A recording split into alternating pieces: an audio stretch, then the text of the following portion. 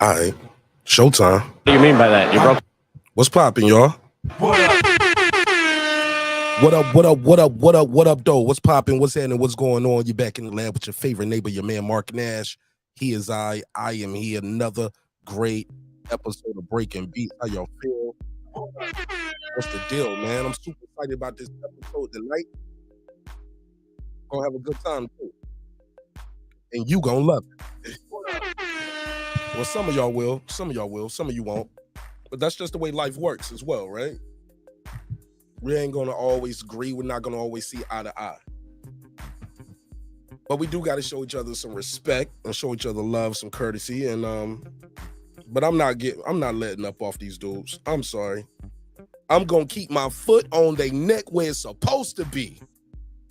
Oh yeah, I'm just getting started, baby. We're gonna have a good one tonight. I ain't even gonna talk y'all head off too much before I do this intro. Let's go run this intro. Let's share the screen. Let's get into this overtime. I'm gonna blast the link out all over Twitter, IG, Facebook, Instagram, and everywhere. You know what I'm saying? And I hope you guys would do the same. Indulge me in that. Just share the link one time for your boy. I'm gonna open this one up to this is gonna be an open panel show tonight too. So whether you're a member or not, you're gonna be able to join the panel tonight. So, and of course the phone lines will be open. So we got a lot to unpack. And I'm gonna have a good time doing it. Yeah, we got to talk about it. Shout out to my man QT. He said, these FANBOYs starting the conspiracy theories already. Which one, QT? What up? Do I got to put a case on it? Which one? Which one, QT? Because I've been hearing it. I've been hearing different ones too. Just want to see if we heard the same team. You know what I mean? But let me run the showrunner.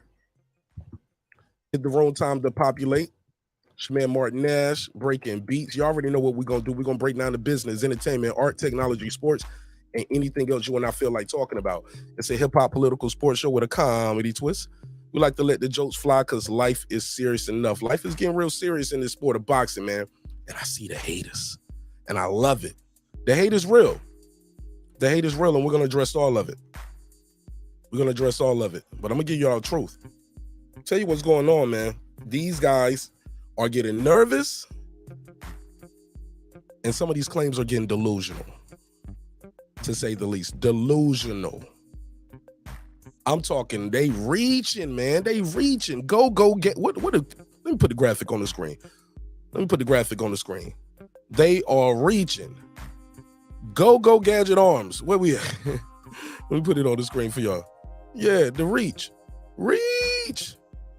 stretching it out, brother, sister. Look, we're gonna talk about it. Pick your guy however you want it to go, but I'm telling you, these dudes are nervous, and we're gonna talk all about it. And I'm gonna make them mad again. I heard you was looking for me, homeboy. Guess what? I was looking for you too. It's your man Nash. Let's get it, man. Let's go into overtime. Let's start the show off right. We're gonna have a good time tonight. I like to start the show off with this song, Overtime, too, man, because I think it's a very motivational song.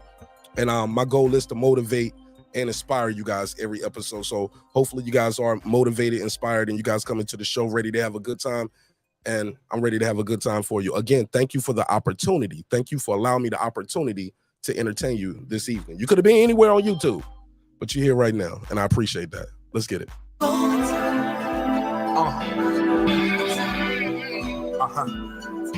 was always told a true champion can be outpowered. They can lose the battle with speed. They can lose the battle of youth. Father time waits for no man, but they'll never be outsmarted. They'll find a way to win. Take the titles and the rings, accolades and the chains. Let's compare bar for bar, beat for beat with no names. It seems they're selling their soul just to go gold. Losing religion just to get in the business. I've been the same way since the trenches, since the benches. Gonna be old and gray with dentures. Before I let you put a dent in this pimpin', you sweeter than cinnamon. Rappers should listen. Heard that? That was syllable flipping. Hop in the vehicle, continue my mission. Marq Nash, I be up in the kitchen. I can serve you a biscuit or give you the business. Won't give passes to passengers and backseats bitching. If you in my circle, gotta earn your keep. If not, I'm the Undertaker. Imagine all the urns I see. We lost friends along the way, but we didn't lose no sleep because the wolves don't run with the sheep. Feeling like a champ from the back to the ropes. Hey. Work so hard every day, I know. Hey. One day we gon' be standing on top, sitting on top, looking down below. We made it. We working, yeah, that's for Never certain. satisfied, every day we gotta grow. We gotta grow. We got so far we can go, You know. so we work overtime, Work. all the time, Push. overtime, Work. all the time, Push. overtime, Work. all the time, Push. overtime. Been through the ups and downs, took a lot of hits. Trial and error, I tried it all but never quit. Heard them say you can reap what you sow, so I bet on myself even when the odds are low. Sometimes I admit myself, I get bored producing and mixing myself, still I record. A wise man said high risk, high reward. So I retort to what I do best, I do that. At your juggler like a brunette, who that? In jacuzzis with blondes, redheads and brunettes, serving back to back like a duplex. Haters get a suplex, then they crew next, I'm yelling who next? So much heart like I got two chests, so many death threats, I might need a few vests. One love, one God, got one gun with me. If you plan to take me out, I'ma take you with me. Feeling like a champ from the back to the ropes. Hey. Work so hard every day, I know. Hey. One day we gon' be standing on top, standing on top, looking down below. Singing we made it, yeah, we made it.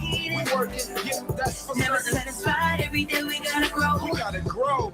We got so far we can go, You know. so we work overtime, Work. all the time, Push. overtime, Work. all the time, Push. overtime, Work. all the time, Push. overtime. I got a question for you. What is it gonna take for you to take that leap of faith and really go out and get your dreams and your goals and everything you have out there that's waiting for you? Look, you're on the right path because you're working right now and your competition sleep. Your competition still out celebrating their last victory while you in the gym because you know the fairy tale's over. You're not gonna go out and buy a candy bar with a golden ticket in it and now you own Snickers, M&M, and Mars. It's not gonna happen, man. You gotta work and believe in yourself. Listen, you can't talk to people about $1 million deals, six-figure deals, five-figure deals, and you ain't even invested $100 into yourself. I believe we all are blessed with unique skills, talents, and gifts. I challenge each and every one of you to find yours. From the back to the ropes. Hey. Work so hard every day, I know. Hey. One day we gon' be standing on top, standing on top, looking down Get the below. top of our lungs Singing saying we made it. We made it. yeah, We we made it. made We it. working, yeah, that's for Never certain. satisfied, every day we gotta grow. We gotta grow.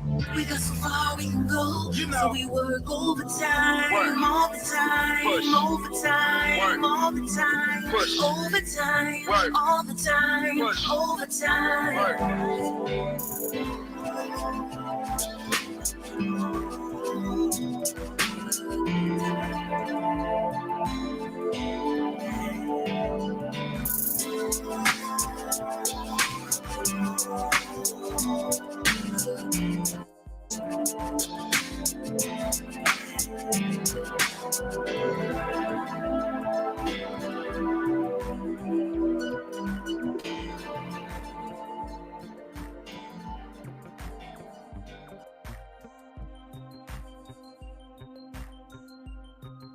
All right, y'all ready? Let's get it. This that squad sound.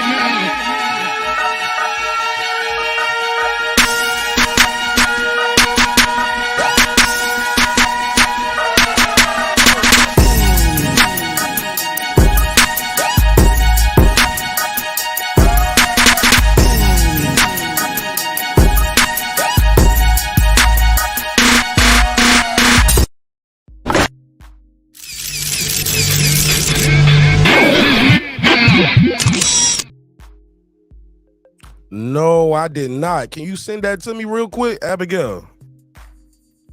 Send that to me on my IG. Well, you ain't got IG. Email it. Damn, you ain't got no. Damn, I need that. I ain't know that. I need that, Abigail. Let me try to find it real quick. Did you hear Mace on an interview asking Spence? Nah. Nah, Spence did an interview with Mace. Let me find this shit. Hold up. Let me find it real quick. I need it from the top now. Mace Spence. Okay, here we go.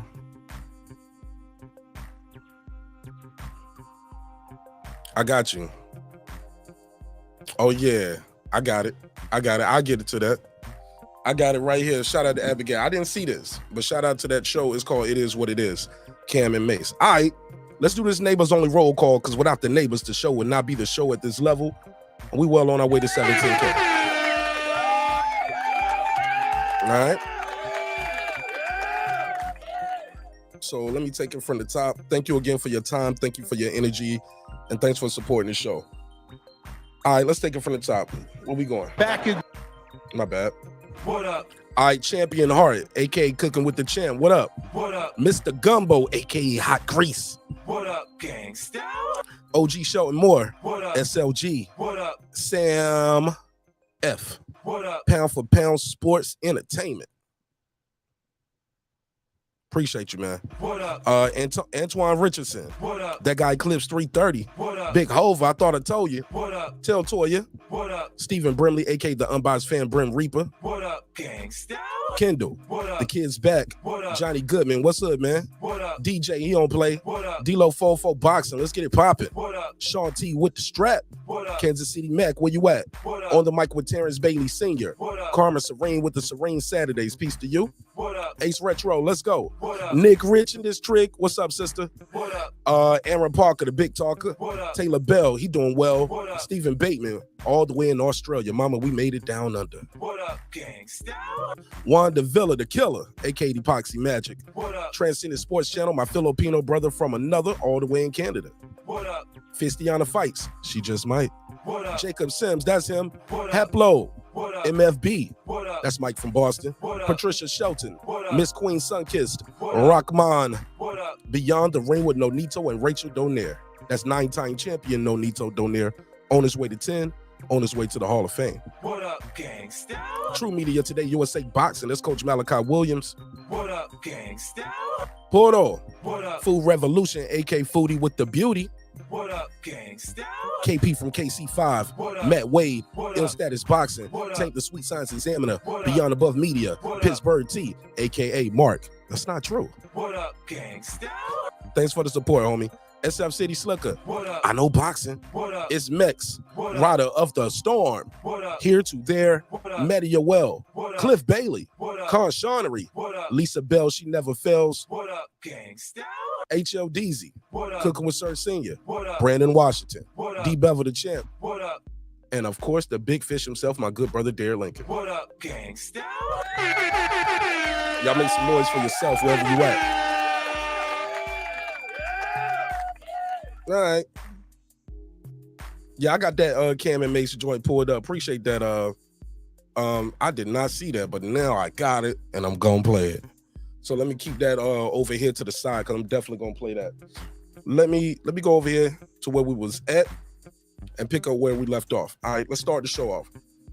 She said, I think Errol has last tweet has a response to Mace. All right. Let me see. Let me go over here to the Errol Spence Twitter. What do you got over there, Abby? Let me see. Shout out to Abigail. Let's see what he's talking about over here. Let's see what the big fish is talking about. Errol Spence Jr. Oh, he said, for real, didn't know, and I still don't know because I'm not a PI, like a private investigator. Okay. And he said, peace.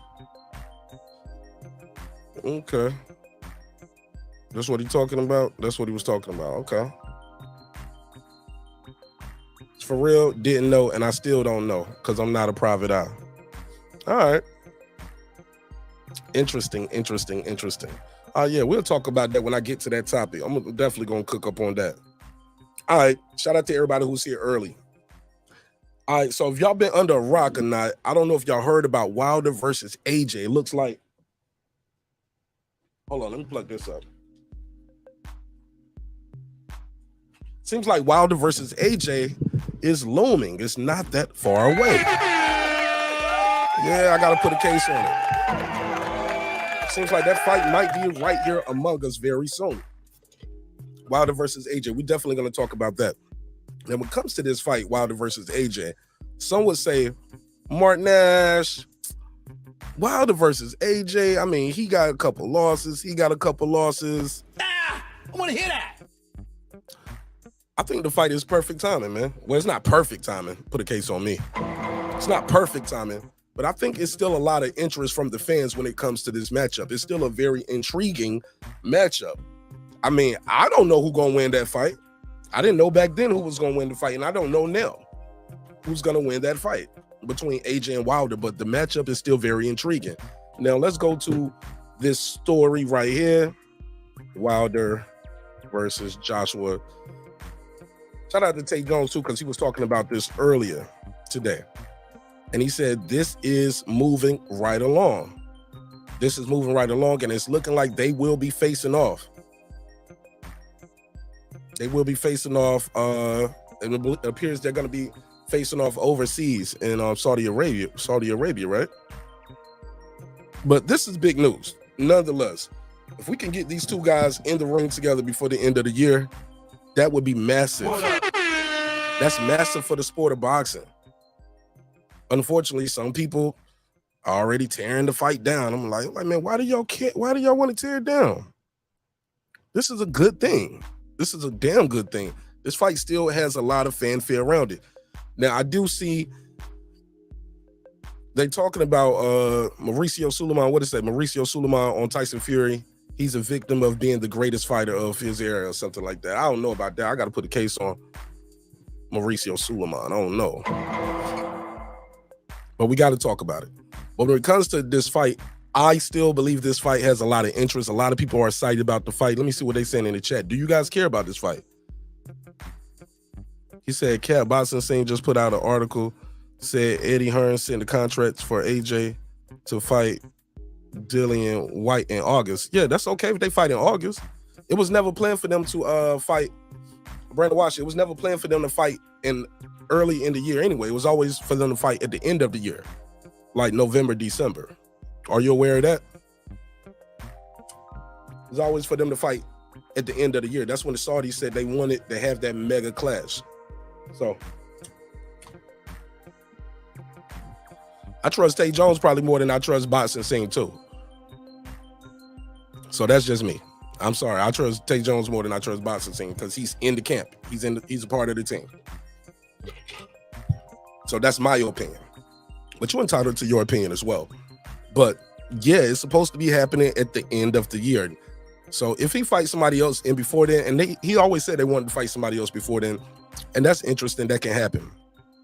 But I don't think this is going to affect their plans as far as August. Yeah. Unless something bad happens, right? I got AJ beating Dillian White. I don't think Dillian White is going to stop nothing from happening between Wilder and AJ in the winter. Again, that's when this fight is supposed to happen, right? So I'm very interested to see what's going to transpire when it comes to that.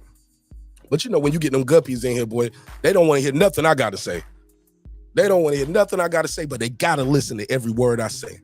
They can't wait. They can't wait to hear what Marq Nash got to say. The hate is real. Sometimes the hate is stronger than the love. I got to talk to them guppies in their own language, though. Here you go. Yeah, you got to talk to them guppies like that. Guppy gang, guppy gang. All right. It is what it is. So, very excited about Anthony Joshua and Deontay Wilder. I don't know who wins that fight. I know some people don't even care about that fight no more. My man Hot Rod, he said, not even gonna lie, I don't give two F's for Wilder or AJ. Excuse me. Only one fight, Usyk and Fury. Real simple. I disagree with you. On that. Why they can't fight each other? Why Wilder and AJ can't fight each other? There's still a lot of fanfare for that fight. Some of y'all said belts don't matter anyway, right? That's what y'all was saying last week. Belts don't matter. It's the competition. It's the matchup that matters. All right. Well, that matchup is very intriguing. For me, it won. For me, at least. And I'm interested to see what happens when you put Deontay Wilder with 2 losses to Tyson Fury, 2 stoppages from Tyson Fury.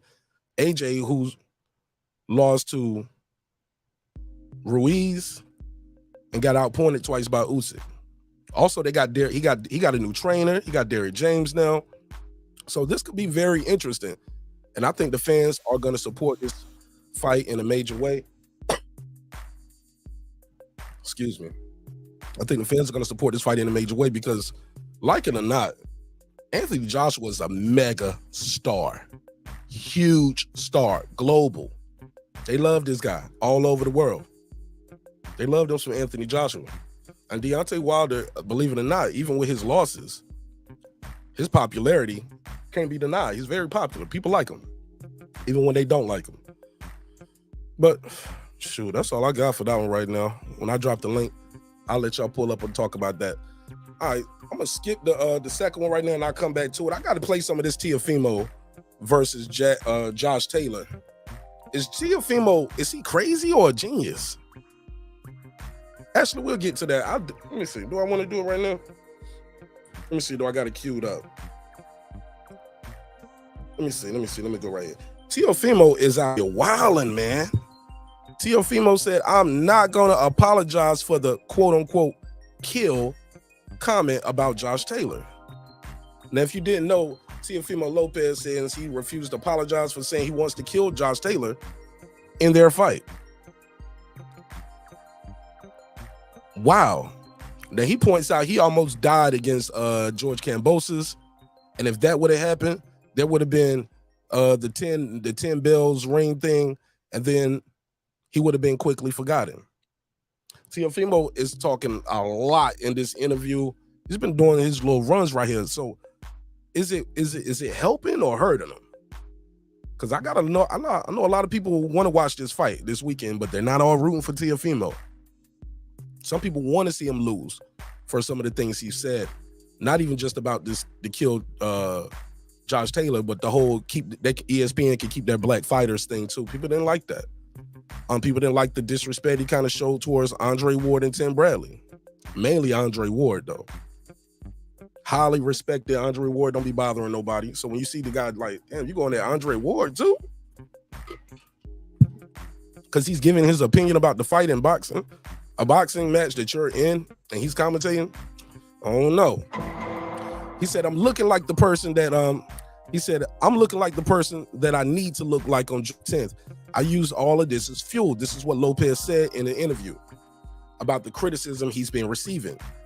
Quote, he said, people forget that I nearly died. So it takes a little bit to gather that back up. He continues. He said, he beat Regis Prograis. He beat Ivan, he beat Regis Prograis. He beat Ivan Baranchik. I'm sorry if I messed your name up. He's beaten a lot of top fighters. Jose Ramirez. He went on a collection of all the belts to become undisputed. So you got two former undisputeds. Hold up, T.O. Are you still? This man's still talking about he's former undisputed. Teofimo Lopez. Bro. It never heard of it. It was never undisputed. It never heard of it. He goes off in his interview with Josh Taylor. So I'm asking y'all, and if y'all haven't seen it, it's on Top Rank. They got a show, and I guess they did it on location. T.O.'s in the States, Josh Taylor's abroad, and Josh Taylor is going at it. Is T.O. getting under his skin? Because T.O. is laughing it all off. It's very possible Teofimo Lopez could be getting under Josh Taylor's skin. I'm going to go backwards to the Spin Fanboys in a minute. I just want to get this part off right here. Is it possible T.O.'s talking himself in the fight? Or is it possible he's been fragile? His mind state isn't all the way in the fight. He's thinking about the wrong things. Is it possible? Or is all of this working in his benefit for Josh Taylor? Let's play this. Let me play this audio.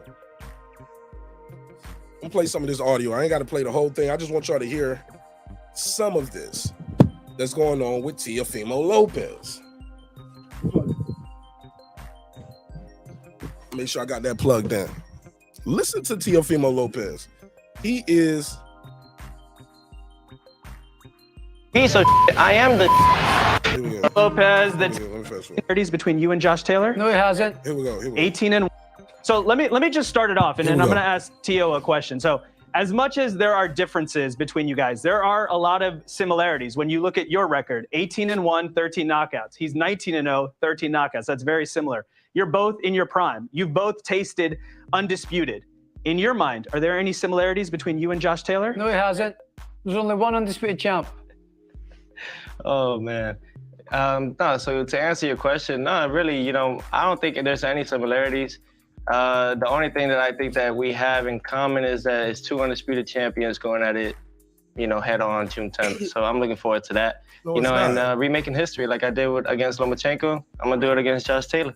Calling himself the undisputed world champion is fantasy. You know, it's one thing that he'll never have is an undisputed champion crown. He needs to stop calling himself that. Fantasy. And they must change the rules with the WBC because that's super champion. Last time I checked. It's a Mickey Mouse belt, mate. You gotta know your, You should have been. my man. You You gotta should know have your been. stuff. You should have been, but you weren't. I shouldn't be, but see, he confirmed that I am. So, you know, it's just all about You should perception have of been. I self. said you should have been, but you weren't. Fact or Yeah, fact. it's all good. It's all good, man. So Teo, well, let's get your thoughts in a technical sense. I know you said Josh Taylor's going to have a plan A. That bothered Teo. That bothers Teofimo Lopez, y'all. I'm gonna get to the Spence topic after this one. I got to keep going. Got to keep going with this one, and I'll bring it back. But look, that bothers Teofimo Lopez. That bothers him. When that fails, that's when you're going to take advantage, right? So what is the game plan in this fight? No, there's no plan A, plan B. No. The way we That's bad. What you mean? work is just adapting. You know, all the technical parts of Taylor, you know, he has the accolades. You got to respect that. Very true. Very true. And that's why I've been working hard and busting my butt. I like to go after these challenges. Look, all these other fighters out there right now, they're not facing no one like Taylor. They're fighting come-ups. They're fighting things to build their records. I'm someone that's old school. You know, blood, sweat, and tears. Sugar Ray Robinson. That's really what it comes to. What mistakes do you see in Josh Taylor when you watch him fight? There's a lot. Bruh, you ain't no Sugar Ray Robinson, dog. Bro, Never heard of it. Teofimo Lopez, get off the gas. Brother, you ain't no Sugar Ray Robinson. Nigga. Never heard of Never it. heard of Are it. you crazy? Are you crazy? Listen to where he go. He was like, people call him the greatest. Like, nigga, you ain't Ali neither. Hold on, let her keep going. A lot of mistakes. I mean, hey, all the fighters he has faced, a lot of them are just very easy to manipulate on and adapt to. So there's a style that he knows, that he works on, that he does, that has worked for him for a long time. And even if they was to change it right now, it's too late because when you go in the ring, he's gonna go right back to that main base. Josh, obviously you're southpaw naturally. Teo's an orthodox stance fighter. Do you think that will play into the fight plan? I don't think so. I just think that there's two styles that we've got. It's going to be the makings of an absolute barnstormer of a fight, all fireworks. And unfortunately, I've got the bigger guns and he does everything the same. Still makes the same mistakes he does when he was an amateur. Very amateurish style. Yes, I give him credit, he beat Lomachenko. But in my opinion, Lomachenko's a featherweight. With one arm, I'm a fully fledged light welterweight. And when he comes up against me, he comes unstuck and goes out on his back on a stretcher. A stretcher. So let me ask you this. Yo, now Teo is trolling. He was like, stretch out. Teo gonna be picking on his accent this whole interview. Let's keep going. Talking about similarities, and you mentioned southpaw. Teo, in your last fight, you took on a southpaw in Sandor Martin. Yep. That is being scored a knockdown. Very limited work by Martin, but he scores the knockdown with the south right hook. Both Teofimo and Josh Taylor didn't necessarily have their best performances in their last fight. Josh Taylor against Jack Hatterall. Josh, you were knocked down, but you did get the split decision victory. And still undisputed super lightweight champion. Teo, in your last fight, you were technically knocked down. You got the split decision victory. Now, there was a mic moment after the fight, and a camera was on you, and we heard you say, "Do I still got it?" Bro, do I still got it? How did you do, man? Do I still got it? So what did you mean when you said, "Do I still got it"? Man, y'all about to hear the biggest cap of the cappity cap right here. I mean, put every cap emoji that you can find. I need the top cap, Santa Claus cap, the damn football helmet, every cap you can find, the graduation cap, every cap in the world. This dude, Teofimo Lopez, listen to this. Oh yeah, you know, I'm someone that's media trained. You know, there's red cameras when you see it, right? The red light and stuff. I know everybody's just watching me, so it's always more to talk about. It got boring to the point where, you know, after I beat Lomachenko. Hey, look, that's why that's why Josh Taylor said bullshit. They bleeped him out, but he said bullshit. He was like, I know the cameras were there. I just did that to give y'all something to talk about. Nah, bro. Oh yeah, you know, I'm someone that's media trained. You know, there's red cameras when you see it, right? The red light and stuff. I know everybody's just watching me, so it's always more to talk about. It got boring to the point where, you know, after I beat Lomachenko, everyone is just like, you know, no one wanted to face me. You know, so I got to spice it up a little bit. You know, yeah. So do I still got it? Yeah, you know. So it's all about just on June 10th, man. I'm really focused on the fight. We've been calling Josh Taylor for some time. That's who I am. I go after the guys that are supposedly the kingpin or the best at the division, and Josh Taylor is that guy. So, you know, he beat Jack Catterall no matter what. His hand was raised, not Catterall, so he's still undefeated. And in my eyes, he's still the undisputed guy at 140. That's why he carries the Ring magazine. He didn't lose those belts, he just relinquished them. Something I should have done at 35, but you know, everybody changes, everybody learns from their mistakes, and you just grow from them. It's experience. Let me ask Josh a question real quick. Josh, we know you've had a great career at 140 pounds. You had the spectacular win against Ramirez. And I know after that fight, when you were preparing for Catterall, you did struggle a little bit to make weight. You did finally make the weight, but I know you've talked about eventually even moving up to 147. This fight... We'll skip that. He said, I'm going to just skip some of that. Man, that's some fluff. I don't care about that. And that's the price I end up paying, and I'll not be doing that again. We know. Basically said he got too comfortable after being champion and took Catterall light, didn't train like he should, and started training late, you know, whatever. What happened in the Catterall fight? Josh, you've now changed trainers, no longer with Ben Davison. You're now with Joe McNally, who we see sitting next to you. Josh, why did you decide to make a change at trainer? Because I needed a change. The trainer wasn't the right for me. It wasn't right for me.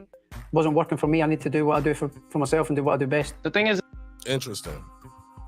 All right, let's go. Let's hear Tio. You must have seen some clips or criticism of Josh Taylor's last fight, and he hasn't been out for a year. Do you think that makes a difference? Doesn't matter, you know. I mean, it really doesn't matter what makes a difference, whether he's been out for a year or not. You know, he tells himself who he is, and every day he goes there and he looks himself. Shout out to Knockouts with Nika and the women who be crushing it on Wednesday. They crush it every day, but they really kill it on Wednesday. Women crushing it Wednesday. You can find that channel over there with In the Ring with Christine. And if you didn't see my interview with In the Ring with Christine, check it out, man. I did a great interview with her, man. It was heartwarming, man. People cried and everything on that one, man. That was a damn good interview. Shout out to In the Ring with Christine, and definitely shout out to Knockouts with Nika. And let's give it a $5 drop. Thanks so much for supporting the show in a major way, my sister. Peace. I got 5 on it. Hell yeah, y'all got a great show. I try to catch it every Wednesday. Even when it kind of clashed with my time for my show, but I definitely love y'all showing love what y'all doing. And they some knockouts too, then. They some fine mother. What? Beautiful sisters too. Beautiful sisters. Super talented, and they know they boxing. More importantly, they know they boxing. So shout out to In the Ring with Christine and Women Crushing It Wednesday and Knockouts with Nika. Thank you again. Let's play some more of this. Cause my boy Tio, either he's crazy, he's a genius, or he may be both. Let's play some more of this. In the mirror probably and says, I'm this Scottish, you know, giant guy, and I'm gonna beat Teofimo and put him on the...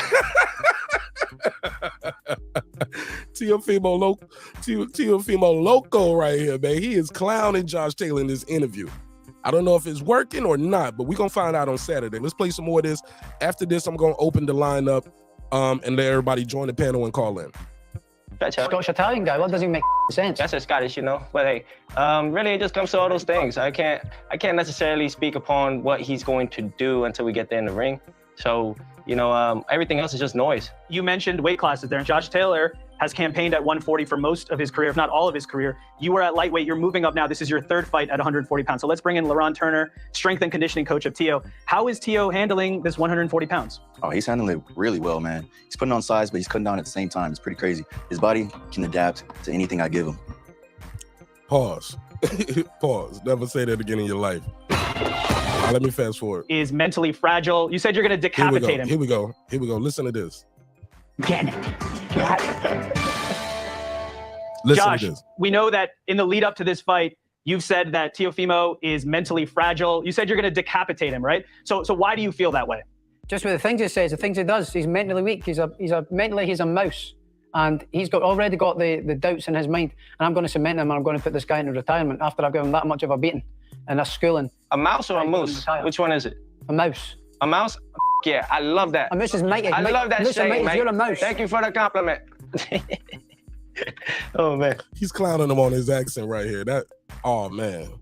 I can't wait, man. I'm gonna f this guy up, man. I can't wait. It's gonna be fun. You've got asthma. Your lungs are going to be on fire. Trust me. I'm going to make you work that hard. Your heart and lungs are going to be exploding. What do I have to lose? What do I have to lose? I'm Teofimo, against all odds. The guy that comes in there when everyone thinks that he's done. I give you guys what you want, but I'm not going to give you guys what you need until June 10th.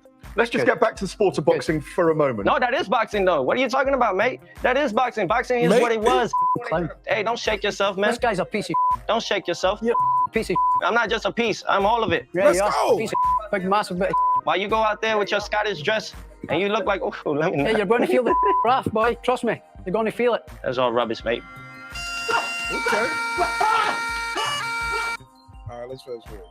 Or Absolutely. standing. Absolutely, that's part of my makeup. I am a very proud fighting Scotsman, and I'm very proud to put my country on the map. The first undisputed world champion since Ken Buchanan, who just recently passed away.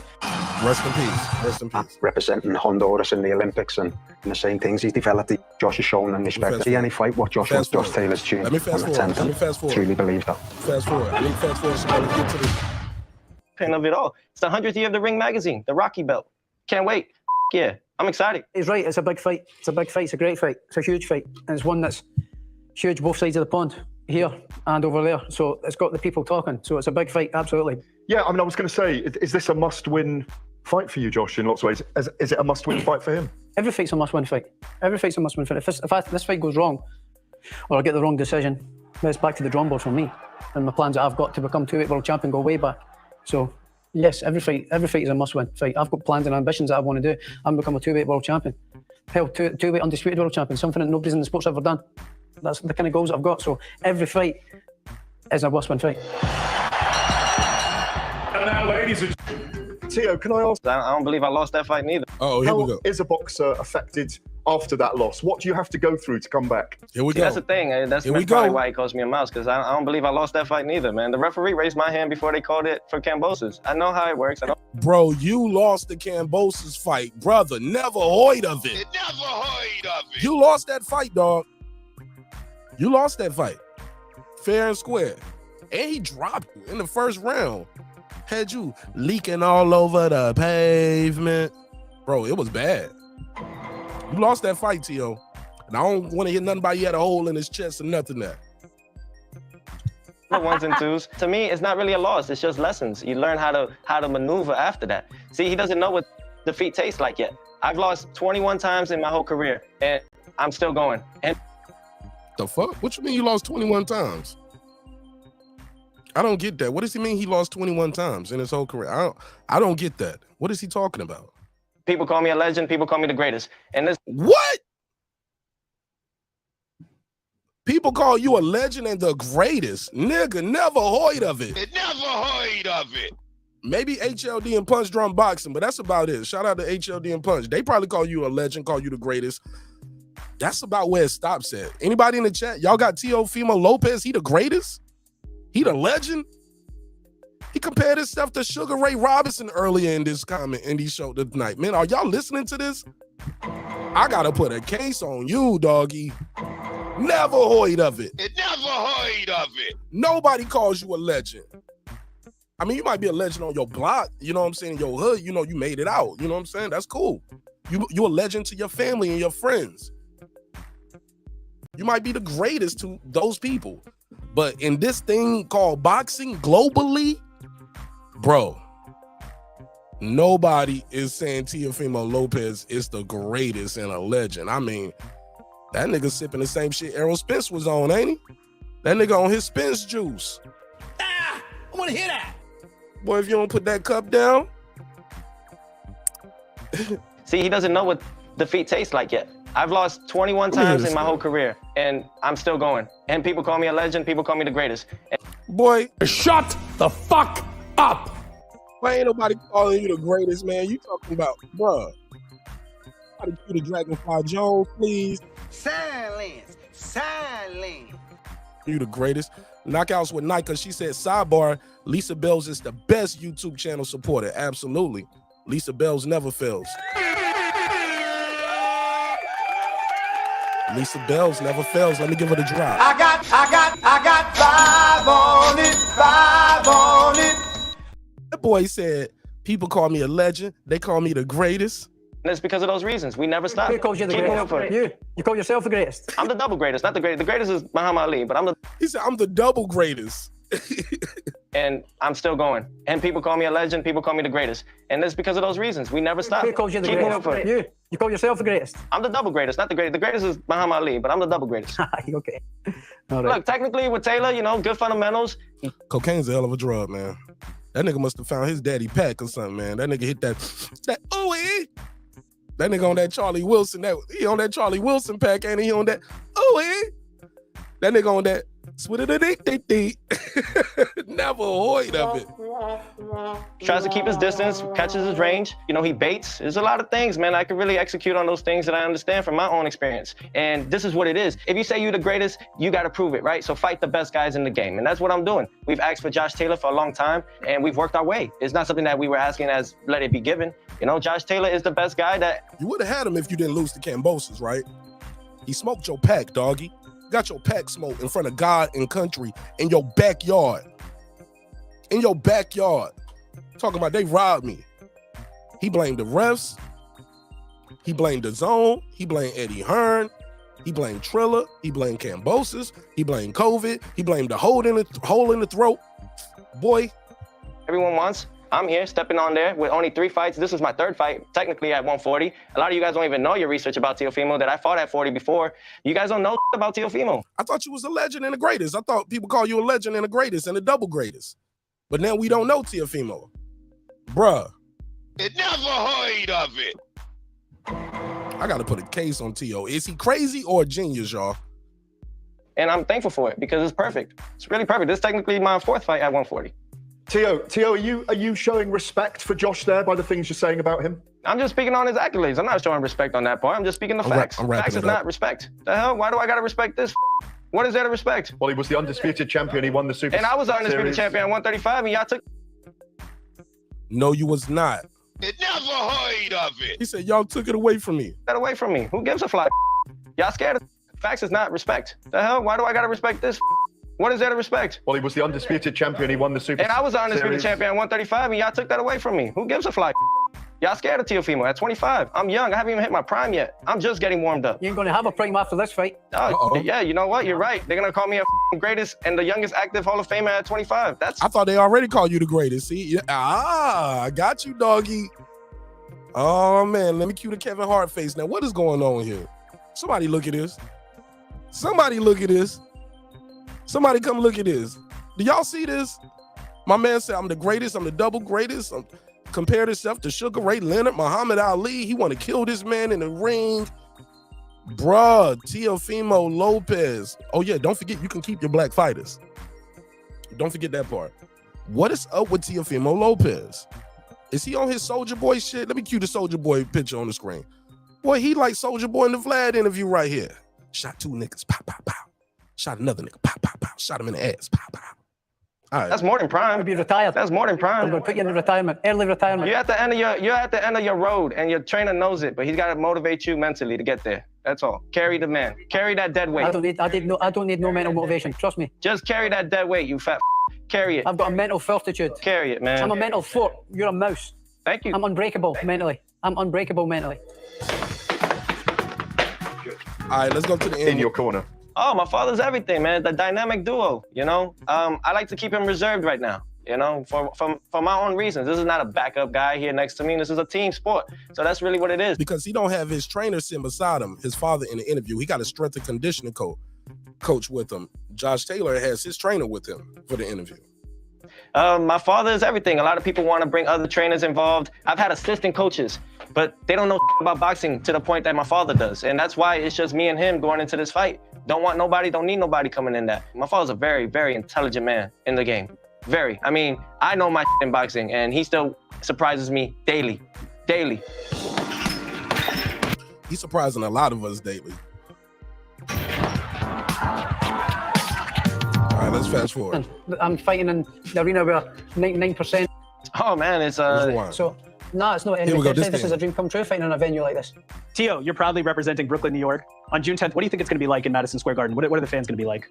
Oh man, it's a whole, always, every time you fight at the Mecca, it's just a different energy. And that's what gets me going. You know, that's really what it is. So when it comes to the Mecca, you just got to be there to actually feel the experience. That's where legends are born, you know, and that night I'm just going to have fun. That's what I missed, you know. I wasn't having fun. The Martin fight, I was taking it too serious. You know what I'm saying? We just got to have fun. You weren't having fun in recent fights. You're having fun again now. Absolutely, absolutely. You know, I'm not in Vegas. I'm not doing camp in any of those sorts. Sucking me dry. You know, I got to live a little bit. You know, I'm young. I'm 25. I'm having fun. And that's what was the takeover, you know, back to back, 2000. All right, let's go. And this guy's so mentally insecure. I'm going to cement all his insecurities that he's got, and he's going to go be retired. Teo, when you hear Josh Taylor say he's going to knock you out in the middle rounds, he's going to retire you, what is your response? Oh, the only best response. Everyone got a plan until they get punched in the face. Mike Tyson. You're not Mike Tyson. No, Mike Tyson. Bro, now you Mike Tyson. This nigga is Sugar Ray Leonard, Muhammad Ali. He the double greatest. Now he comparing himself to Mike Tyson. It never heard of it. But he said keep your black fighters on the other interview. Which one is it? All you comparing yourself is to black fighters. Boy, you better. I gotta put a case on it. I gotta put a case on Teofimo Loco Lopez. His nickname need to be Loco Lopez. This motherfucker's crazy, man. This dude is crazy. But I love it. It's making for great content. Let's go. I don't want to be. I'm Teofimo, the one and only. The man, the myth, the legend. That's it. I got to poke you, Josh, for a minute and just say, when you say, just call you out on this, you don't watch him. No, really not. It's hard to believe that. I do and focus on myself. I watch his fights when they're live, when they've been live. Okay. I've watched his fights. I've seen enough of him. I've seen how much mistakes he makes fundamentally. He's never changed. He's never changed. Wait, didn't you say you didn't watch none of my film? Says I saw you when you're live. I watch your fights when you're live. It's like yourself, I'm a boxing fan. But then he said he didn't watch none of my fight live. So when you're live and watching fights, I don't study this guy. Not the Martin either. I've saw enough of him. He's not in my league, and I'm going to knock him out, and that's it. Contradicting yourself there, buddy. You got a final message, Teo, for when you're live and watching fights, I don't study this guy. Not the Martin either. I've saw enough of him. He's not in my league, and I'm going to knock him out, and that's it. Contradicting yourself there, buddy.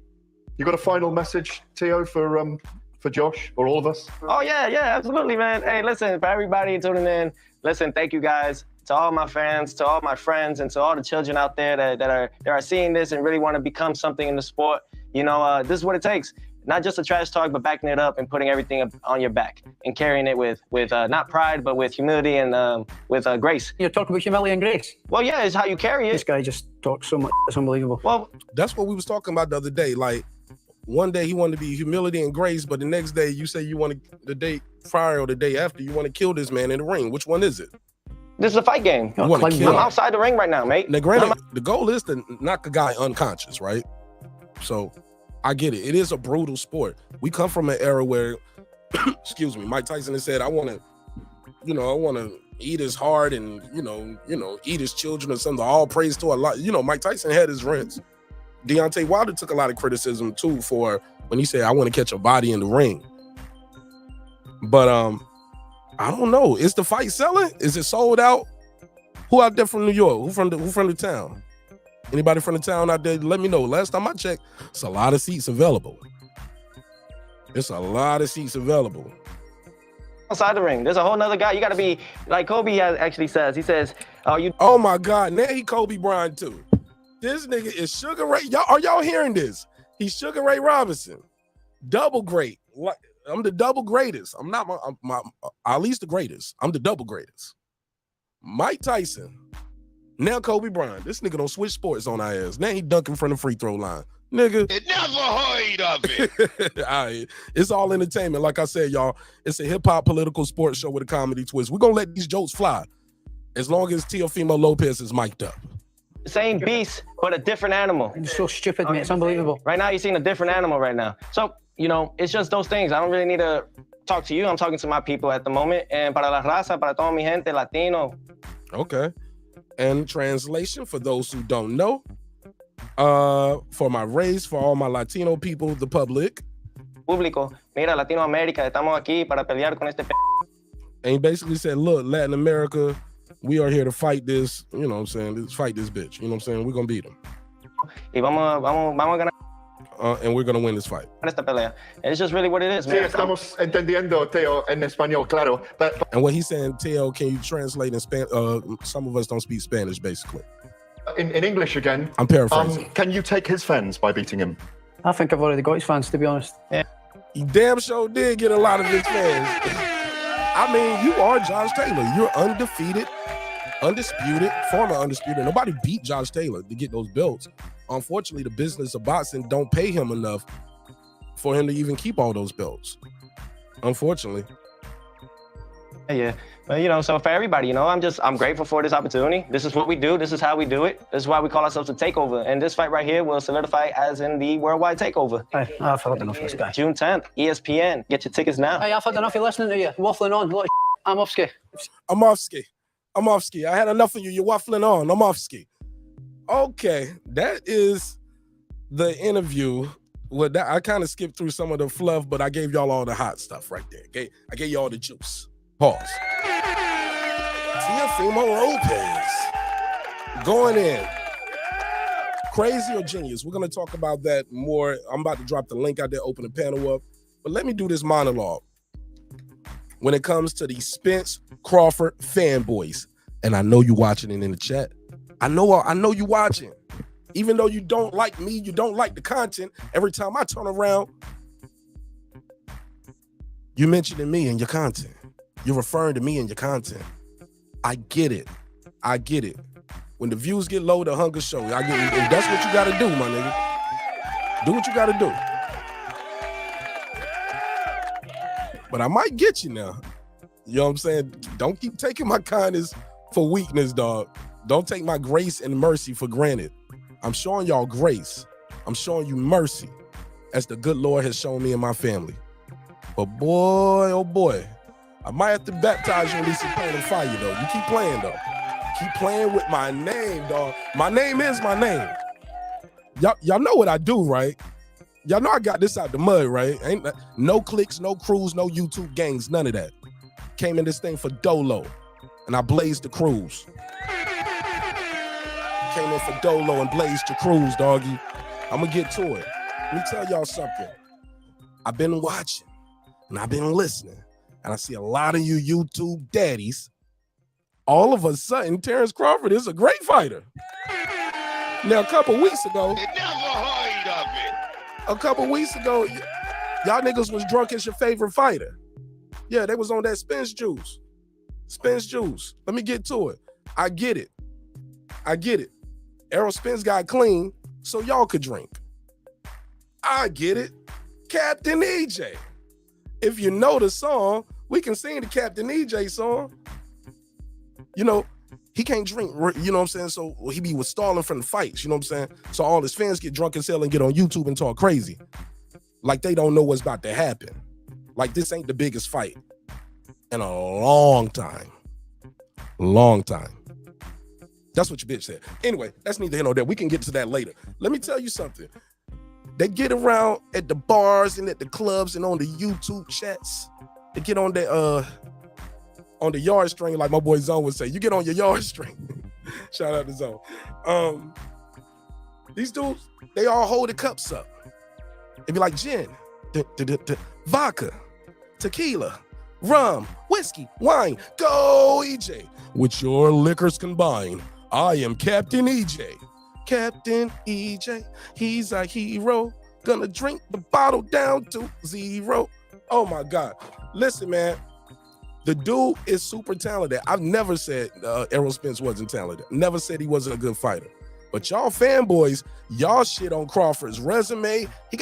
They bring up the Gamboa fight 9 years ago. I'm sorry, dog. If Errol Spence Jr. and Derrick James are in the lab, remember after the Ugas fight, he said, "We got to get back in the lab, nigga. You fucking up a little bit. Goddamn." If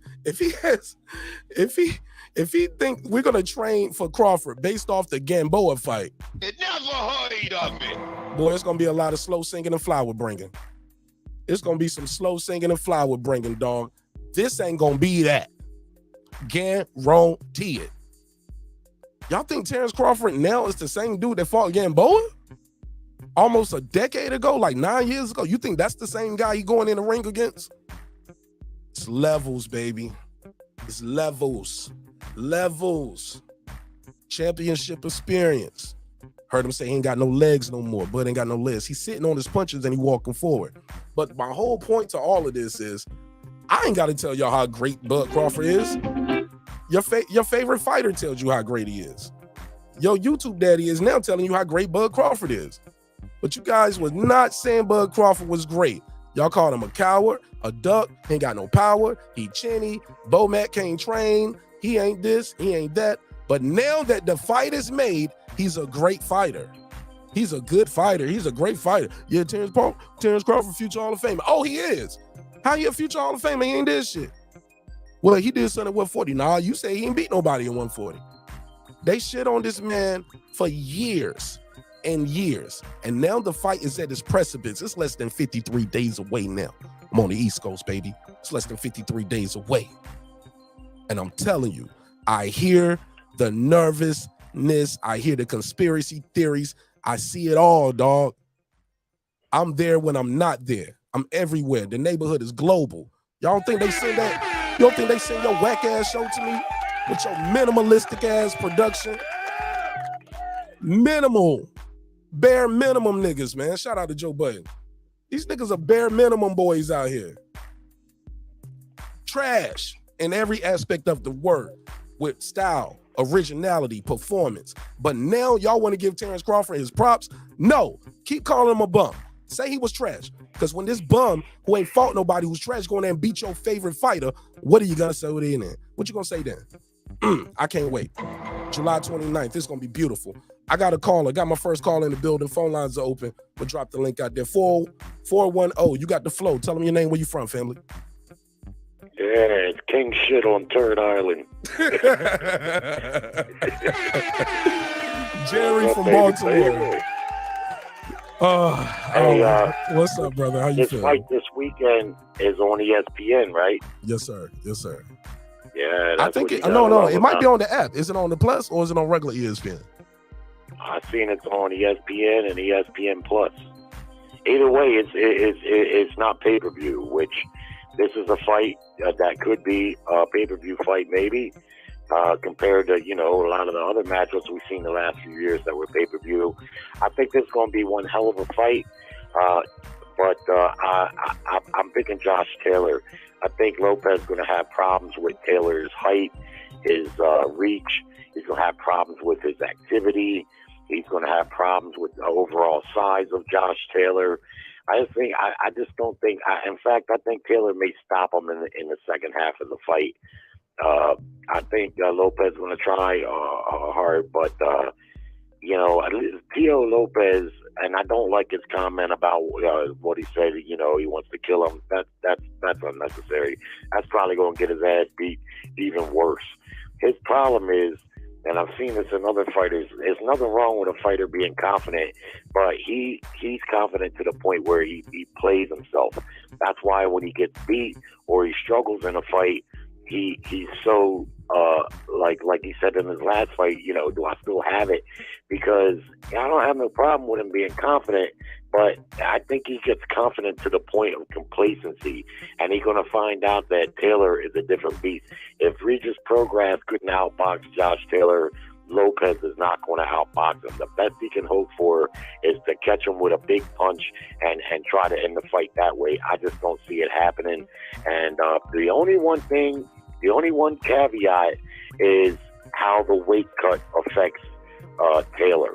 You see, that's the only little caveat, but he's known about this fight for a while, so I think he probably pulled the weight off the right way.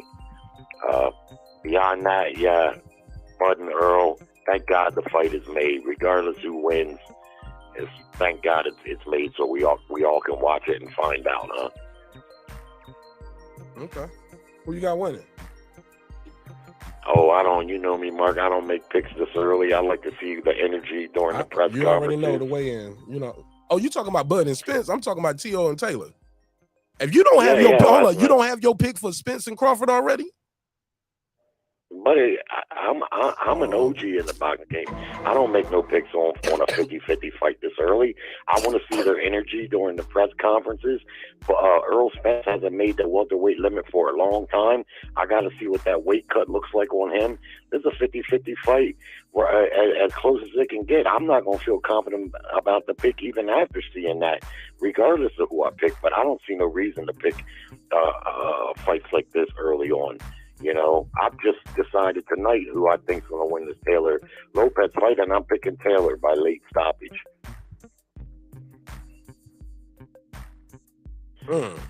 You got Lopez. You got Lopez.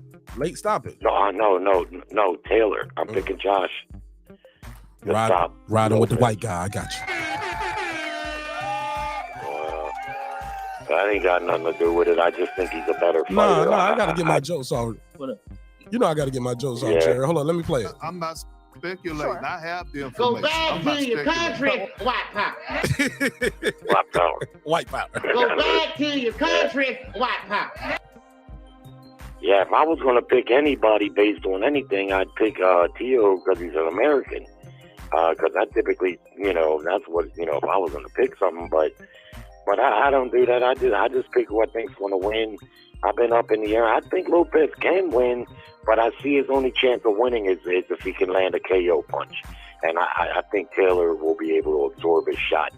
He's big at 140, but it's also his activity. That's how he beat Regis. Regis was hanging with Taylor the first 4 rounds, and it was a very close fight. At the end of the day, it was very, very close. But if you watch the fight, and I just watched it again the other night, what happened is by the 4th round, Taylor was getting off first consistently on Regis. And it gave him the victory in the fight because his activity, he was just getting off first almost every time. And Regis was fighting him. He was fighting...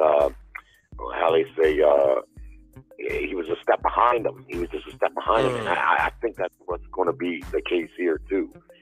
Even though Lopez is sharp, he doesn't throw as many punches as Regis typically does. And I just think the activity, the size, the overall pedigree, going to be a little too much for him. He got knocked down, twice against Sandor Martin. I think he's going to do well the first half of the fight, and then the second half of the fight, he's going to start to take a beating, and by the 10th, 11th round, he's going to get stopped.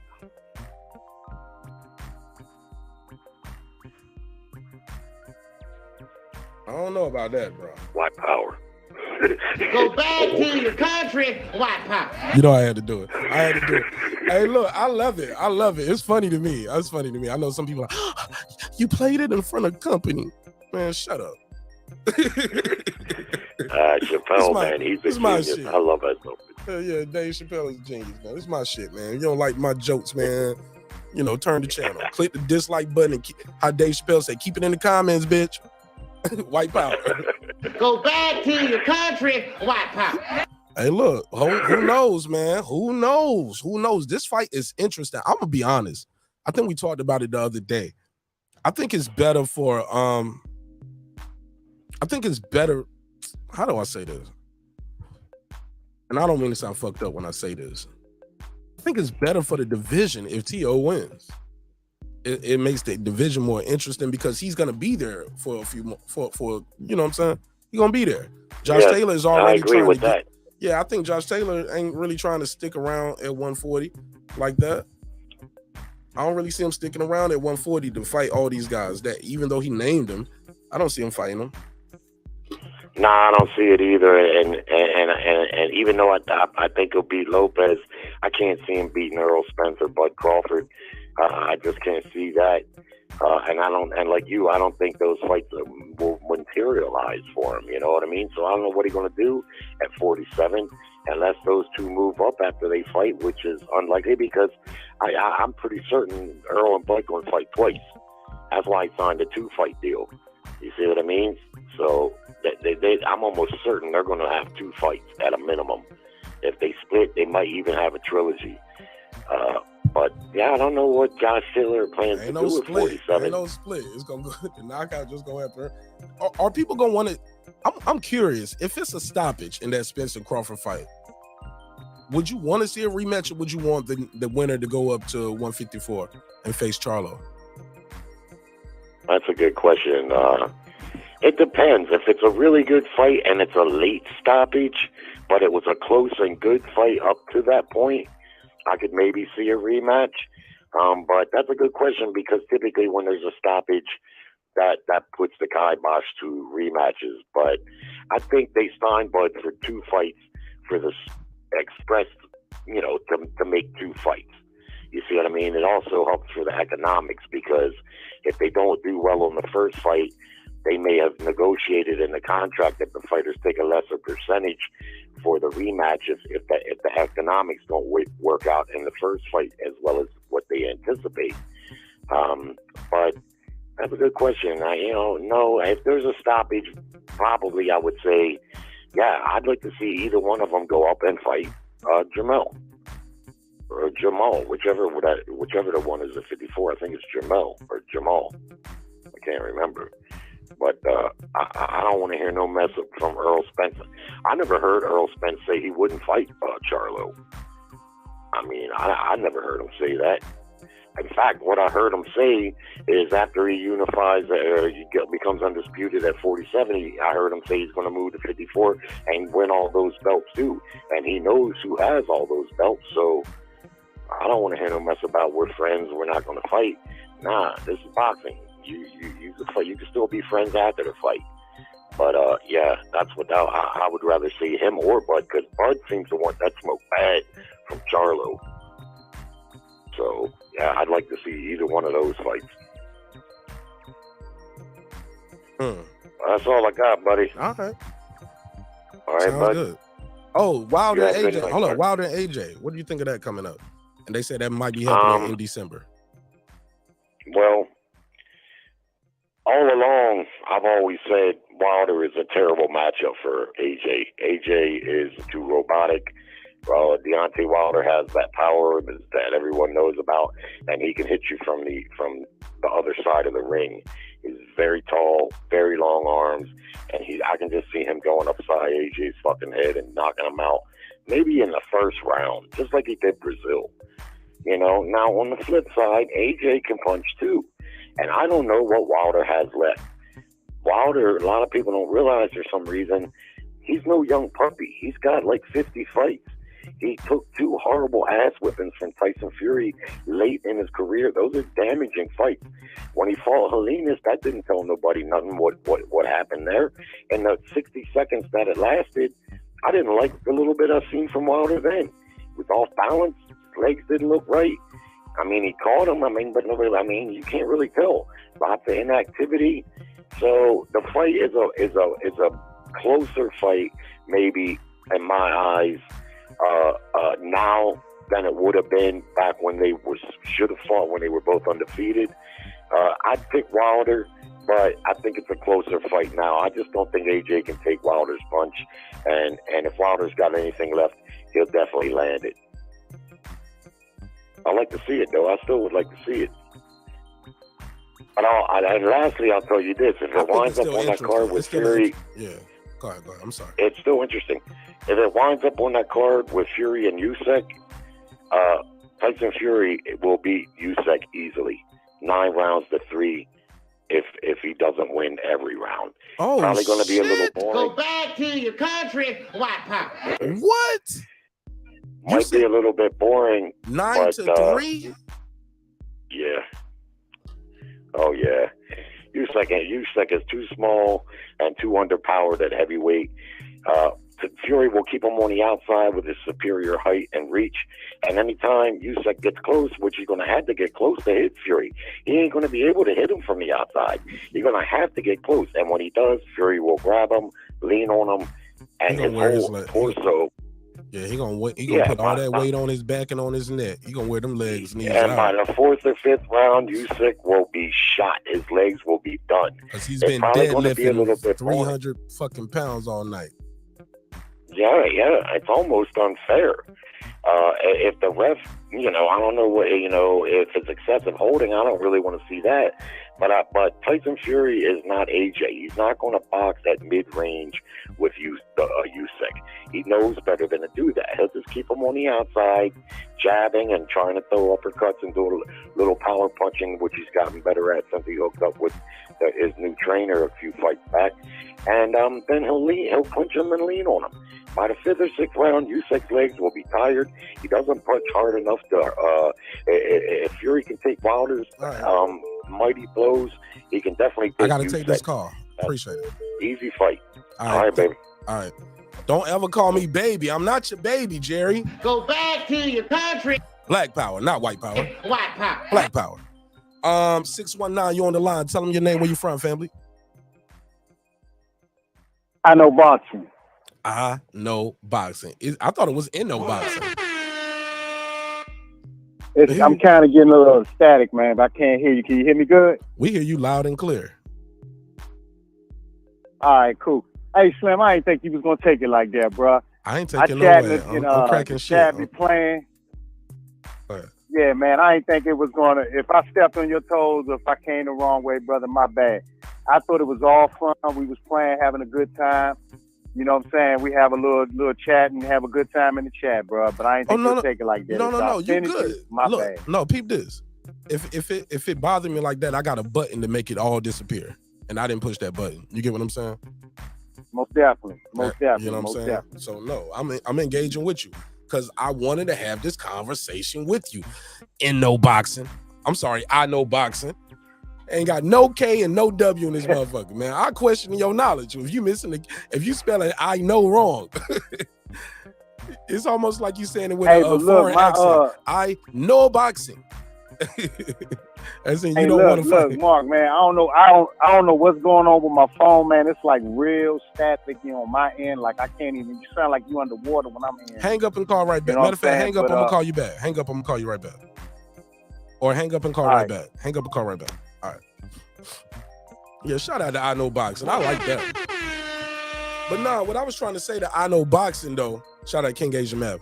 No, you can definitely disagree with who you want to. Look at King Asian Map, Champion Heart. There's a lot of people out here that rock with Errol Spence Jr. in the chat. Brandon Washington, HLD. Who else rock with who else got Errol Spence winning? It's a lot. I think Stone Tangerine got Errol winning. It's a lot of people. 619, you're on the line. Tell them your name, where you from. I Know Boxing. How it sound now? So what was you? Yeah, it's all perfect now, man. What was you saying, brother? Okay. No, I was teasing you because I saw you say it to Brandon yesterday, and it was like, and sometimes you'll be in the chat, but like, you always slandering Errol Spence. You slander Errol Spence. I was like, I never lied to y'all. Y'all know my intentions when y'all pull up to the show. You see the title, see the thumbnail. You know I'm about to get at him every time. Yeah, and hey, look, but I tell you guys, this is like go the to only those channels. pro. But go to those channels that call that man Top Rank Toby and tell them they wrong, black man. Oh, most definitely. Now that's my issue. No. I give you that. Honestly, man, it is kind of bad. Like I say in the chat, this is the only fight I've ever seen the brothers go at each other. That's why I'd be glad when it's over. May the best man win. It does get ridiculous, you know, on both sides.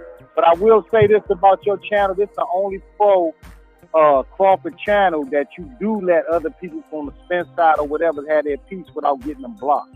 So I respect you on that. That's why I said I support the channel and I come here. And I need you to I'm say at work, that, man. but so you'll I be can't like, really... yeah, but you'll be like, every time I pull up, but you miss some of them other good topics, bro, that we talk about, whether members only and other shit we do that's not even related to boxing or related to Spence and Crawford. You miss a lot of those. So I just don't want you to miss out on that because you got a membership and we active for members only. Oh, I hear all of it.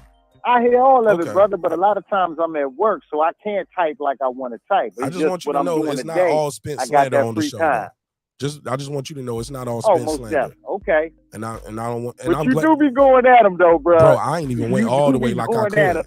I ain't even did all I could do because my mama and my father raised me correctly. You know what I'm saying?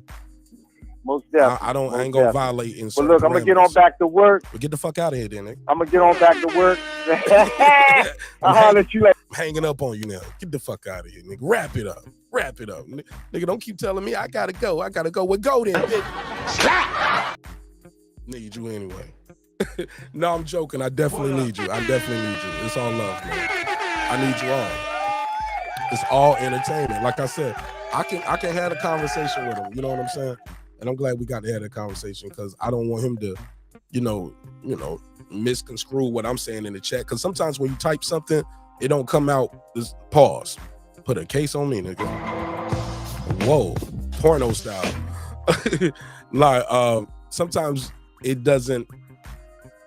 You might not articulate yourself properly. Type it in, you know, especially in the middle of a live show. So now I rock with I Know Boxing. He cool with me. He's a member to the neighborhood. You know what I'm saying? And I definitely want to make sure he's appreciated, and it's not like that, brother. If you read it the wrong way, or vice versa. But yeah, but he be in the chat, be like, Brandon, you see what Marq doing today? I'm like, leave Brandon out of this. Cause Brandon gonna call in. If he wants to call in, or Champion Heart, you see he on his slander account. I'm like, nah, leave Champion Heart out of this. You call in. I'm trying to hype nobody up to fight for you. Cause you at work. Nah, take a little break like you did, call in, cuss me out, and get back to work. Motherfucker. I love it though. I love it. It's all entertainment, y'all. It's only entertainment. It's a hip-hop political sports show with a comedy twist. Let me drop this link out there. I've been talking for an hour and 15 minutes, and I know you guys want a chance to vocalize your opinions as well. So let me make sure I got the link in the description out there. Absolutely. And he kept it real. He said, man, you wanted the few pro Bud channels, don't block him. But what about, but he was slick with that. He made it seem like you can go to them pro Spence channels and say what you want to say. They can call Bud a duck, talk about his mama, his girlfriend, his kids, his sister. You can say, Bud didn't duck, Spence duck, block. They were like, nah, we can't have no lies up here. Man, that's their opinion. Or they can say Spence is trash, block. That's a lie. That's their opinion, but you can say Bud is trash. A lot of those channels like that, man. And the hosts be all for it. They all for it. They dig it all day, can't dish it. You know what I'm saying? Niggas be running them off the block on their own channel. I wish a nigga would. Never heard of it. Never heard of it. But let me take this one. 831, you got the gun. What's your name? Where you from? This is Tony from Sacramento. It's my brother right here. California. My good brother Tony. Tony Montana. He died at the end. I don't want that to happen to you, brother. No. You you different. You Tony Minnesota or something like, but we're not gonna be Montana. Tony Miami. There we go. My friend, yeah, but don't be Tony Montana. That nigga died. But go ahead. Yeah. Talk to me, man. What's on your mind, my brother? Thanks for calling in. Yeah, about the Spence FANBOYS thing. I already picked Spence to win the fight, but in all honesty, I'm a Terence Crawford fan. I really do like Terence Crawford's style, but I'm still thinking about that power that Errol Spence has, and I just question if Terence can take that punch. The only way for him to win that fight is if he does get hit, he switches stances and starts hitting him with his lead left hand or his right hand or whatever, But yeah, I think Errol Spence is gonna win, but I'm hoping Terence Crawford wins it. So I'm not picking with my heart on this. I'm not using my heart to pick this fight. All right, I changed my mind. You can keep that name Tony Montana. I like the way that movie is now. I like that. I'm fucking with you. I'm joking. If you get it, you get it. But look, no. Let me ask you this. Now, you say you think Spence is going to win, but you hope Crawford wins. Why do you hope Crawford wins, and why do you think Spence wins? Other than because Spence doesn't have one-punch knockout power. He's not in there doing that to guys. So why do you get, where does that come from? Just the damage he delivers to fighters like Ugas. It's cumulative. And, and he's a pressure fighter too. He's like David Benavidez. He's like always in your face, and he does damage. Yeah. But you have to be there for that to happen, right? He doesn't have the reach advantage. So he's, Crawford has the reach advantage. He's not the more active fighter. He doesn't have the better footwork. I'm just trying to see how that I'm just trying to compute and download all the data that you just said right there. He's not the superior counterpuncher. Crawford is. Crawford's going to punch with his shots. When you punch at Spence, a lot of times he high guards up. That's what he do. He takes turns. Crawford don't. He gets hit because he gonna punch with you. He punching in between shots, finding angles. Yeah, I could see him frustrate Spence too, but it's just if that one take gets through and he goes down, I just him recovering. I have seen him recover, so yeah, he does have that durability, I guess. Am I right? Durability is how much damage you can take, right? Yeah. You're right. So yeah. Who are you talking about when you say that? You talking about Spence or Crawford? Because they both are very durable guys. Crawford. Yeah. See, that's the other thing. So it's just, Errol Spence is the bigger guy. What do you think of you listen to other shows on YouTube other than mine? What do you think about what I said? I hear a lot of these guys sounding nervous. These same guys who said Crawford ain't beat nobody at 147. They talk bad about his resume at 140, even though he got undisputed. They was like, but who are those guys? They ain't this, they ain't that, right? They all are calling Crawford a great fighter, and now it's a 50-50 fight. Crawford supposed to be a bum that's too light in the ass who ain't never beat nobody. What do you mean it's a 50-50 fight? This supposed to be Errol Spence dog walking him, right? Nobody believes that who really knows boxing. I mean, you can say the same thing for Crawford fans. They could be nervous too, because that's the same thing I'm thinking about. No, Crawford fans, for real Crawford fans know Errol Spence is a dog. We know them gym stories about him with Floyd, him with AB. He got the belts. You know what I'm saying? He stopped Kell Brook. Say what you want to about Kell Brook at that time. He beat the guy. He beat him. He beat Shawn Porter. He got the 3 belts. How he got the belts? He beat Ugas coming off the biggest win of his life. And nobody had Ugas beating Pacquiao the way he beat Pacquiao too. He was so on point and so disciplined, so poised, so calm in the ring. You get what I'm saying? And he kept catching Pacquiao darting in. You get what I'm saying? He beat Pacquiao decisively and don't get credit for it because he went in there that very next fight and he pulled a Teofimo Lopez. You beat Pacquiao, but you can't beat Spence. You get what I'm saying? You didn't even fight the same fight. The thing I need to do is I need to rewatch all of their fights again, both Spence and Terence. So man, join members only. We're gonna do that on members only. Oh, okay. Yeah, you should pull up. We're gonna kick it. I wish I could right now, but I always forget. I don't have a laptop. I just have a phone, and I can't be a member through the phone. So really, every time I visit my friend or a family member, I always try to remember to go on the laptop and sign up for membership, but I'm always doing something. So they don't let you do members only over the phone. For now, yeah. Oh, for now, I'll just pay you through Cash App, but. Yeah, in the meantime, I'll try to be a member. But yeah, because you be missing all the posts, the watch parties, all of that stuff, man. We be going in. We watch the commercial. We gonna watch this. Look, we gonna watch this fight this weekend. I work a lot of hours, so I try to do it, on my free time. Well, get it done then, Tony. Get it done. You're missing out. So, but you just listening to you talk makes me want to, pick Terence Crawford. Just all the. I have an open mind, I'm selling this shit. I'm selling this fight, huh, Tony? I'm selling this motherfucker like they pay. Yeah, you're selling this fight. You know what? I really wish Errol Spence did a lot of more interviews then, because everyone's saying Terence Crawford interview, and then the people that don't know who the other fighter is, they're gonna be like, I see this guy talking, but who's the other guy he's fighting? Like, right? Come on, Errol, you gotta do your part.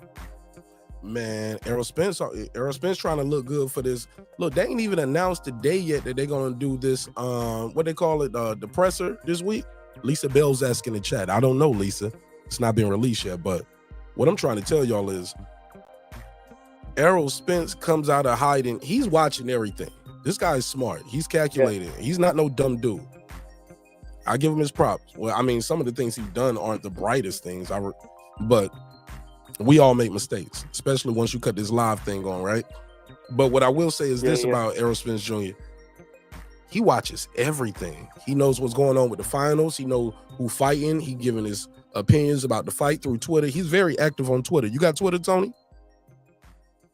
Oh yeah, I got Twitter. Man, follow me on Twitter. I'm gonna follow you back. Okay, so you know how you see Terence Crawford doing all these interviews. Everywhere. The only way for Errol, the only way for Errol Spence to up that is for him to come out like on the Breakfast Club or Hot 97.9. Maybe even Joe Rogan will be pretty big. I would like to see somebody do an interview. Can't have him around Joe Rogan. Joe Rogan be drinking. He can't be around that shit. He gonna relapse, nigga. He ain't gonna make it to the fight. So no drink champs either. No drink champs. I mean, they named the show after him. He is the original drink champ. But whatever. One dream interview I would like from either fighter is the Hot Ones interview before the fight. That would be amazing. I would love to see that. Terence Crawford just said he don't eat hot sauce in this interview he just did. He don't eat hot sauce. So. Oh, okay. But yeah.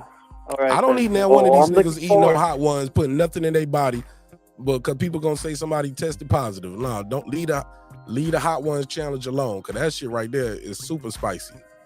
Leave the Hot Ones alone. But I love that. I love that show though. It's good. I like the format. Every time I watch it though, don't you want some chicken wings? Swear to God, come on. Don't you want some chicken wings? Hell yeah.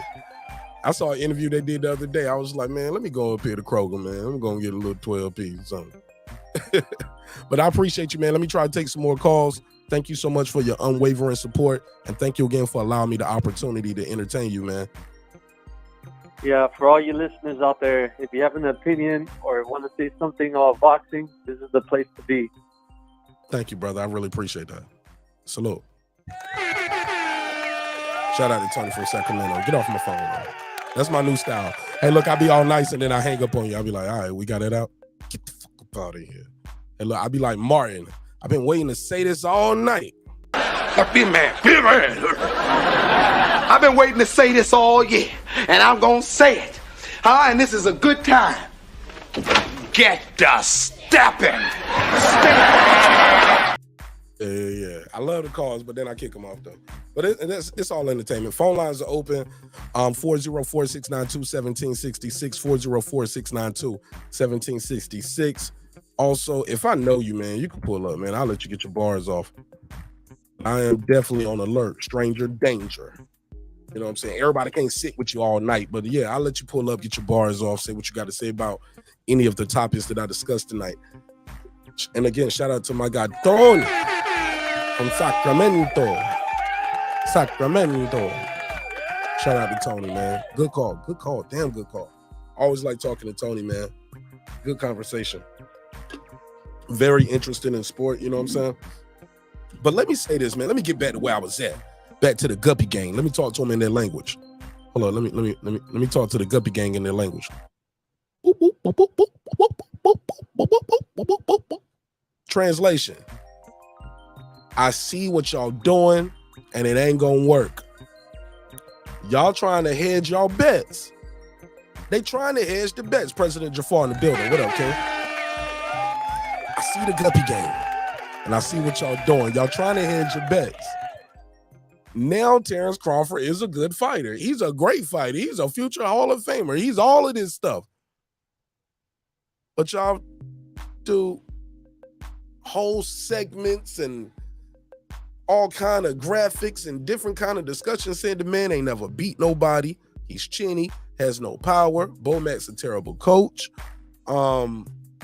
He didn't beat nobody at 140. Who is Postal? Who is Ndongo? Jeff Horn didn't come off. Hey, look, Jeff Horn don't get credit for coming off beating Pacquiao, but Ugas do. Well, Ugas beat him. Jeff Horn robbed him, man. Okay. However you wanted to go. That was a younger Pacquiao, and you got your hand raised, right? The winner's the winner, right? Same people do that, be like, Devin won the fight. Well, you know, some people say Loma got robbed. But Devin won the fight, man. But y'all, those same people will be like, at the end of the day, the referee raised his hand. That's what mattered. But when it comes to Jeff Horn, that doesn't work because you want to discredit Crawford. Bro, I see what y'all doing, and it's not gonna work. It's not gonna work, dog. You've been wrong. It's not gonna work. I see what you're doing. Y'all are hedging your bets. You guys are hedging your bets. I picked my side a long time ago, and I stayed over there. That's why I was always very respectful of Errol Spence's skill and how good he was as a fighter. I said he can beat everybody. He just can't beat this guy. I got Spence beating everybody except Crawford. That's it.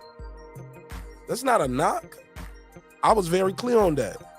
These dudes was out here saying, I'll finally give him respect if he beat Kell Brook. I'll finally give him some respect if he beat Shawn Porter.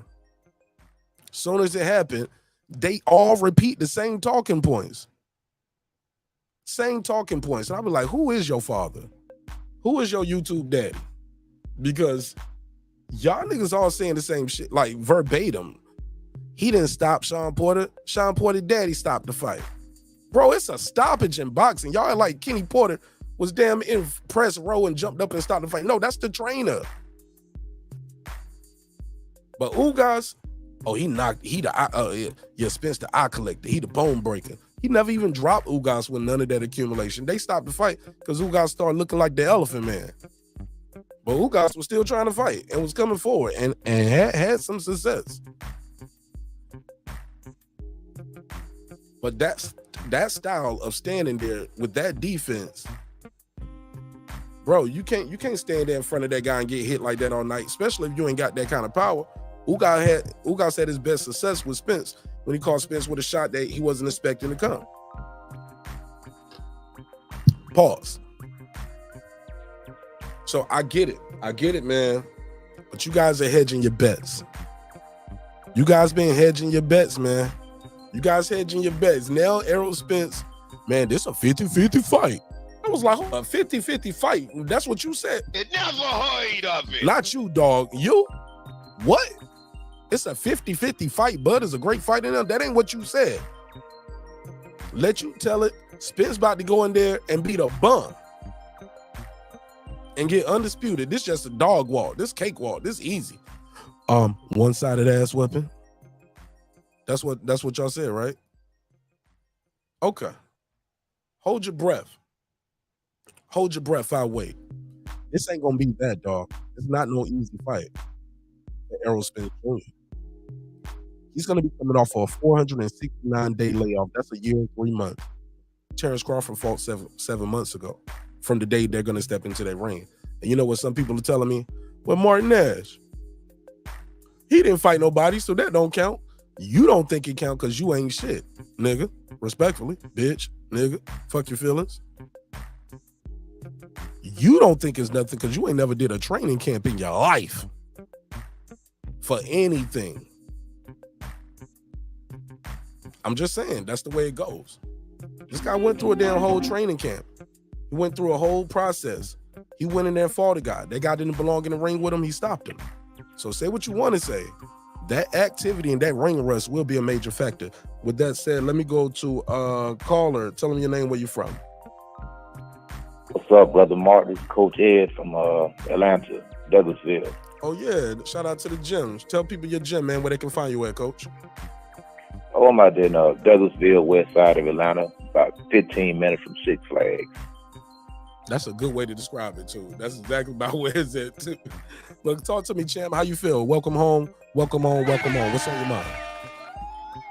Man, you got a lot of good topics tonight. You breaking down the truth about the Errol Spence, Terence Crawford fight. You're gonna have a hard time dealing with Crawford. You know, just the movement. To me, Errol Spence is a plotter. You know, he's a very predictable fighter, man. He's like somebody he played a video game. They use the same moves all the time. Jab, jab, jab, hook, go to the body, straight left hand, high guard, bob and weave, left, right. He does the same thing all the time. It's just a rinse and repeat, but it works. It works for him, but it ain't gonna work against Crawford because Crawford is kind of like he's like a mongoose. He's all over the place. And mongoose kill cobra. About 9 times out of 10, a mongoose kill a cobra. So we're gonna have a hard time dealing with Terence. Too unpredictable. Okay, so where does this come from though? Where people think, because he's very effective. You could call him unpredictable, but he's very effective. They used to call him the weight bully for a long time, right? Spence was the weight bully. That shit starts coming back to haunt you after you've been at the division your whole career. You feel me? X. Not to mention the damage. 3 car accidents and an eye surgery and 469 days layoff. And he's about to go in there, not to mention the alcohol abuse, the depression, the PTSD. They think this dude right here is super nigga, respectfully. He Captain EJ. He's their hero. He's about to beat pound for pound the best fighter in the world with all of this deficit on him. I'm sorry. I don't see him beating Terence Crawford, coach. I don't see a path to victory for him. I don't think he's sharp enough. I don't think he's the quicker thinker in that ring. I think if he thinks he's just going there with brute force, think he about to hit this dude, yeah, he might catch a good shot. He might get Crawford smart, man. Crawford is super smart in that ring. He gonna make that dude think in there, and he's not gonna stand in front of him, and he's not gonna be there for that big ass bomb that he's throwing. He ain't none of these dudes that, like, he know what it feel like to take the shit from an undefeated champion. He know what it feels like to be undisputed. Those are things he can draw back to. Training, he training year round. This dude trained when he had a fight. That ain't my words, that's his words. And people call me the bad guy when I say it, coach. No, you speaking the truth. Spence is in trouble. You know, I mean, I like both guys, but I favor Crawford to win the fight. You know, that's just how it is. You know, it is what it is. You got to call straight down the middle at the end of the day. You know, I think Crawford is the more effective fighter. He's the better fighter. Quicker, more, you know, better combinations. He punches in between shots, and he punches in between shots. Spence, you can freeze Spence with foot feints, head feints, and you can stop his action. He'll stop in his stretch. Shawn Porter was able to do it, and Shawn Porter was freezing him for like 30 and 40-second parts of a round with foot feints, head feints, or Shawn Porter would throw punches and Spence might high guard shell up. And he take turns, okay, catch and shoot type shit. Boom, boom, boom, caught them shots. My turn, because now you close to me, I can hit you now. But this dude ain't what they think it is, man. He's very good. Don't get me wrong, he's very good. But I think he's at too much of a deficit against this guy who just fought 7 months ago.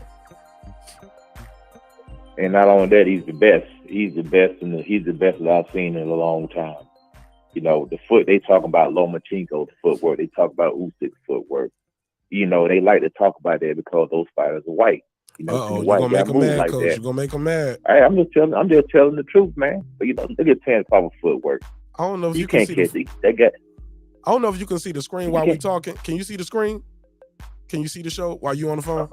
It's this clip right here. Boom. Where he throws that left phone up. He threw that left hand on Kavaliauskas, right? Kavaliauskas go back to the road. Terence Crawford faints like he's about to throw it. Everybody in the audience, y'all can see this. Look at this. He does this little move right here after he catches him.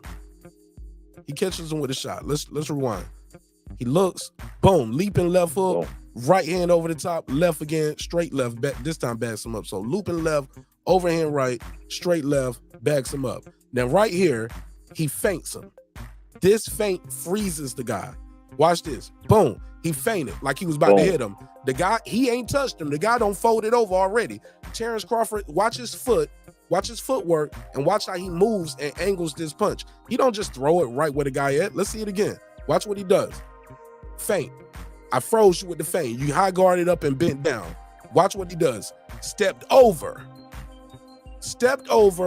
shot the uppercut. It's coming right now. Boom. Perfect. Beautiful. That shit right there, you don't even train a guy to do that. Those are instincts that you don't train him to do that. That's the fighter in him. That's him studying his own craft and learning how to do things better. He feinted him after he hurt him. Boom, feint. Oh, got you. Now let me shoot this uppercut. Boom. Right hand, and he's down again. Man, that cat like Bruce Lee, man. You don't know where the shot coming from, man. That was a genius sequence, and it goes so overlooked because people was like, well, who was Kavaliauskas? I was like, ain't nobody else beat him. He went further to the Olympics than Crawford or Spence. At least he got a medal. Crawford got a ticket home, and Spence ain't getting nothing but a sweatsuit. That's a fact. Errol Spence has a method. He does everything the same. He fights the same way, no matter who he fights. And it works for him. He's a methodical fighter. Jab, jab, Right hook, left hook, body, shell up, walk you down, pressure. Terence Crawford makes it up. Terence Crawford is like a maestro. He's like an Isaac Hayes. He's an imposer. He makes it up as he goes, and he's very unpredictable. That's what's going to give Spence a lot of problems with the unpredictability of Terence Crawford. Not only that, I think Terence Crawford is the more explosive puncher because he hits you one time and you fall. Errol Spence, he breaks you down, but Terence Crawford is an extremely hard puncher because you don't see the punch coming. It has a lot of speed on it, has a lot of snap. So he gets a lot of knockouts like that. But like I said, I got Terence Crawford for the victory. Man, I think this kid Crawford is just different. I think he's different, yo. And I think people are gonna finally see how great he is come July 29th. That's why I'm glad he's getting this second undisputed against this guy, because it's gonna mean even more when they crown this dude. It's gonna be a coronation, dog. Because if you know, you know. But this is a name that they ain't gonna be able to take from him. But I'm telling you, it's gonna be some excuses come July 30th. Now some gonna blame me because they gonna like, well, Marq, you was already saying what it is, nigga. I'm telling y'all the truth. I'm telling you what we know. Money in their pocket. I'm trying to tell them, man. Trying to save some money. Come on, man. I'm telling them, bro. This guy gonna win this fight. And if not, something crazy happened. Errol Spence shocked the world. Errol Spence is not the favorite. He's not a favorite on the odds makers because they don't care about this YouTube daddy gossip shit. They care about winning money. They care about winning money. Exactly. And it's a reason why Terence Crawford is the favorite. Skills pay the bills. And quiet as kept, he might stop Spence. What? You don't think he's trying to stop Spence? Him. I got him stopping. I think he might do it. I got him stopping. I think he might be able to do it. Yep. By TKO, probably TKO. Yeah, the referee might just jump in there and be like, that's enough. Yeah. But I think if Spence gets knocked down, I believe he'll get back up. Yeah. He just got too much heart. You know what I'm saying? So it'd be like a technical knockout. Referee stop the fight or something like that. Yeah. Referee gonna like, that's enough. I seen enough. Crawford gonna have him on the ropes banging on him. Crawford gonna have him on the ropes banging on his ass. And they gonna say, he didn't stop the fight. He didn't stop him. The referee stopped him. Matter of fact, let me do the whiny bitch voice. Here we go. Mark Nash. Bud Crawford didn't stop Errol Spence. The referee stopped the fight. It was fixed. The rematch was already set up. Like that's what they're gonna be saying. That's what they're gonna be saying. They're gonna be saying it's a fix. They're gonna be, I'm telling you what's gonna happen. They're gonna be like, wow, all the gloves, the glove was loaded. They're gonna come up with all kind of his shorts was too tight. They loosened the ring ropes up, or they had a dip in the ring, and all kind of excuses. Every excuse you can think of. He ate some bad seafood the day before his stomach was messed up. He had the flu. Anything you can come up with, they're gonna make excuses. Now I don't see the corner stopping the fight. President Jafar said the corner threw in the towel. He didn't stop Spence. I don't think Derrick James gonna throw that towel in. Unless they in the corner, he's like, look, man, you taking too much punishment, man. You taking too much punishment. Don't make me do something I don't want to do. You got to rematch. Hey, look, somebody need to hit him with that Lee Woods. I remember when Lee Woods trainer told him, look, Ben Davison said, look, I stopped the fight. He's losing. He's hurt real bad. He got a rematch clause. You know what I'm saying? We'll come back stronger and better, but he hurt too bad right now. Remember, Lee Woods was winning damn near every round against Lauder. Yep, facts. That's fact. So what about this Wilder AJ situation? What you see on that? I'm excited about that fight, Coach. Yeah. I'm excited about that fight. Me too. Hey, my boy said y'all niggas lunching. Hey, Mike Biz, you showing me your age right there when you say y'all niggas lunching. That's old school slang right there. We lunching. Oh. He said y'all lunching. He said man down, body bag. Man, he ain't put a man down in a minute. Ugas quit the fight on it. Ugas got stopped on his feet, right? All that punishment. He never fell. If you look at Mikey Garcia hurt Spence. And Spence said, you know what? I don't want to be like Adrian Bronner. and get hit with this crap. If Mikey Garcia hurts, man, you think that Terrence Crawford ain't gonna hurt? Because he didn't just run up against Mikey Garcia. Mikey Garcia caught him with a couple of shots, made Spence think about it a little bit. Caught him with some good shots. So Terrence is definitely gonna. I see Terrence winning the fight. Good competitive fight. Oh yeah, he gonna beat this dude. He gonna beat this dude. But my whole point of the topic tonight, though, was now I hear guys saying Bud Crawford is a good fighter. He's a good. Shout out to Ben Israel. Ben Israel used to call him Mr. Six Belts and give him props. But now he's like, fuck fat back, Bo Mac, fat back, blah, blah, blah, Cheeto eat. I'm like, nigga, you ain't, your fighter ain't fighting Bo Mac. He's not fighting Bo Mac, he got several trainers. He got a team that work with him. He got 3 trainers. He got, exactly. A lot of sets of eyeballs letting you know what we're looking, bro. It's a whole machine moving over there to guide this man to success. And they ain't failed yet. Bro, he don't even be bro, he don't even be struggling in fights, bro. Dudes might have a good punch or a good shot a whole fight. And they hold it over him, bro. But they didn't hold that Shane Mosley shit over Floyd. You get what I'm saying? Mm-hmm. They kept believing in Roy even after Tarver knocked him out. Then Glenn Johnson knocked him out. Oh man, if you like, I'm just saying, Coach, all I'm saying is you like who you like, and for whatever reason, you identify with certain fighters and don't identify with other ones. You know what I'm saying? Yeah. But I think it's a lot of group think going on right now. But these guys are nervous. These same guys who destroyed Terrence Crawford for the last 3-4 years are now saying it's a 50-50 fight. Man, he's a great fighter. Oh man, he's a champion, man. He know what he's doing. But y'all said his resume's trash. He fought nothing but bums. He ain't never did nothing. His trainer's trash. Right. He's chinny. Has no power. He light in the ass. But now the fight is signed and everything is changing.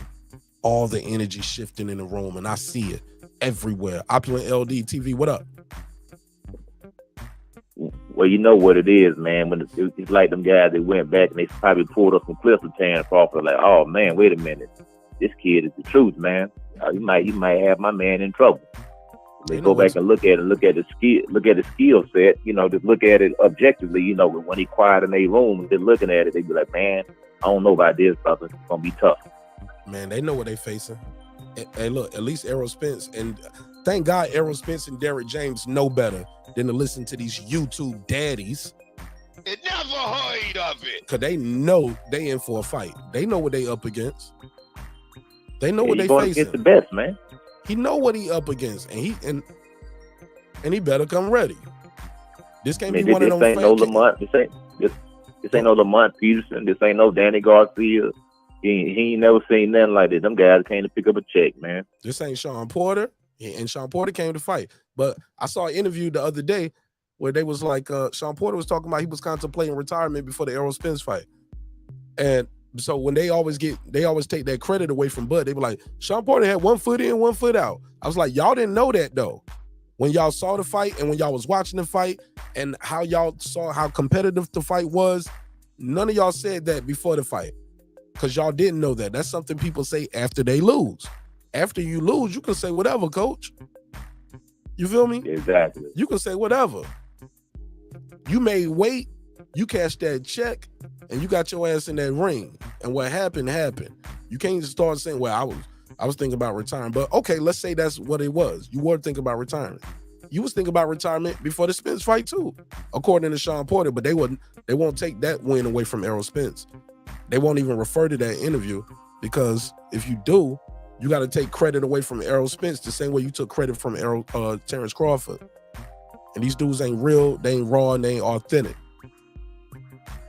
You know what I'm saying? Right. But what they fail to realize is that Terrence Crawford is consistently good. He don't have ups and downs like Errol Spence. Errol Spence may look great one fight and then get in there and look mediocre against somebody else. Terrence Crawford always look good, no matter who he in there with. He always getting there and do the same thing to him. He blows them out, no matter who it is. He blow them out. So it's gonna be another. It could be another blowout. You never know. He might get in there and dog walk Errol Spence. You know, you never know, man. It's boxing. He might get in there and really do a number on this guy, man. You never know. Nah, So man. it's gonna I'm telling be you, Coach. interesting. Coach, listen to this. The one thing about Errol Spence that I don't like about him is that sometimes he be drunk. I see him drink a little bit. Nate Jones did that interview, and everybody called him a liar because Errol Spence said, "Man, he don't know me. He don't hang out with me. He don't know what's going on. Boxers talk." Let's hear it again. But he gotta fix these holes. Let's hear it again. The one thing about Errol Spence that I don't like about him is that sometimes he be drunk. I see him drink a little bit. Ain't no drunk about to beat Terence Crawford, dog. Oh, no. Coming off a retina injury, 469-day layoff. I'm sorry. You're not going to beat this guy if you haven't been dedicated to your craft. And I think he left a lot of that shit on the curb, bro. He left a lot of that shit in the bottom of that bottle. Yep. Those fat cans. That car accident. That car accident messed him up too. The first one, then the second one, and then the third one, then the eye injury. Now, people will tell me, Mark Nash, it wasn't the car accident that did the eye injury. Maybe it was some residual effects from the car accident, but regardless, okay, some sparring partner did it. Because that's the story they want you to know. They were like, no, it wasn't a car accident. It happened in sparring. Who's the sparring partner that took your favorite fighter's retina? Y'all call him the eye collector. But somebody in sparring took his eye. Wow. And that's why he couldn't fight Manny Pacquiao. That's what they leave out. That's when I start getting on them, Coach, because I can tell they're being disingenuous. They're not even being honest. You leaving out crucial details. Why he didn't, whenever you call Errol Spence the eye collector, I'm gonna always ask you, who took his eye? Because that's why he didn't fight Manny Pacquiao. Ugas did. I'll give you the $2. You give him the $2. All right, pay him the $2. Oh, pay the $2. Shout out to Tony Touch. He said, will Spence be rehydrated come fight night? Coach, what do you think of that? Yeah, he probably come in about 162. I put on about 15 pounds. That shit might be. Oh yeah, he definitely be. He gonna be big. Yeah. He gonna blow the fuck up. But it might be to he weighed one. Oh yeah, well, like I say, at the end of the day, it don't matter, man. You know, one thing about it, all these in between weight classes, you know, Terence Crawford, he a dog, man. He ain't worried about that weight, man. A few pounds don't matter to him. I think, like I say, Spence in trouble, man. Spence is in trouble. Spence, he knows what he up against, dog. That's why that's why I did a video the other day say he ain't hiding. Terence Crawford doing interviews everywhere. Made the local news, like through the little block party, had half the city come out. People had a problem with that. Like, damn, bro, but if it was Errol Spence doing all of this and Bud Crawford was sitting on his ass and not promoting his fight, y'all would lose your mind. I had somebody call in yesterday say, Errol Spence ain't gotta do nothing. What? He ain't gotta sell that fight? He ain't gotta do nothing. He the champ with all the belts. Man, he's not a global icon star. He ain't no Anthony Joshua, dog. He's no Canelo. And I'm not saying Terence Crawford is neither. But a fight like this, you can insinuate to different status in sports, global icon. Bro, you got to do something, Errol Spence. He got to sell this fight, Coach. Yeah, I think right now he trying to train right now. He said, "Man, I don't need to be doing nothing. I need to be trying to get myself together." I know he do. He know he got it. He said he know he got a monster he got to face. Hell yeah, but his fans, they make excuses for it like it ain't nothing. Terence Crawford know what the fuck he is, know what he up against, and he's ready, dog. Terence Crawford can fight probably, bro, next week if they, like he said. I agree with him. I seen him, bro. You see him walking around, he looking like, he don't look like he off of weight at all, bro.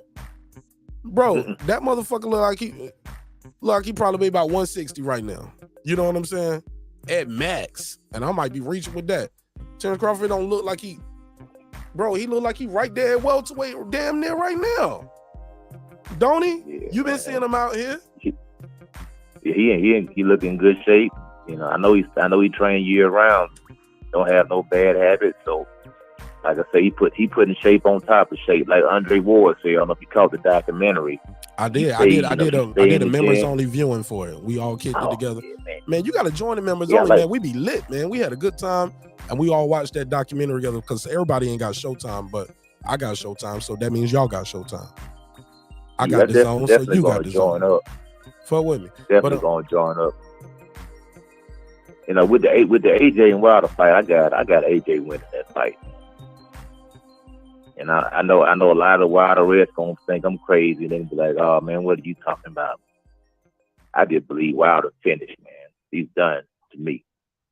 I remember, Jerry was talking about, getting AJ getting knocked out in the first round. Look at Wilder's legs. His legs. He's like his equilibrium is messed up. He looks unsteady on his legs before the fight even starts. In that last fight when he fought Tyson Fury, as soon as Tyson Fury hit him in the side of the head, his equilibrium went. His legs went. All the balance was gone. He was done from that round on. He was stumbling all around the ring. I think Tyson Fury did a lot of damage to him. I just think that AJ seen that. They know something. He got Derrick James. Don't get me wrong. I know Derrick James is going to be able to prepare AJ for that fight. The only thing you got to worry about with AJ, with Deontay Wilder, is just the right hand. Stay away from the right hand. You should be able to get him out of there. Tyson Fury don't put the blueprint out how to beat the guy. You got to back him up and hit him in the side of the head. You hit him in the eardrum, he's done. Okay. Side of the head, yeah. All right, well, Coach, I got somebody on the panel. I'm gonna chop it up with him. Listen in though, because he's a big Spence fan. Hopefully his audio is good tonight, and he's gonna be talking some shit. He riding with his guy Errol Spence, and I love it. I'm gonna check him out. Yeah, I love when people. What a vertebrae or what portion? Spinal. That's what he gonna say. Yeah, I'm gonna break his spine up here, man. I'm gonna do the what's the back breaker when you pick him up and you just drop him over your damn thigh like in wrestling. I'm about to break his spinal. But power bomb. Yeah, man, because he's gonna be very emotional. I'm doing facts over feelings. Watch what I do to him, Coach. Jump back in the chat. Call back in if you want to. Sir. Watch this. And I bet Teofimo probably gonna be like Oliver McCall. I hope he don't break down the ring and start crying. Oh, man. He gonna cry. He gonna cry. He gonna cry. Josh Taylor gonna rough him up. He ain't never felt. He don't know. Josh Taylor dirty too, man. He's a good fighter, but he dirty too. He'll elbow your ass. I'll take the point. I'll deal with it. I'll take the point. Man, you fucked up. All right, my brother. All right, peace. All right, most hated Ben Israel. What up? Boy, I see the hate still is real over here at Breaking Beats CEO Company. I see the hate is real. We don't give Errol Spence no leeway, no chance of beating your favorite fighter. The fight that we had brewing for years when Bob Errol was out here talking about you, boy. We not going back in the past because the fight is here, Marq. July 29th.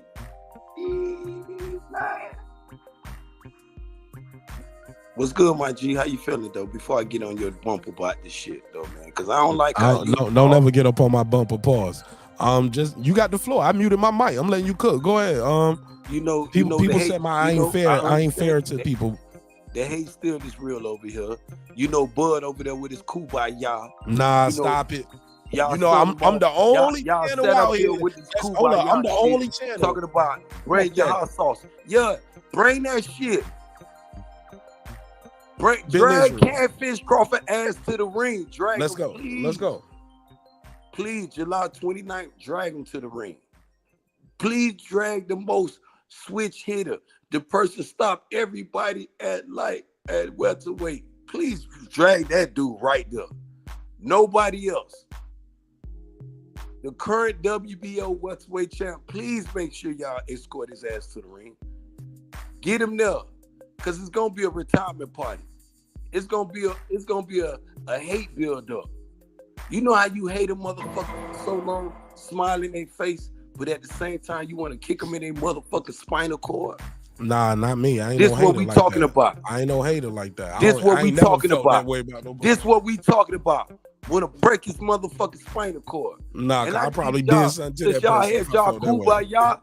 since y'all was over there in Nebraska, high five and drinking that old boofle ass Kool-Aid and shit, eating mullet and shit, and all them motherfucking pork chops and shit. Yeah, we got the food truck with the pork chop sandwich. Yeah, when y'all got through with them Kool-Aid, bring y'all goofy ass over there to Las Vegas. Bring all y'all. Come from around the world, bud. Justice League, Legion of Doom. I don't want to hear nobody. Oh, the referee and the judge. None of that shit. Because matter of fact, Marq, I don't believe it's gonna have to fall into the judge's hand. I believe it's a fight built on animosity between. Oh yeah, it ain't going to the cards. Between both fighters, my G. Oh, you staticking now. Say it again. I believe it's a fight been brewing with animosity between both fighters. Damn, bro, you staticking. Hold on. Answer your phone, bro. I'm about to call you, bro. Let me see if it's on. I'm gonna see if I can get you on the phone. Answer your phone. This is me calling. Let me see if I get him on the phone. I like Ben Israel. I like Ben Israel. I like Brandon.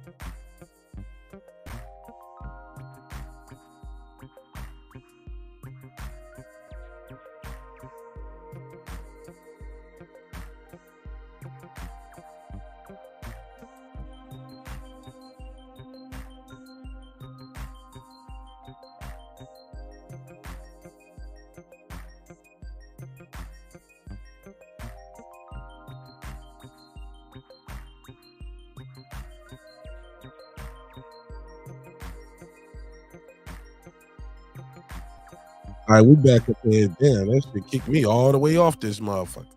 All right, go ahead, Ben Israel. We back. Now pick up where you left off. That was Fat Mac and his people. Oh, you that tripping. Was Bernie Weir behind. That's all them people over there with that Kumbaya. You tripping, dog. Ain't no tripping. Y'all was over there holding hands and praying. You do understand, Errol. You do understand Errol Spence ain't fighting. Oh, Kumbaya. You know he ain't fighting Bernie and Bomag, dog. You know that, right? Hands to pray. You do know that, right? He ain't fighting Bernie or Bomag.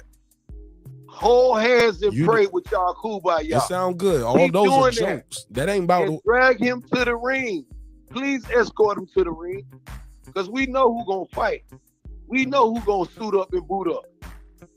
We know Bernie ain't getting nowhere near the ring. Because outside the ring, it's gonna be some dudes there for the bullshit. I promise you.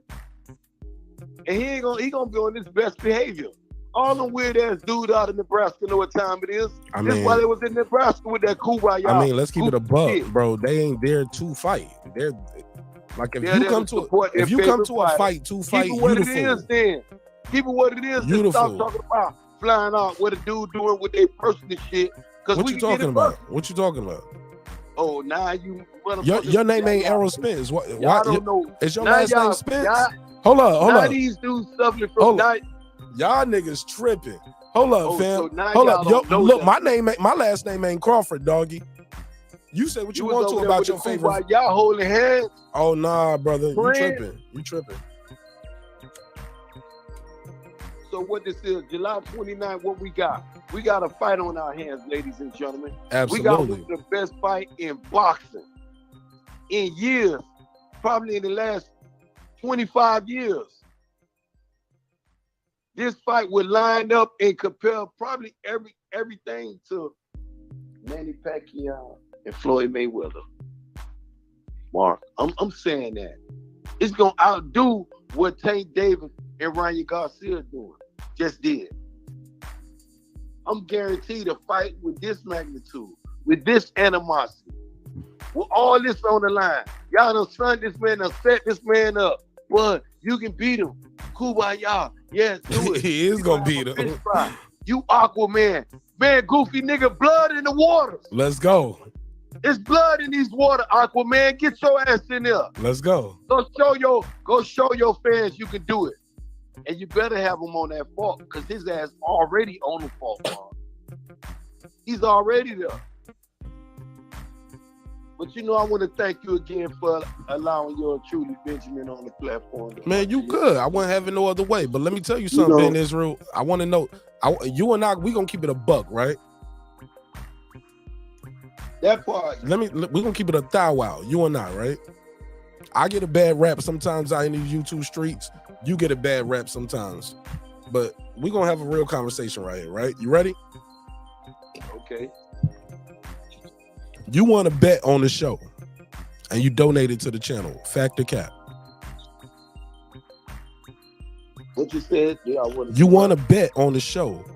Oh yeah. And then with some of your winnings, you donated to the channel, right? Yeah, because that's what I And do. you told me, you said, Marq, I need you to show Errol Spence some love, man. Support Errol Spence.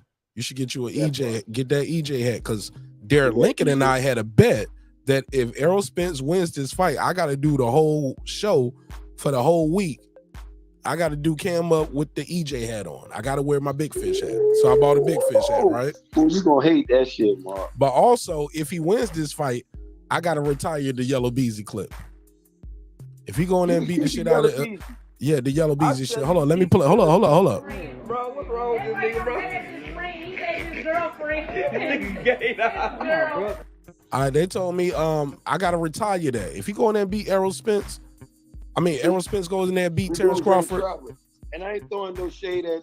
They told me no more Yellow Beezy clips. But them dudes out of motherfucking ATL, they on that kissing shit. Them dudes on some real funny bunny shit. That has nothing to do with what Errol Spence Jr. is doing in this video. What does that have to do with Errol Spence Jr.? Anybody in ATL, you can do it. Get your bars off. Get your bars off. Whoever you want to talk about from Atlanta, you want to. Hold up. Whoever you want to talk about from Atlanta that's doing that, get your bars off. Regardless, though, what does that have to do with Errol Spence Jr. doing? He ain't doing none of that. What you accusing? I don't want him to do that with me. You accusing? I ain't accusing him of nothing. All I said was, am I lying? all I said was, I'm gonna stop playing the video if he win the fight. That's the bet we had. Like that? Yes or no? What? So what? When you go through the streets of Atlanta, in the back, I'm a family man. I'm in the house talking to y'all on YouTube. I'm not in the streets. You know what I'm talking about. And them dudes that I have no yellow time hair, for the streets. They got yellow hair. They got pink hair. They got all the little pretty colors. I don't notice the dudes with that. Maybe if you, bro, I'm gonna let you know, this is America. If you looking for that, you gonna find it in Miami too, where you at. You gonna find it in Texas. You gonna find it in LA, Chicago, New York, anywhere where it's a major city. You gonna find that shit if that's what you looking for. When you go to Atlanta, nigga, you at the Capitol. I ain't got nothing to do with that. I ain't born and raised here, dog. Like that. That has nothing to do with me. I'm not shitting on Atlanta. I'm just saying that the LGBT is heavy in ATL. Now, what does that have to do with Errol Spence Jr.?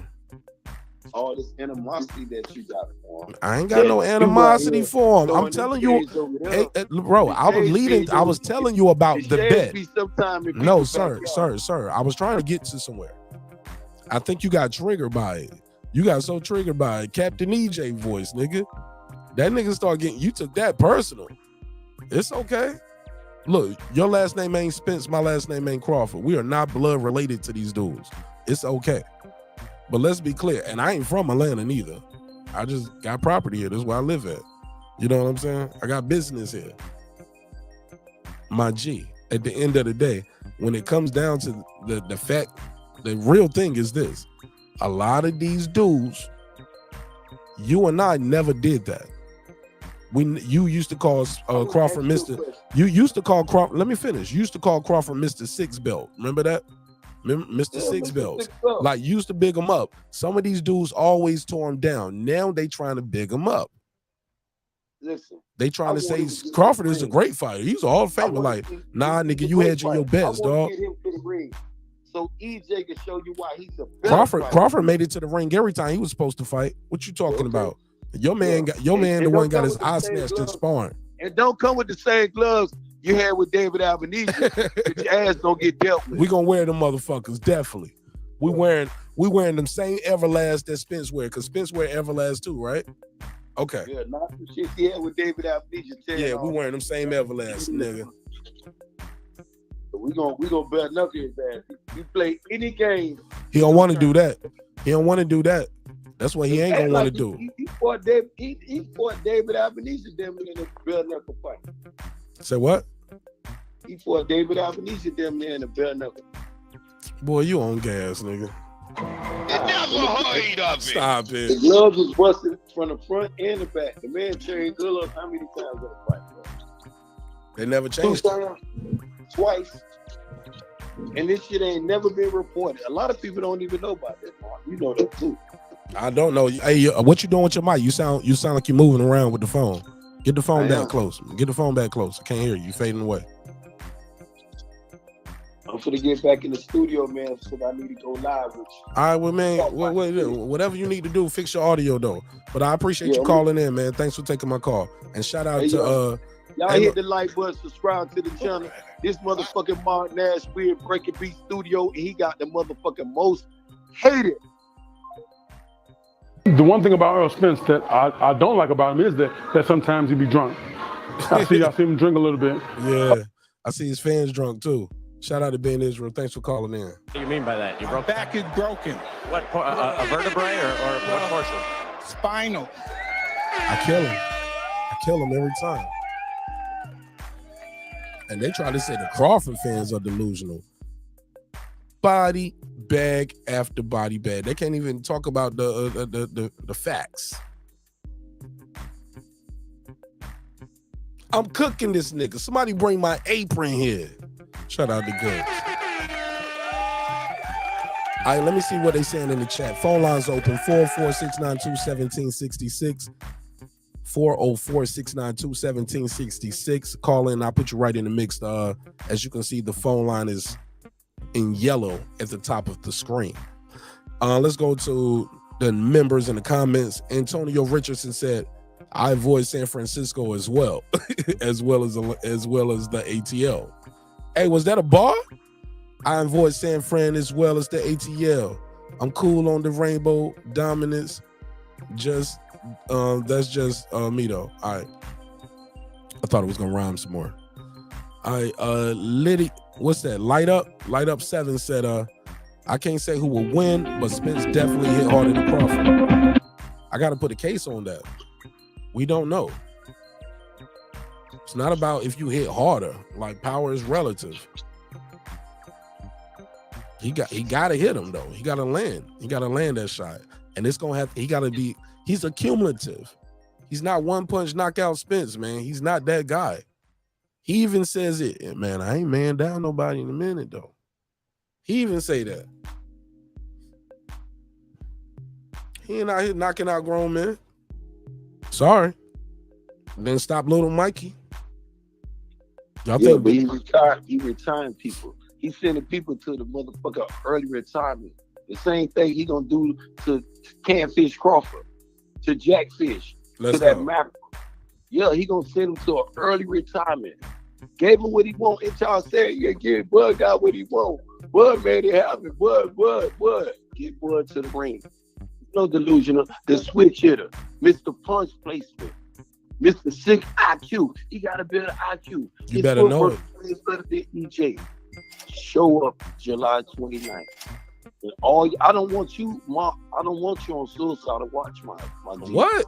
I don't need you on Suicidal Watch, my boy. It's not worth it. I'm not emotionally attached like these niggas, bro. It's not worth it. It's not heard of it. And then when you go live, get that full week in your EJ gear. Give me EJ all his glory. Don't be sitting up there sideways hating now what you like doing. Backdoor hating. I do You know you love that I do be backdoor hating I do shit. be sideways hating a little bit. You know what I'm saying? Yeah, you be doing Put a that case shit. on. Put a Giving case the dude his on. roses and taking 2 of them back. Fuck you give me I a can't dozen, give you a dozen, take 3 nigga. back. That nigga don't get no dozen.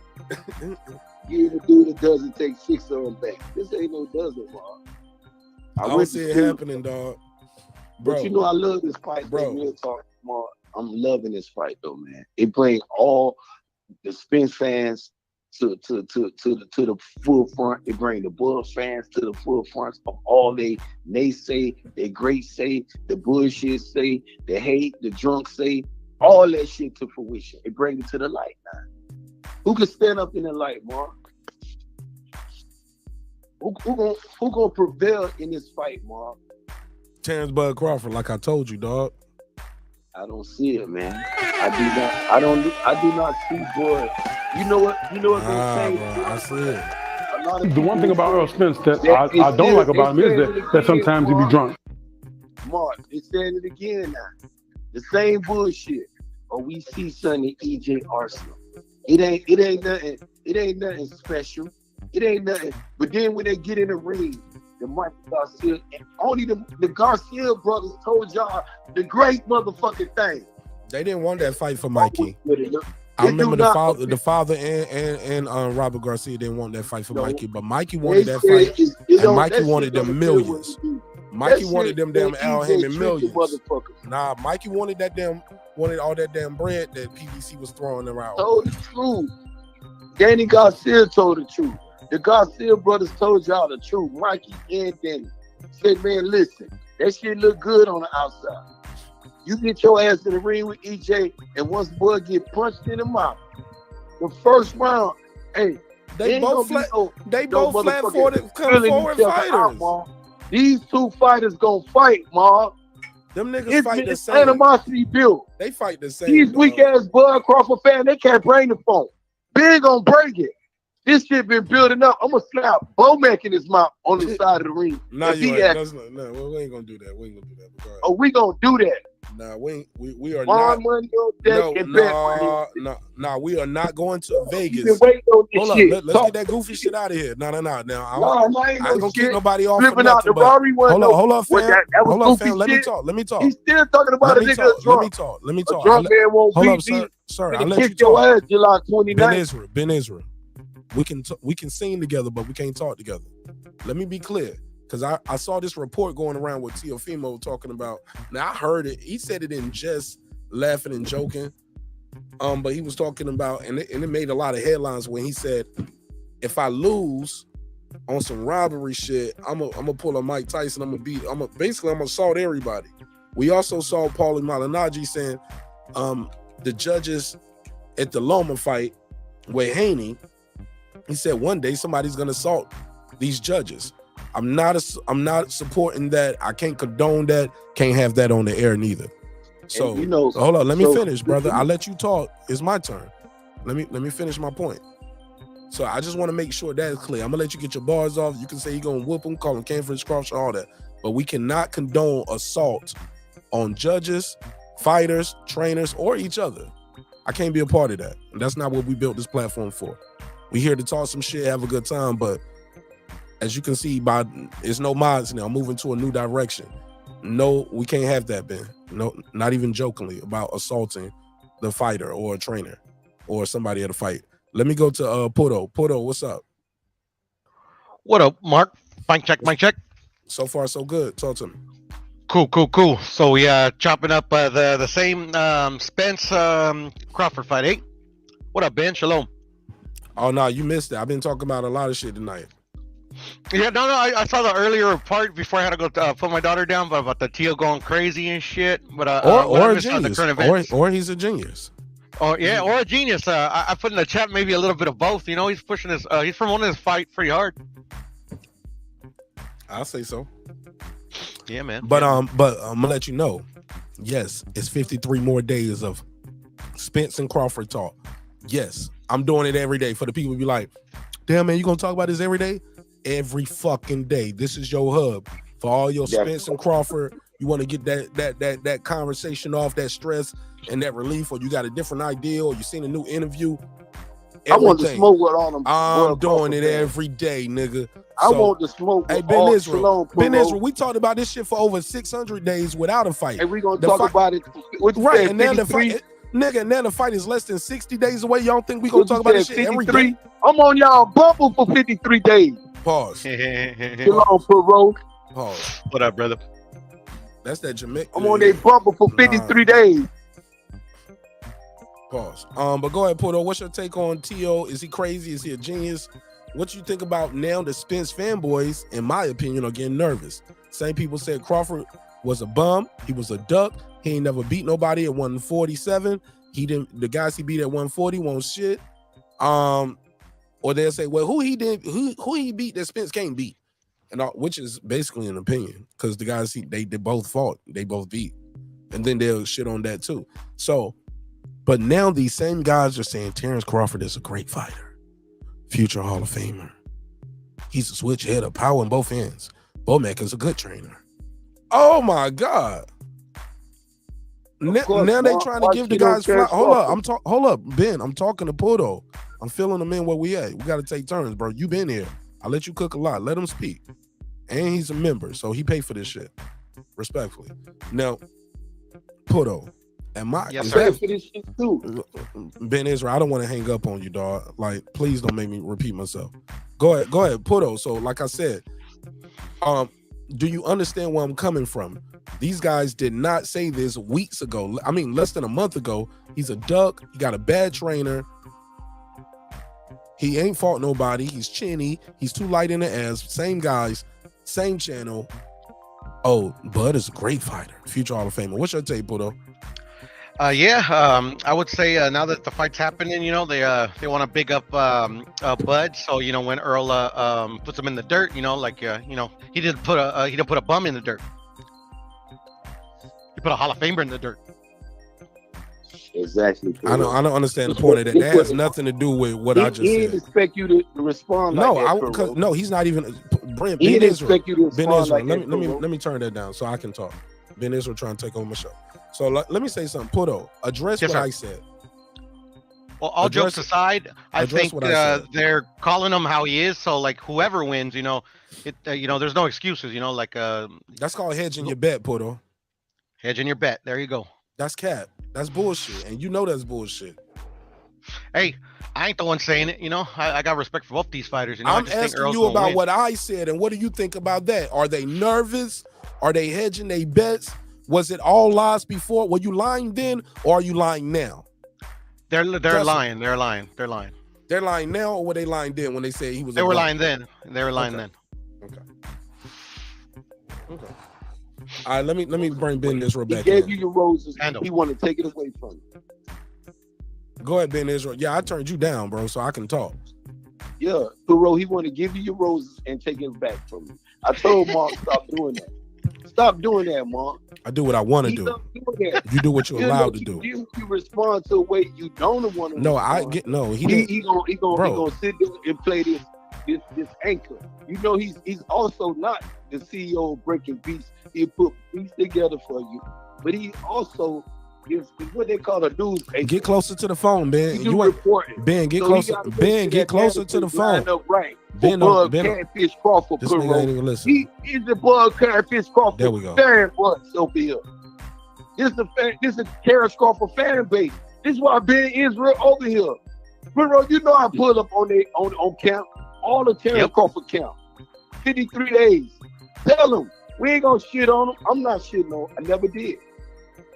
I just call him catfish. It is what it is. He's still that.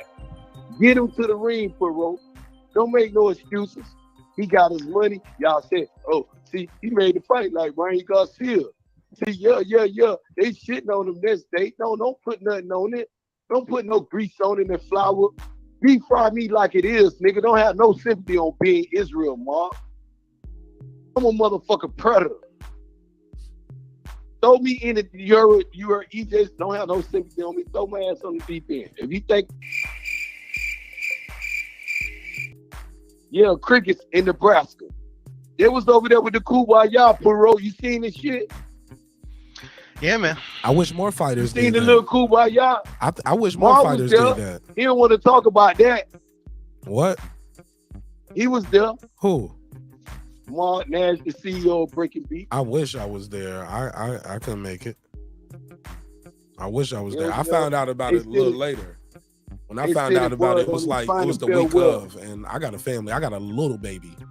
My kids ain't grown. Some of these niggas they got grown kids, or you know what I'm saying? Motherfuckers out there supposed to be training. Or some and niggas just shooting take the wife with Kool-Aid them. and Like pork chops. I couldn't make They it. supposed to be training. It should have been a health event.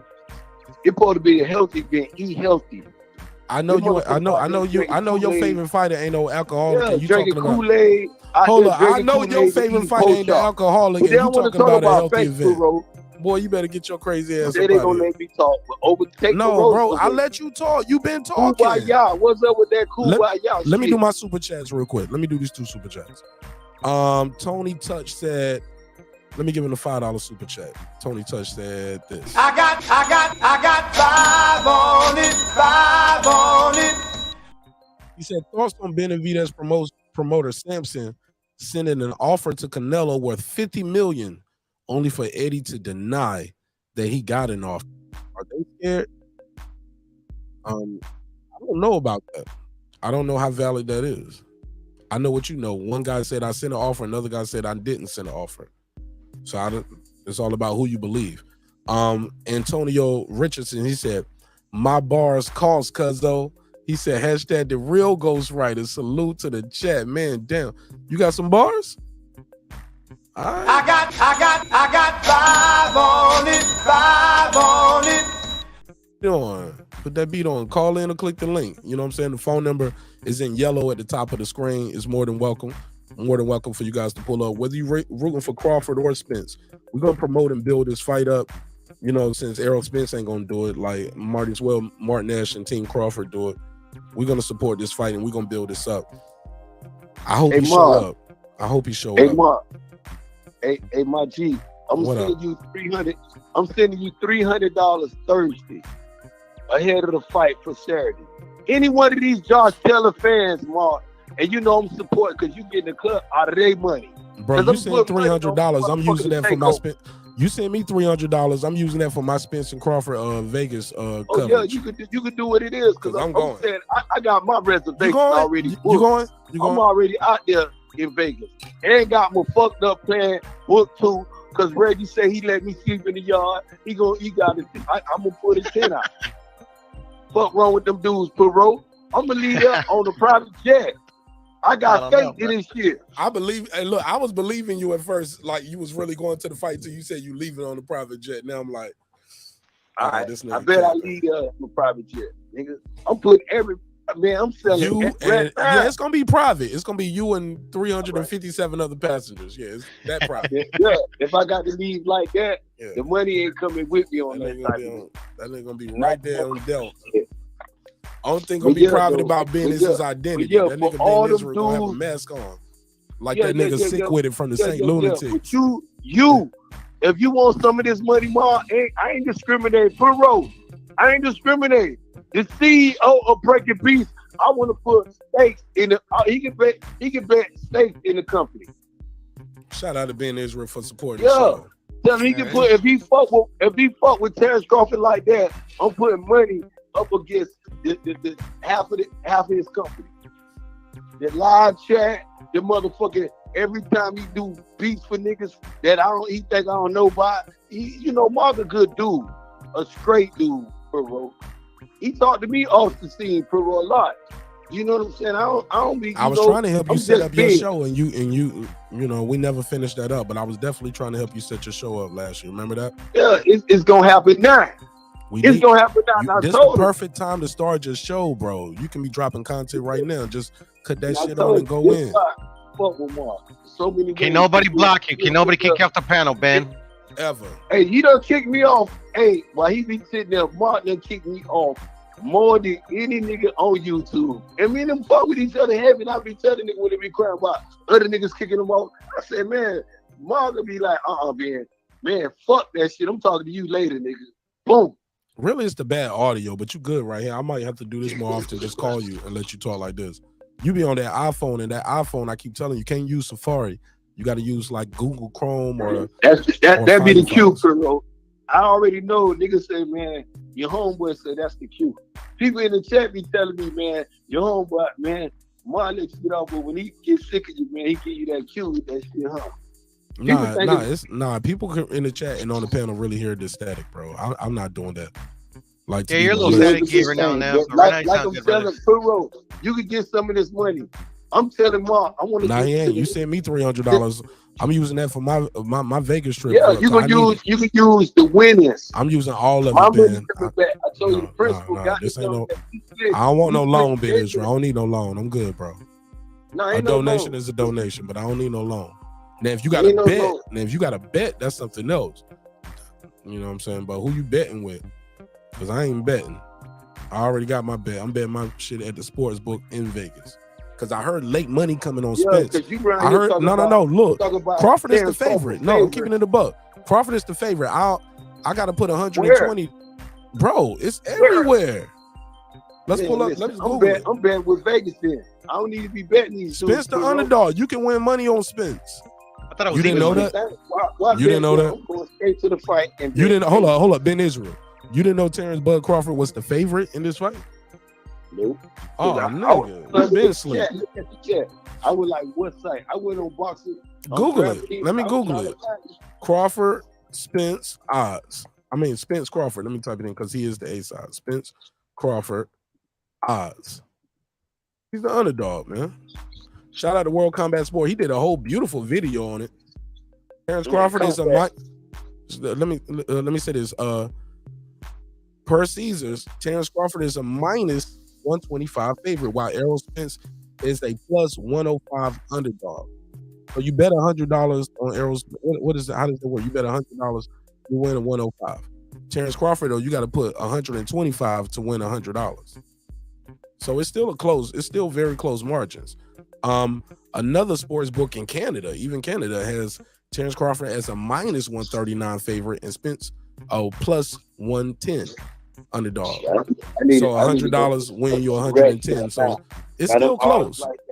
It's still close. I think late money is going to come in on Errol Spence, and it might shift to Terrence Crawford being the underdog. So I'm waiting to get to Vegas. I think I'm gonna bet right there at the book. You know what I'm saying? I'm gonna pull the bad guy right there at the sports book. I'm gonna sign the deed over to the house. I'm gonna take the rolling ring off, the chains, the diamonds, the earring. I'm gonna hand them the keys to the motherfucking Benz, nigga. We can do that. I'm gonna hand them the keys to the Benz with the pink slip, like, yo, on me, nigga. We can be pulling up at Reggie Owens with your deeds, and I'm pulling up with cash. Good thing I have those freaking flyer miles, Marq. I'll book your flight No, when you lose everything. No, Puro, don't do it. Don't try to save him. I gotta help on my boy get home. Shit, he's got fuck that. No, because I told you. And I'm gonna bring that Errol Spence hat with me to Vegas, and I'm gonna leave that shit at the fight. This ain't your first time you talking like this, Puro, that you heard. You better tell Marq. This ain't, man. This is the first time I heard he's gonna put like literally all of his his whole fucking stash on fucking Terrence and shit.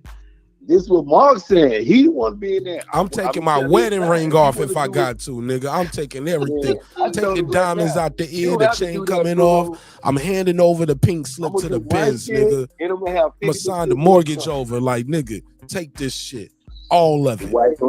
I'm putting it all on the red corner. Terrence Bud Crawford. Oh my, bro, I'm gonna bring her to the fight. I'm gonna take her this bitch too. I'm like, take her. If this motherfucker beat him, fuck my wife for the rest of your life, nigga. I'm out of here. I don't deserve it. Go home to Atlanta without me. I'm gonna bring my birth certificate for my child. You drunk now? He's drunk now. We need to add another topic to the docket, bro. Marq Nash, crazy or genius? If I had the button, I'd kick your ass off now. Oh my god, it's entertainment, man. It's all entertainment. My wife, hey, look, obviously, hold up, fam. Obviously, my wife doesn't watch my show. Hey, look, hey, Ben. Obviously, my wife don't watch the show, nigga. It's all entertainment. It's a hip hop political sports show with a comedy twist. It's all entertainment, y'all. But like, Marq got that Teofimo Senior pack. Oh, hey, Puro, Tell your What up, homeboys. man? What up? Send the money tomorrow. Tell your homeboys. They like Josh Taylor. I like to take over this weekend, Pro. I mean, I think he has a chance, bro. It's gonna be a tough fight, though, bro. So, but he's talking a lot of shit. So, I love it. I'm psyched for the fight. You know, like we shall see if he can I back ain't it gonna up. lie, man. I'm sorry, yo. It's hard for me not to root for Teofimo Lopez. Even with that, keep your black fighters comment. It's hard for me not. I don't think Teo that was a racist comment, right? And a lot of people got mad at me with that statement. Because you're a coon. Yeah. I mean, You know it what is what it is. You cooning. You know what I told him? You cooning for your. Hey, look, you cooning so you can still be cool with the Latino channels on YouTube. Puro, right? When Puro got some Mexicans. Puro a Mexican and got some of his homeboys want to roll on him. Gonna fuck him up. Because he like certain black fighters. Never heard of it. Shit. They ain't gonna do a damn thing to Puro. They ain't gonna do a damn thing to Puro. Hell no. His Not me. homeboys. Puro's a good dude, man. Come on now, Puro. Puro's a good You know what dude. we said. I just live rent free in people's heads. That's all. But it's all good. It's all comedy. It's all Let's entertainment. keep it moving. Let's keep it moving. I ain't giving Let's keep nobody it, no let's shine. keep it. Let's keep it. No shine on. I ain't giving none of these suckers and they struggle channels no shine on my Ain't no block, nigga. struggle channel. That's I'm with that party. I said, hey Ben, I said what I said once. I said it twice. Let's move forward. I ain't giving nobody no shine, especially with no Puro slander on this channel. Let's keep it moving. Go ahead. What else you about to say? Well, you voted. You should have pulled up. Nah, I ride for my dogs, nigga. Let's move forward. That is my dog. Ben Israel, I move jumped on forward. the Ben panel. Israel, do you What listen you or talking do? about? Okay, let me turn him down. That nigga don't listen. All right, so like I was saying, when it comes to Teofimo Lopez and Josh Taylor, this is a compelling matchup. It's an interesting fight, and the reason why I say it's an interesting fight and it's a compelling matchup, this fight matters. I know I tell y'all all the time, all fights matter. People hate that. They be like, you hijacking the BLM movement, nigga. Like, nah, bro. Boxing been around before BLM. All fights matter. And fights matter in this situation. I see a restricted caller. I do not answer block numbers. So unblock your number, click *67, and then you can call the show. But I don't answer block numbers. Sorry. So let me finish saying what I was saying. Puro, this fight is so compelling because I think it's better for the division if Teofimo wins because he's going to be at the division longer. Josh Taylor is any day now, any fight now, he can just say, yo, I'm done with, especially knowing Spence and Crawford got a fight coming up, and give or take how it plays out. We're going to get a rematch, or this shit might be so one-sided that nobody wants to see a rematch and the other guy goes up to 154. Right? So I agree. But I don't know what's going on with Teo. We seen this quote-unquote false bravado for a minute. You know what I'm saying? Yeah. He kind of put this on before and hasn't had some of the most stellar performances. What do you think is going on with Teofimo Lopez? Is he crazy or is he a genius? And he's leaning into becoming the villain to sell tickets because he's not really selling out right now. This is not a pay-per-view event, but I like the energy. I'm sorry, y'all. I know some of my black folks watching the show be like, no, he said keep the black fighters, so we can't fuck with him, Marq Nash. Like, nah, bro. I've heard worse in my life. This, you know what I'm saying? I've heard worse, and I understand his frustration. I can empathize and sympathize with Teofimo Lopez, but what I'm not going to do is act like the kid isn't a talented fighter. And also, Josh Taylor is on the layoff. Josh Taylor is coming off a crazy fucking layoff. Teofimo this is gonna be his third or fourth fight. You know what I'm saying? So that shit is gonna be interesting. I think activity is gonna be a key. What you think, Puro? And I'm gonna bring Ben Israel back in. Yeah, I think you made excellent points too. And I know you said I was crazy or hating or whatever you said the last show, but I actually think that he's got Josh Taylor. I don't know, shook. I wouldn't go that far, but he's got him out of character. Usually, Josh Taylor and all the lead ups I've seen him in, he's the one that being the bully. He's the one being the loudmouth. I mean, he's the one that's getting into altercations like in front of literally in front of Jose Ramirez's parents and shit like that. You know, follow him into their hotel room and shit. You know, which at the end of the day, he likes to play mind games, and that helped him in that fight and in other fights. Go ahead, Benny. You know, Perot. Get closer to the phone. Ben, get closer to the phone. You can hear me now? Perfect. Go ahead. You know, Perot, when Till made that statement, I was ecstatic. I was loving this shit. A lot of people got mad at me. My people got mad at me, Perot. They said Teofimo is a racist. No, he had a nigga moment, Marq. Yeah. He experienced what black people been going through all their life and blamed it on black people. This why it was so funny. You could Top Rank and have the black fighters. When was Top Rank put niggas on their platform and start they the face of Top Rank? And they had great fighters. Muhammad Ali, Floyd Mayweather, Fidel Whitaker. When has Top Rank put any of these dudes as they and Terence Crawford, they latest and greatest? Marq Nash. They even had Terence Bud Crawford. When has Top Rank put a black man as they face and they Floyd Muhammad, come on, man. And I'm missing names. I'm missing names. And when has Top Rank, Teofimo Lopez had a nigga moment. He went into a nigga state Perot,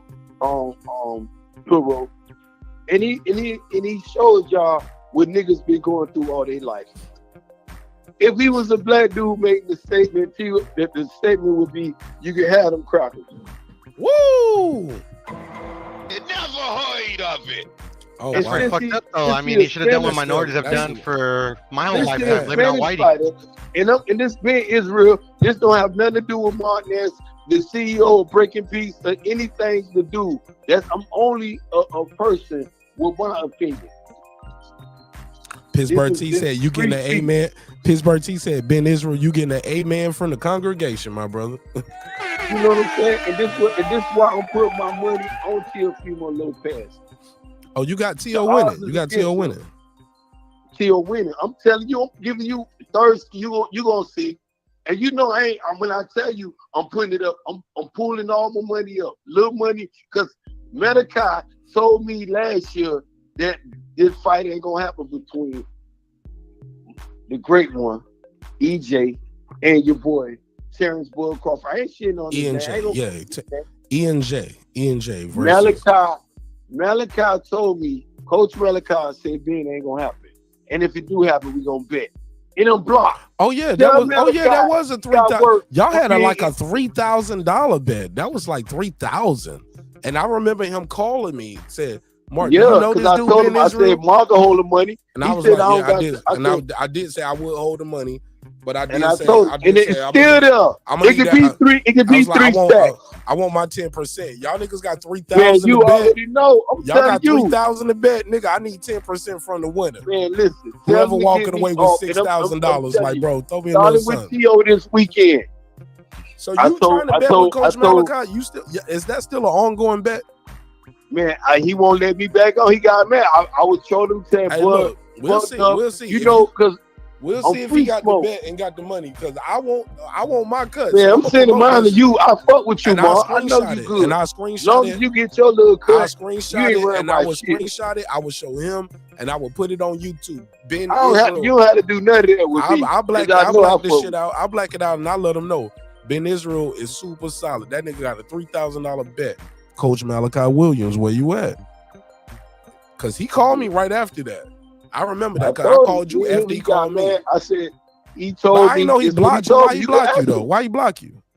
Because after the fact. I don't think Coach blocked you, dog. One of his family, one of the fam over there might have blocked you, dog. Coach wouldn't have blocked you, dog. I don't care. You really have I pull back up.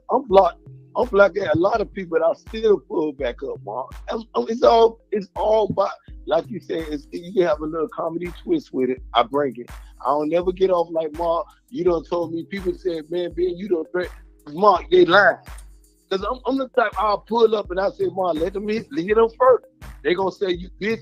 When they call me out my name, it's free smoke. You ain't gonna talk to me because I'm very respectful. I had a father and a mother. Absolutely. Not no mama and no daddy. Fuck what they talking about. I was raised with principle first, so I ain't gonna throw no stones. But I was taught I ain't gonna sit there if you throw a little pebble at me, Pro. I ain't gonna pick that pebble up and throw it back at you. I'm gonna pick up a bigger brick and fire that shit back off at you. That's what makes them mad. Fucking right. Yeah. I was telling somebody the other day, I was like, bro, when I get to Vegas, you think you're gonna touch my brother or my sister or my wife or me, vice versa, and we just all gonna be like, well, it's a fair fight. Like, nigga, we about to jump you, dog. You touch a hair on one of mine, you touch a hair on one of mine, I'm gonna take the head off one of yours, dog. Like, if you can't take a win or a loss, cause I don't be out here threatening content creators, dog. Like I move different from Ellie, but also in Seconds Out and some of the bigger channels, I move different from them as well. But I don't be out here threatening no content creators. I don't do diss videos. You know what I'm saying? My brother, if you touch me, dog, I'm sorry. You're gonna find out I'm everything you thought I was and more. I'm a motherfucking monster, dog. Nigga, you dealing with a pit bull in real life.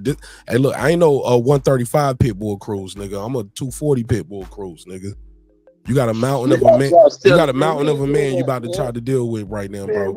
And I carry my shit well, dog. I'm out of see now. I'm serious, dog. Like, and I got love for everybody. But one thing we ain't gonna condone. One thing we not gonna condone. Let me finish talking, Ben. Damn, Ben, that nigga talking all over me on my shit. One thing we not gonna condone is violence outside of a boxing ring or an octagon. Cause all of y'all niggas know where we at, and y'all know y'all can set that shit up. Shout out to Coach Ed Morris, Douglasville Boxing Gym in the building. We'll set it up with Coach Ed. We go right there to Douglasville Boxing Gym, bro, and we can sponsor this shit between content creators and however y'all wanted to go. Cause I got love for a lot of y'all, and I know some of y'all want to get y'all shit off, but I'm telling y'all, don't be going to fights thinking you gonna fight the referee or the fight, or thinking you about to, you know, it's not gonna be what you think it's about to be, dog. You know what I'm saying? This ain't no movie, dog. It ain't no 10-second rule. It ain't no 10 count rule. You know what I'm saying? Like, motherfuckers about to jump you, dog. And look, and if I'm with some of the homies up here, and 9 times out of 10, I'll be with the homies. Bro, I'm not gonna let you do none of them neither, bro. Bro, you think I'm gonna let you slap the shit out of Pittsburgh T right in front of my face and I'm be like, damn, Pittsburgh T, that was cold. Man, what you gonna do next? Bro, man, we got to jump you, dog. We about to beat you up. And be gone. Say where I come from, Mark. You better leave me and my homies alone, dog. When you with Mark Nash, you with Mark Nash, dog. You know what I'm saying? And everything that come with that. And we gonna have a good time. We gonna eat some wings. We gonna have a good time. And I ain't with no drama, dog. I ain't with that fuck shit. But I'm tired of hearing motherfuckers threat niggas on YouTube, but won't set up a sanctioned boxing match. Set it up. Set that shit up. Set that shit up, and we can square that shit up, and y'all can get that shit off. But bro, when I come to Vegas, I don't come to Vegas to go to prison or murder nobody or to be murdered.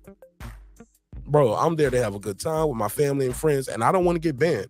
I think somebody told a story the other day about how this homie got banned from all this casino shits. Like, he got banned from all the MGM Grand and casino shits.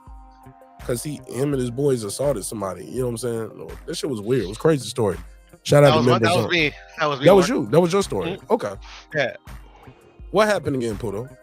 Well, my homie Dale, God rest his soul. We were playing poker. And damn, shit. Man, you ain't have to say his name and make us feel bad. But God bless the Dale. Salute. Salute to Dale, man. Dale was a real nigga. That's one of my real good buddies that I met through my one of my best friends, man, and I miss him, man.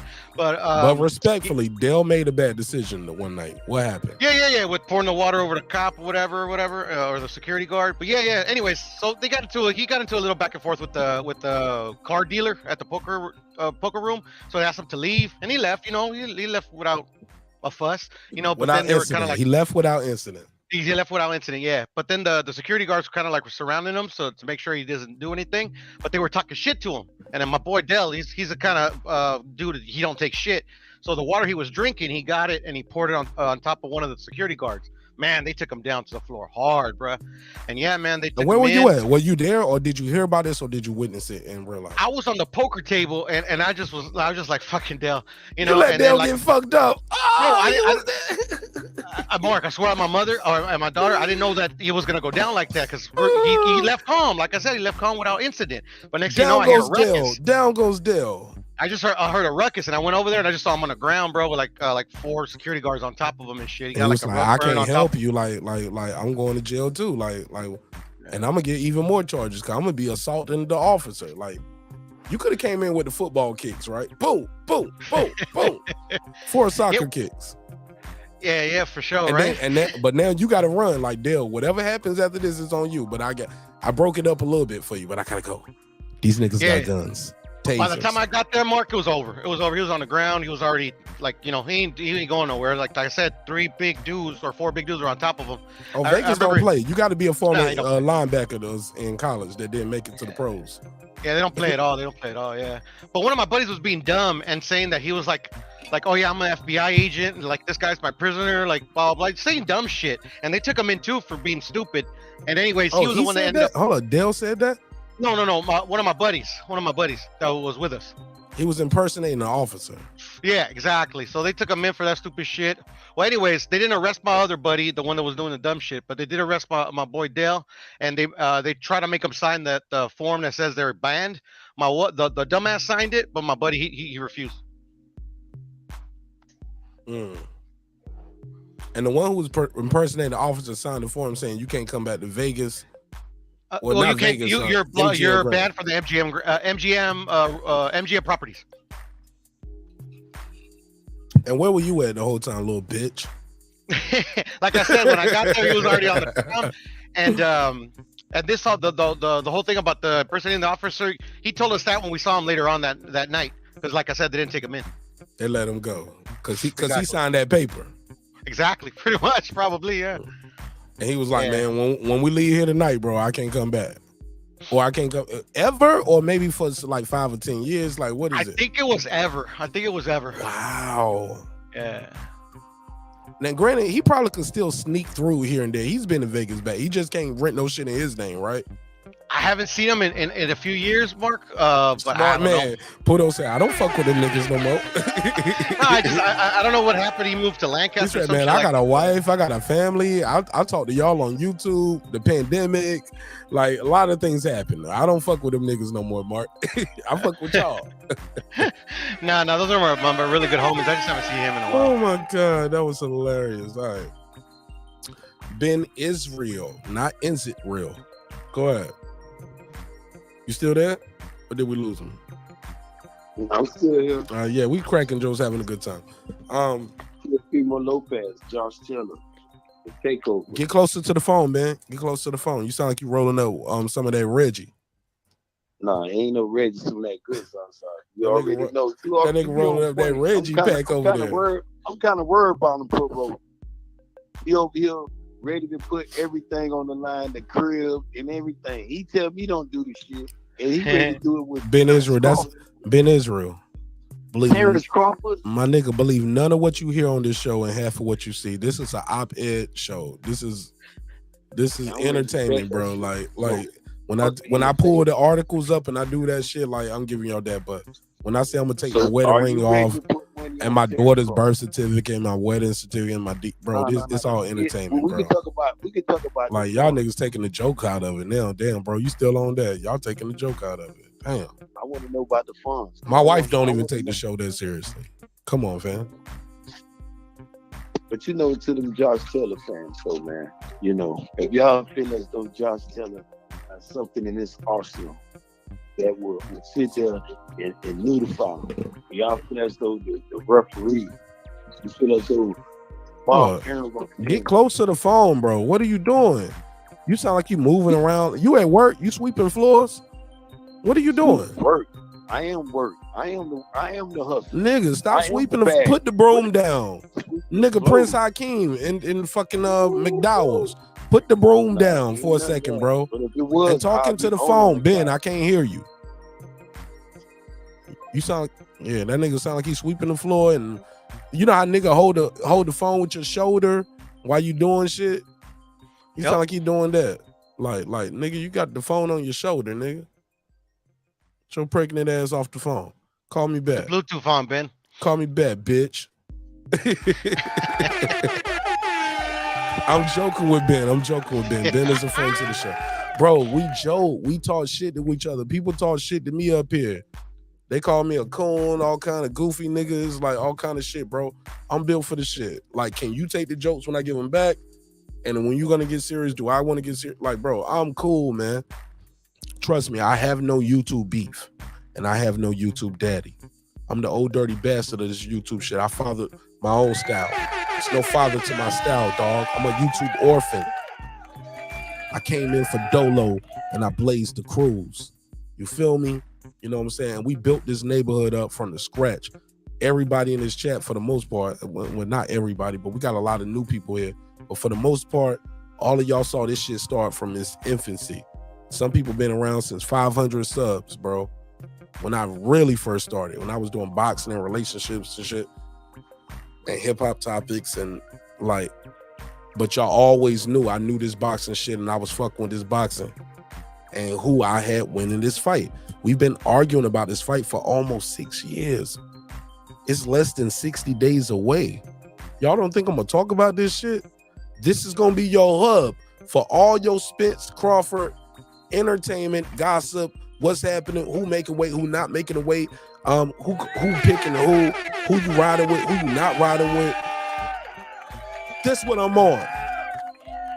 And some people don't like it. Now, a black helmet, bro. Don't do no homo shit in the chat. Now I don't block niggas for nothing, bro. But when you start, like, if I block you, you doing some weirdo shit. No homo shit. No, we ain't gonna do that. Unless we talking about your favorite fighter, right? That's what he do. Oh, okay, I'll leave that alone. That nigga said he want to give Marq Nash a blowjob. What the fuck is he talking about, Porto? Matter of fact, wrong button. Pause. It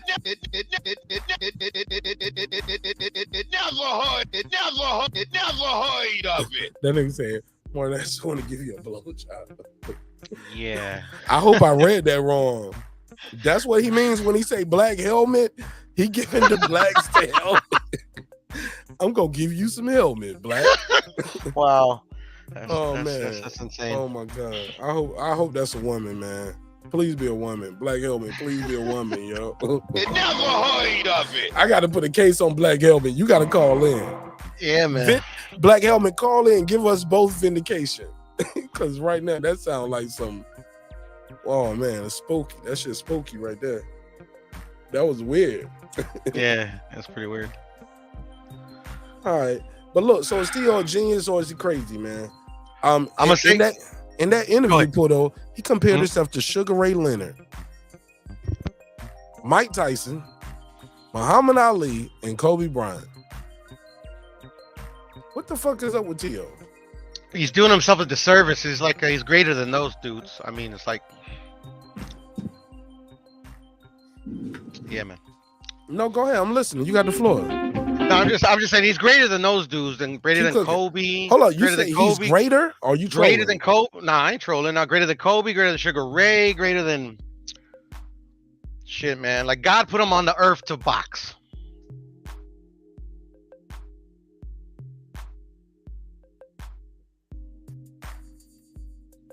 See, no rebuttal. Puro speaks the facts. That's what I'm here. That's why I'm here. No. But all jokes aside, I mean, he's doing a hell of a job of building up the fight. I'm looking forward to it. You just better back it up. As long as shit. That's like I always say, man. As long as I get, hopefully we see a good fight. Worth our I don't know if this is not pay per view. I don't think, right? Worth the price of admission. I don't really care who wins.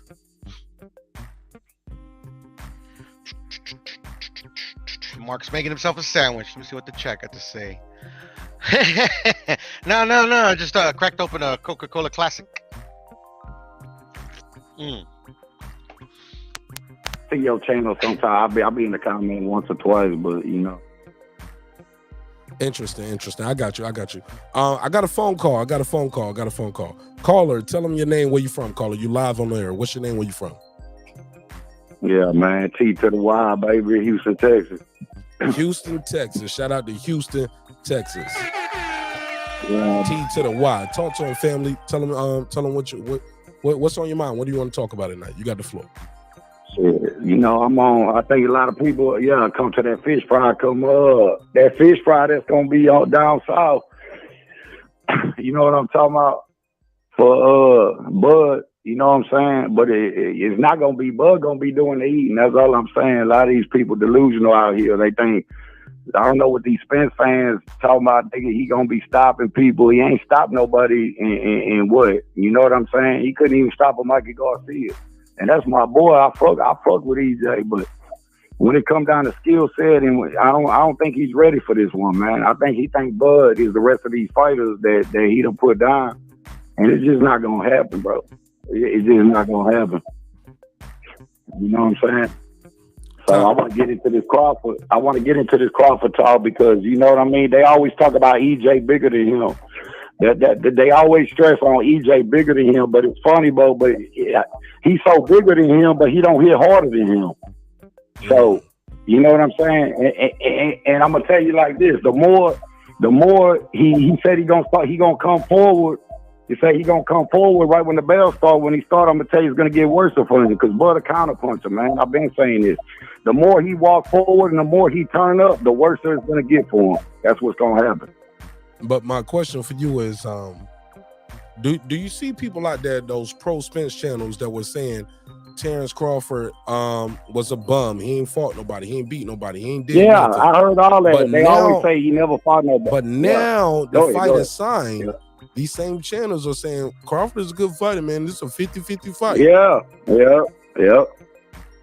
Why is that? So you looking at it like I'm looking at it. That's what I'm saying. These first of all, nervous. Look, and that's what I'm saying. Like I never shit on EJ, bro. He a Texas boy, man. But at the same time, I'm not gonna be. You gotta understand, the majority of people, no matter where you from or they go with who you look like and all that stuff. I'm not that type of thing. Look, man, I never go against a Texas boy, but at the same time, when you want to keep it real with me and ask me, I'm not gonna say this man's gonna win just because.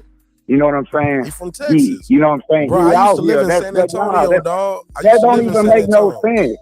Yeah, that don't even make no sense. I'm not either because I'm gonna tell you this. Look, I've been getting jibbed. Look, some of these judges, like I always got to worry about the judges in these fights for what I've seen the last couple of weeks, and we might have our differences in the last couple of fights that have been happening. But these judges, but that's what I'm saying with Bud. It's two fighters. I ain't gonna lie to you in boxing that it's certain fighters that I feel there's only two or three to me, a couple to me that I can feel that'll come through on my money. You know what I'm saying? Where it won't go to the scorecard or I won't get fucked over. And that's two fighters. That's Tyson Fury and that's Bud Crawford.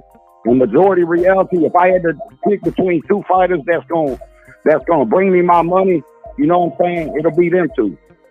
For real though. Yeah, man. I think. But this stuff that they're saying that he gonna walk down Bud and he gonna walk down. You gotta understand. I don't know how you feel, but the more that Spence turn up. If you watch Bud, if you watch both of these fighters without biased eyes, and realize the more that he gonna turn up in this fight, because it sounds good. I don't believe he gonna keep walking forward to him because he gonna get hit with something. He gonna get. I'm telling you. The more he turn up, the worse it's gonna get. I'm telling you, because you already know how Bud get when they turn up against Bud. It's a buzzsaw. It's like walking into a bud. Buzzsaw, exactly. It's like a honey badger. You ever seen a honey badger? Bud is like a little honey badger, dog. I know it's a different state, but Bud ain't the biggest. He ain't the tallest. Muscular wise, he don't supposed to be able to do what he do. But that motherfucker is different. I've seen a honey badger run down a porcupine and the motherfucker got all the thorns still stuck in his back. I seen the honey badger, get off a pride of lions, man. Like that motherfucker is vicious. And look, check this out, bro. Look, now tell me, and this go too in the streets too. Just because you bigger don't mean you gonna win a fight. Like they always want to compare his size. Dog. Size don't mean a motherfucking thing. I've seen so many people in the penalty, small as hell, put these big boys on their pussy, man. That shit don't mean shit. Them big Skills win motherfuckers fights, don't know bro. how to feel. Bro, Size don't win fights, man. No, you know Skills win fights. And also, experience. Like, I know what it feel like to get punched in my face. Most motherfuckers don't know what it feel like to get punched in their face. Because they never been in a fight. They never Just been in square a it up, fight. bang, bang. They never been in a And now fight. what you gonna do? That nigga act different when he get hit. He start doing the I'm stanky telling you, exactly. You see what these people do when they get hit by Crawford, though, man. And you got to look at it like they always say Bud, and they always say a lot of fighters, they don't fight nobody. But what you fail to realize is coming into this fight July 29th, at the end of the day, no matter what they say about Bud, he just stopped everybody at 147. I don't give a fuck what you call him, a janitor or a motherfucker. I don't give a damn. A Burger King manager, he stopped everybody at 147. And I know a lot of people say they got the eye of boxing, but if you've been watching Bud, I just don't see, bro. Look, you got a good fighter against a special fighter, bro. You know what I'm saying? Errol's a dog. Don't get it twisted. He a dog. But I'm gonna tell you, that style right there is gonna be tailor-made for Crawford, especially when he turn up and he walk towards him. He's gonna get kicked. He's gonna get caught with counters, man. I'm telling you, just watch what I tell you. There's gonna be a lot of people come missing, bro, from July 29. Mark my words, I'm telling you. Nah, brother, I'm right here with you, and I'm telling you, I see them hedging their bets already. That's my issue. Yeah. You can't call the man a bum for the last 6 years, and now the fight is less than 60 days away, and y'all telling me, oh, leave it alone, or let's see what's gonna happen, man. Both of these guys are good fighters. We need to respect both. Nah, fuck that. Y'all call this nigga a Been bum. waiting for this shit for 5 years, bro. Then you talk about this side of the street, that side of the street, this. And look, I'm gonna tell you something, Mark. This is what I said a long time ago. And it's not no coincidence. I said it 4 or 5 years ago when I watched Bud fight. I said, I'm going to tell you, they're not going to put Bud up against Errol, bro. And when all that bullshit started with this side of the street, that was one red flag right there. And I always believe this. I don't know how you, but I always believe Al Heyman never wanted to put Spence against him. And it's not a coincidence that this fight's happened 5, 6 years. You can sit there and say, they can sit there and go with the narrative that, oh, well, it takes, you know, they gotta hype up the fight. They gotta let it marinate, and it takes, man, Bud's damn near fucking 35, bro. The Bud's 35 going on 36, bro. They know what they were doing, bro. It's not no coincidence. Todd, you know let me add something to what you said, and Pudo can agree to this too. I got my boy Pudo here, and he's rooting for Spence. He thinks Spence gonna win. But sometimes he knows boxing enough to know what I'm saying right here is very possible. Sometimes they do age fighters out. They do freeze you out. That can happen. They do. But also, I don't think they anticipated Errol Spence at extracurricular activities and how it affected his boxing career and everything that's going on with him. They could not have anticipated that. It's hard to be a Floyd Mayweather, dog. You think you got the next Floyd Mayweather, but no, you got the next nigga that's trying to be a rapper. You got the next Adrian Broner. You get what I'm saying? Yeah. That granted, he ain't in there losing his fights. He's still winning. But they ain't in there putting him in there with LaMarcos Madonas of the, you know what I'm saying? Like they learned from the Adrian Broner mistakes. Broner, they learned from that, exactly. But I never this shit thought gonna catch up with this dude. That lifestyle is catching up with him July 29th. You can't beat a pound for pound all-time great like Terence Crawford. And I think Terence Crawford, some people don't think he's that, but you're going to see now on this day. This is part of his legacy and that's his a good journey. point. I don't understand how you can watch it.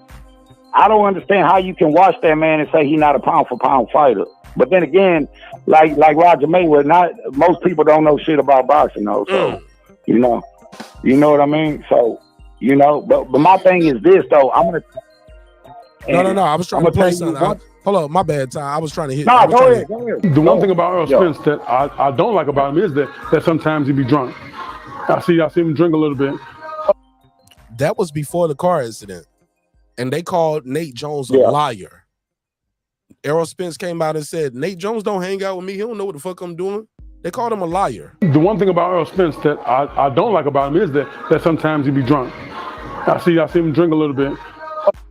Ain't no motherfucking drunk coming off 3 car accidents, 469-day layoff. He got in another accident on December the 10th, the same day Terence Crawford fight. So he's coming off another incident.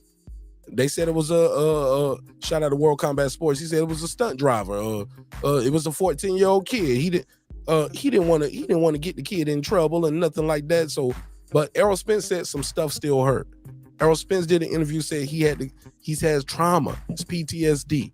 That guy ain't about to be a pound for pound great like Terence Crawford. It's not about to happen. Whether you call him a modern day great or whatever. Yeah.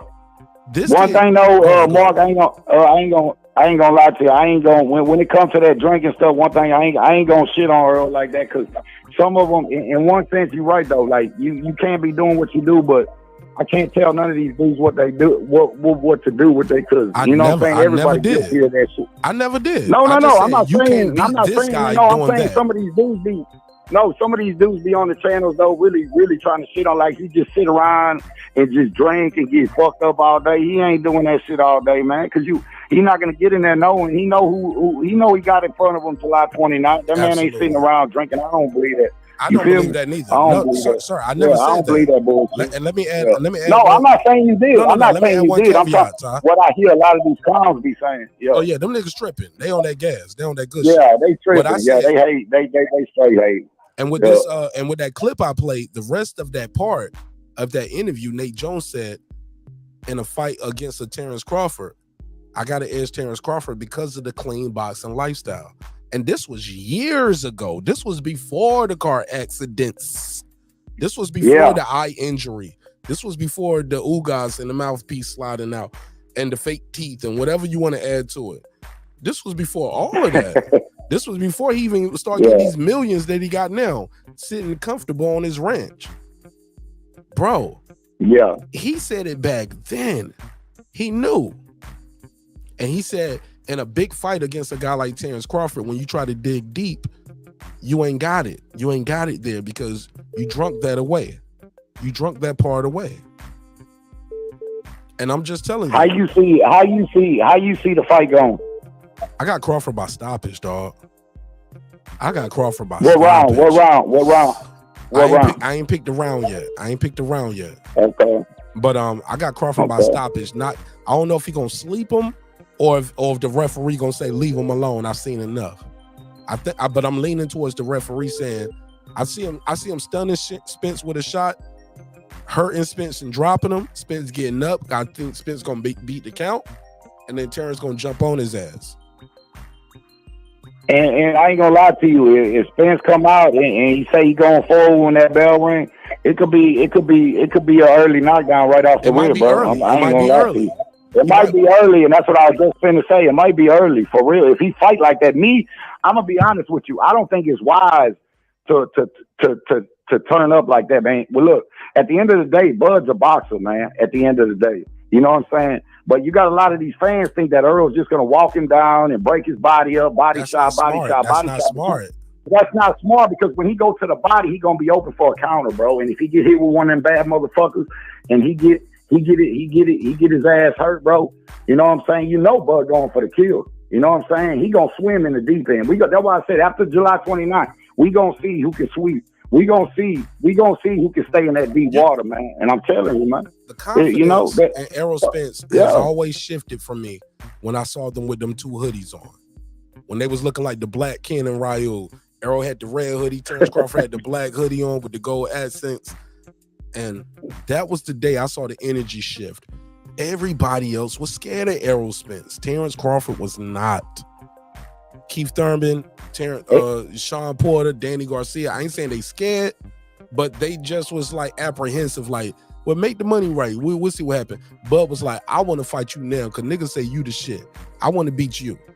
And this was years ago. And I was so disappointed when Errol Spence said, you on all that shit Errol Spence said, man, cause I used to live in Texas, dog. I know some real Texas G's, nigga. They ain't on none of that shit where it's on, where I'll fight you 5 or 6 years. Bro, what? Them niggas would have fought in that alley right then. The motherfucker, well, let's set up a sparring match tomorrow then. Fuck all the business shit. We can do the business too. But I just want to let you know what the fuck you up against. So you can bro, they ready for that shit tomorrow. But I get it. Errol's the businessman. But look, I appreciate you calling in, Ty from Houston. Yeah, for sure, man. I just want to get in real quick. I ain't gonna be too long, man. What's your name in the chat? What's your name in the chat? I don't even see you up here. TY, man. TY. I don't even see you. Yeah. I haven't been in. I don't think I've seen it on like late night when I be up. You know what I'm saying? How'd you find my show? How'd you find the show? How did you find it? Man, like stuff will be popping up on YouTube, and you know what I'm saying? I done seen it. You know what I'm saying? Just certain things be popping up. You know what I'm saying? Because I've been on a couple channels. Cool. So I'm tapping the algorithms. Pause. I'm tapping them algorithms. Like it's just popping up. All right. So I appreciate you fucking with me, man. Hey, look, win, lose, or draw, man. I wish you nothing but the best, dog. All right, man. You see me again. I appreciate you. Don't be a stranger. Peace. What do you mean by that? Your back is broken. What, a vertebrae or what portion? Spinal. Shout out to Big Texas in the motherfucking building, man. Whether we agree or disagree, I respect everybody who can click that link or can call in. Everybody else, I kind of give you a side eye because if you can type all night, you can call in real quick. Even if you're at work, you can call in and get your 2 minutes off. You know what I'm saying? But I respect those who bold enough to call in and voice their opinion, whether we agree or disagree. Shout out to Ben Israel. He stood on his tonight. Pause. Santos, welcome home. Welcome home. Welcome home. How you feel, sir? Feeling good, man. Well, actually, I'm a little lonely, man. I ain't gonna lie. I'm driving tonight. All my girls asleep. I guess it's television and boxing. Man, don't bring me down, nigga. You sound like you on some Quaaludes and shit. That nigga sound like he took that blue chew and ain't nothing to chew on. ain't nothing to spill it on. Hell yeah, he was like that nigga tapping on that. Hey, look, that tap on the shoulder ain't working tonight. She ain't rolling over. She was like, hell no, nigga, I ain't fucking with you tonight. I got shit to do in the morning, and I just got my hair done. That nigga trying to break her back. Right. Shout out to Santos. Yeah, I would like to be sawing somebody in the half right about now, to be honest with you. All right, man. But all yeah, right, well, man. It ain't nothing but hard legs over here, nigga. You on the wrong channel tonight. Hey, this fight right here, man. This is fight I've been waiting for. Speak up louder, Santos. Let me see if I can turn you up. I'm not on my headset. I'm on. There you go. There you go. Whatever you just did, that helped out. Go ahead, talk from there. But yeah, I'm in the house, man. I'm already booked for everything with that fight, and so I kind of miss. I'm kind of mad because I forgot the first few hours of that pre-sale. I didn't catch on until a few hours later, but I got in where I fit in. I'll be there, and I'll be. I got everything already booked up and paid for and just ready to go, man. Get back closer to the mic, Santos. Yeah, I'm same spot. It's probably going up and down. There you go. You good now. You good now. Whatever you did, that's better. Go ahead. Yeah, I was just saying I was booked up for the fight. I'm ready to go. Good to go. Can't wait for it. Well, I have to.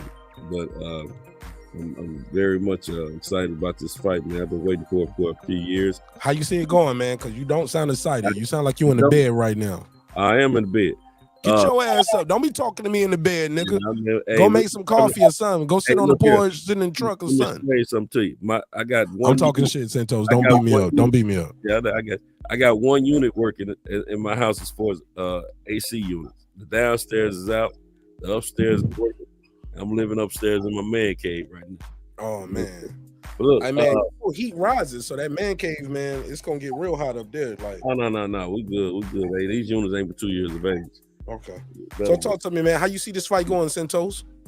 Man, honestly, man, I see a 50-50 fight. I wouldn't be surprised if it goes all 12 rounds, but I know everyone feels that it's going to be a 10 or 11 round stoppage. That's what I've been hearing. I don't know. I'm a Bud fan first, then I'm an Errol fan second. But I'm a boxing. Well, let me back to. I'm a boxing fan first, then I'm a Bud fan, then I'm an Errol fan. But I'm gonna tell you, man, I don't know who is going to stop who. I don't if there's going to be a stoppage. Not surprised if it goes 12. And I just think I'm just looking for a great fight.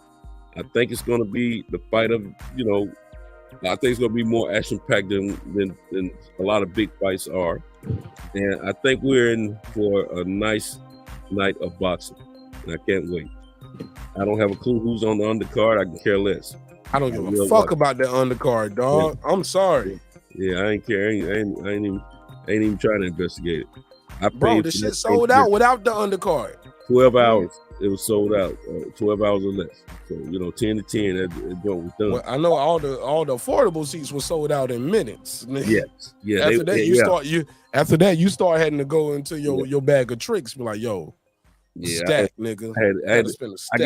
I got one of the cheapest tickets I saw that was left. That's why I was mad about not getting in at 10 a.m. I didn't get in till like 1 because I forgot and I had my grandbaby. Bro, I was right there, bro, and I still couldn't get the first available ticket I saw was like $3,500. Don't on the floor. I was right there. Yeah, I didn't. Right there. I got one in Section 8 for $1,005, man, before the fees. Yeah. That was one of the increments. That's above, just above the floor level. But I'm not upset with my seats. That's right around the section that the area where I normally sit anyway. So I'm good. I expect that ain't about boxing. I ain't gonna talk about that.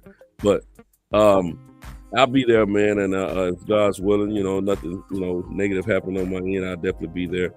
And I am very excited about, what we're gonna experience that night. It doesn't matter if you can't make it into that fight or not. Look at that fight that night. You're going to have an enjoyable night of boxing. Because this is the fight we all been waiting for. I knew this fight was going to surpass what those kids did a couple months ago, Ryan and Tank. Yeah. I've been telling everybody, that was a big fight. Big fight, major. It was major. They needed that. That was the start of it. And that was primary. Well, let's give kudos to Tank. He started off this year on the 7th of January. But I knew that that was going to be a big fight for the U.S. as far as him and Ryan. But this fight is for the world. This is going to be watched around the world. Mark my words. And it's going to be these fights are setting it off to put boxing back in the forefront where it needs to be. Put eyes on boxing. They're going to bring in people from different walks of life as far as sports, and they're going to be checking it out. And I am excited about it for the sport of boxing. I'm excited about it for us, the fans, and I'm hoping and praying that, and it seems like it has, kind of calmed down all this back and forth about who's ducking who. These guys were never ducking each other. There was a process these guys had to go through. Unfortunately, it wasn't until I like it. His organization prompt him to do it a certain way. 1,000,000%. It's business, dog. Another way. So it's business. They're getting their bread. They're getting the fight that they want, the two of them. Shout out to Errol Spence because he kept his word. He admitted that his team was trying to force him to fight someone he didn't want, and he said, "Hey, I'm a man of my word, and I wanted to fight Terence, and that's what I meant I was going to do." Shout out to Errol Spence. Man, I respect that brother for that shit, man. Let me give him the drop. Hey, look, Errol Spence being more real and authentic than the people that's riding for him in the chats and on these channels. They still, you still got a lot of people. They want to push them narratives, and they want to, they want to. Why we can't take Errol Spence the truth for his word? He said, "Look." The man said, "Look, they wanted me to fight Keith Thurman. They've been pushing for that." Keith Thurman said we was trying to put the political squeeze on Errol Spence. Yep. They in denial. And real boxing fans knew it from the beginning, but the narrative push. I hate to use this term, but the ones that was trying to deny that they really follow boxing, know boxing, but they were being all silly.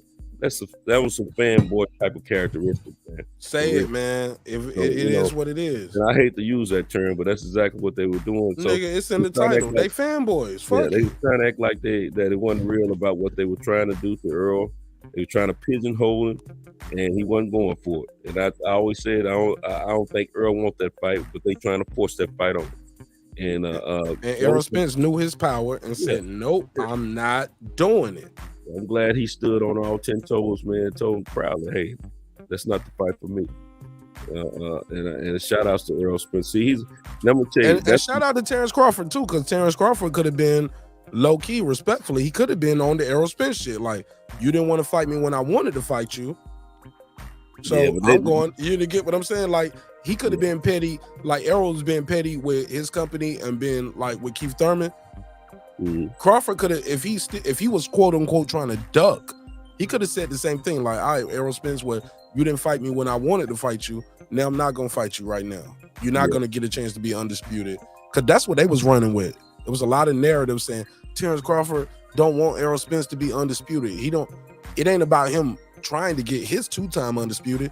He don't want Errol Spence to get a chance at undisputed. That's where they was going with it. Yeah, that's because they wanted sucker shit. That's because they didn't want to point the finger at the organization that was really prohibiting some things from happening. So why is that so hard though? To just say, hey, look, well, it's just what it is. You know, fanboyism is that's what they do. It's because Al Hammond black and they don't want to seem like they're going against the black man, but we can tear down all the other companies because they white. Yeah, and I'm gonna call a spade a spade. I don't care what color they are. If they mess with facts, dog. That's why you fuck with me and I fuck with you too. Shout out to Shawn Moore too. Shawn Moore know what's up. Yeah, shout out to Shelton. That's my boy, my man. He listening right now. He on that third shift. He on that third shift. Yeah, I'm gonna tell you, man. At the end of the day, the characteristics of these two guys was genuine. Errol wanted that fight. He did say, "I'm gonna take care of business over here, and then I get with you." He did say that, so he kept his word about that so far. And Terrence has been pushing the envelope, just like Ryan Garcia was pushing the envelope about trying to make the fight happen. And Terrence never spoke the words that Errol was ducking him. Never spoke that. He said his business. He said his business. Finger at the organization that was representing him, which was the way to point it out and address it from the get-go. Same thing we've been saying for the longest. It's not Errol. It's not Terrence. It's the organizations, the business. Hey, look, and then we found out why the whole time from January to May, why people was making these Crawford duck debates and diss videos, whatever they wanted to do, or vice versa with Errol Spence. And guys who were saying Errol Spence was a duck and blah, blah, blah. Come to find out these dudes was talking the whole time. Stephen Espinoza said, we never stopped negotiation. Errol Spence, Terrence Crawford, like, yeah, we started talking back in January. Yeah. Like, the fight was December the 10th. They was on the phone talking to one another in January. I knew trying to make this fight. When Crawford came out with the video telling, and you can jump in whenever you want to too, Puto. For sure. When Crawford was talking about how the fights broke down and didn't happen last year, then he put the video out. I knew him and Errol was talking to him. Remember, he said he called Errol and told him about the $25 million for each. So, and Errol confirmed it, you know, that the conversation they have. So that let me know that they were conversing in, and to me it was sort of, but not the same, different, but sort of. It was sort of like when Wilder was trying to fight AJ and vice versa. Those two guys wanted to fight each other. They wanted to get that because that bread came up, that $50 million. But the business of boxing hindered that fight from happening. And of course, everybody want to get into a debate and argument about why didn't Wilder take the DAZN. Bump all that bull crap. The bread was on the table at first for $50 million minimum guaranteed for AJ. But of course, the business of boxing didn't want to give up leverage on that side of that matchroom. And then this time it was PBC on this side. But then when Errol said, hey, I'm not fighting Keith, bump the bull. So he started talking to Terrence. So even more. He got more involved with the business of it, and bam. When fighters want to fight, they'll fight. Period. Tekken Ryan says you're welcome, by the way. Nah, they was already in the works before that. Yeah, they've been talking. But see, with the other piece and caveat to this that a lot of people don't want to admit to, last year, Showtime couldn't make that fight come together all the way because of the bread. They knew there was an acquisition. Acquisition about to happen with Disney. So you know, all that business had to take place, and then they get a new projected budget to work with. They can make all these fights happen. Everything's pushed off to the beginning of this year. A lot of people don't want to think about and talk about that either, but that's real about business. Right. And that's why they needed the fight to be next year. But Bud was like, nah, I told you I wanted to fight this year. And they was like, shout out to you, because you always stood in your square when you was like, look, man, I ain't mad at the man saying I need to take care of my family. And get that bread, I got a business. I got people I provide for. It's not just me. Absolutely. No. I'm not going to turn down. And even when Bud said the reason why, he was like, when he did the Brian Custer interview, was like, you didn't think you should tell PBC about it, like to leverage it? He was like, nah, because when you in these kind of negotiations, and I like how he said it, he was like, no, listen, man, when you in these type of negotiations, and he trying to tell Brian Custer, he giving Brian Custer some game right now. You know what I'm saying? I can see the way it was moving. He was like, listen, they're gonna say that's a duck. Yep. They're gonna say it's a duck if you do it. Well, go ahead and do it. And if you ain't got that already secured, you know what I'm saying, and you just using it as a bluff, and you ain't got it secured, or you ain't got the okay, like, okay, look, I got that, that's cool.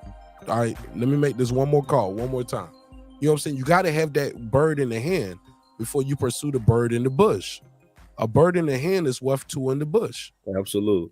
And let me say this. So he said, if you do it, if you bluff him, if you bring it up in these type of negotiations, because Terrence know what it was going like. He was very involved. Yeah, very involved. And he said, you know what? They're gonna use it as a duck. I already get it.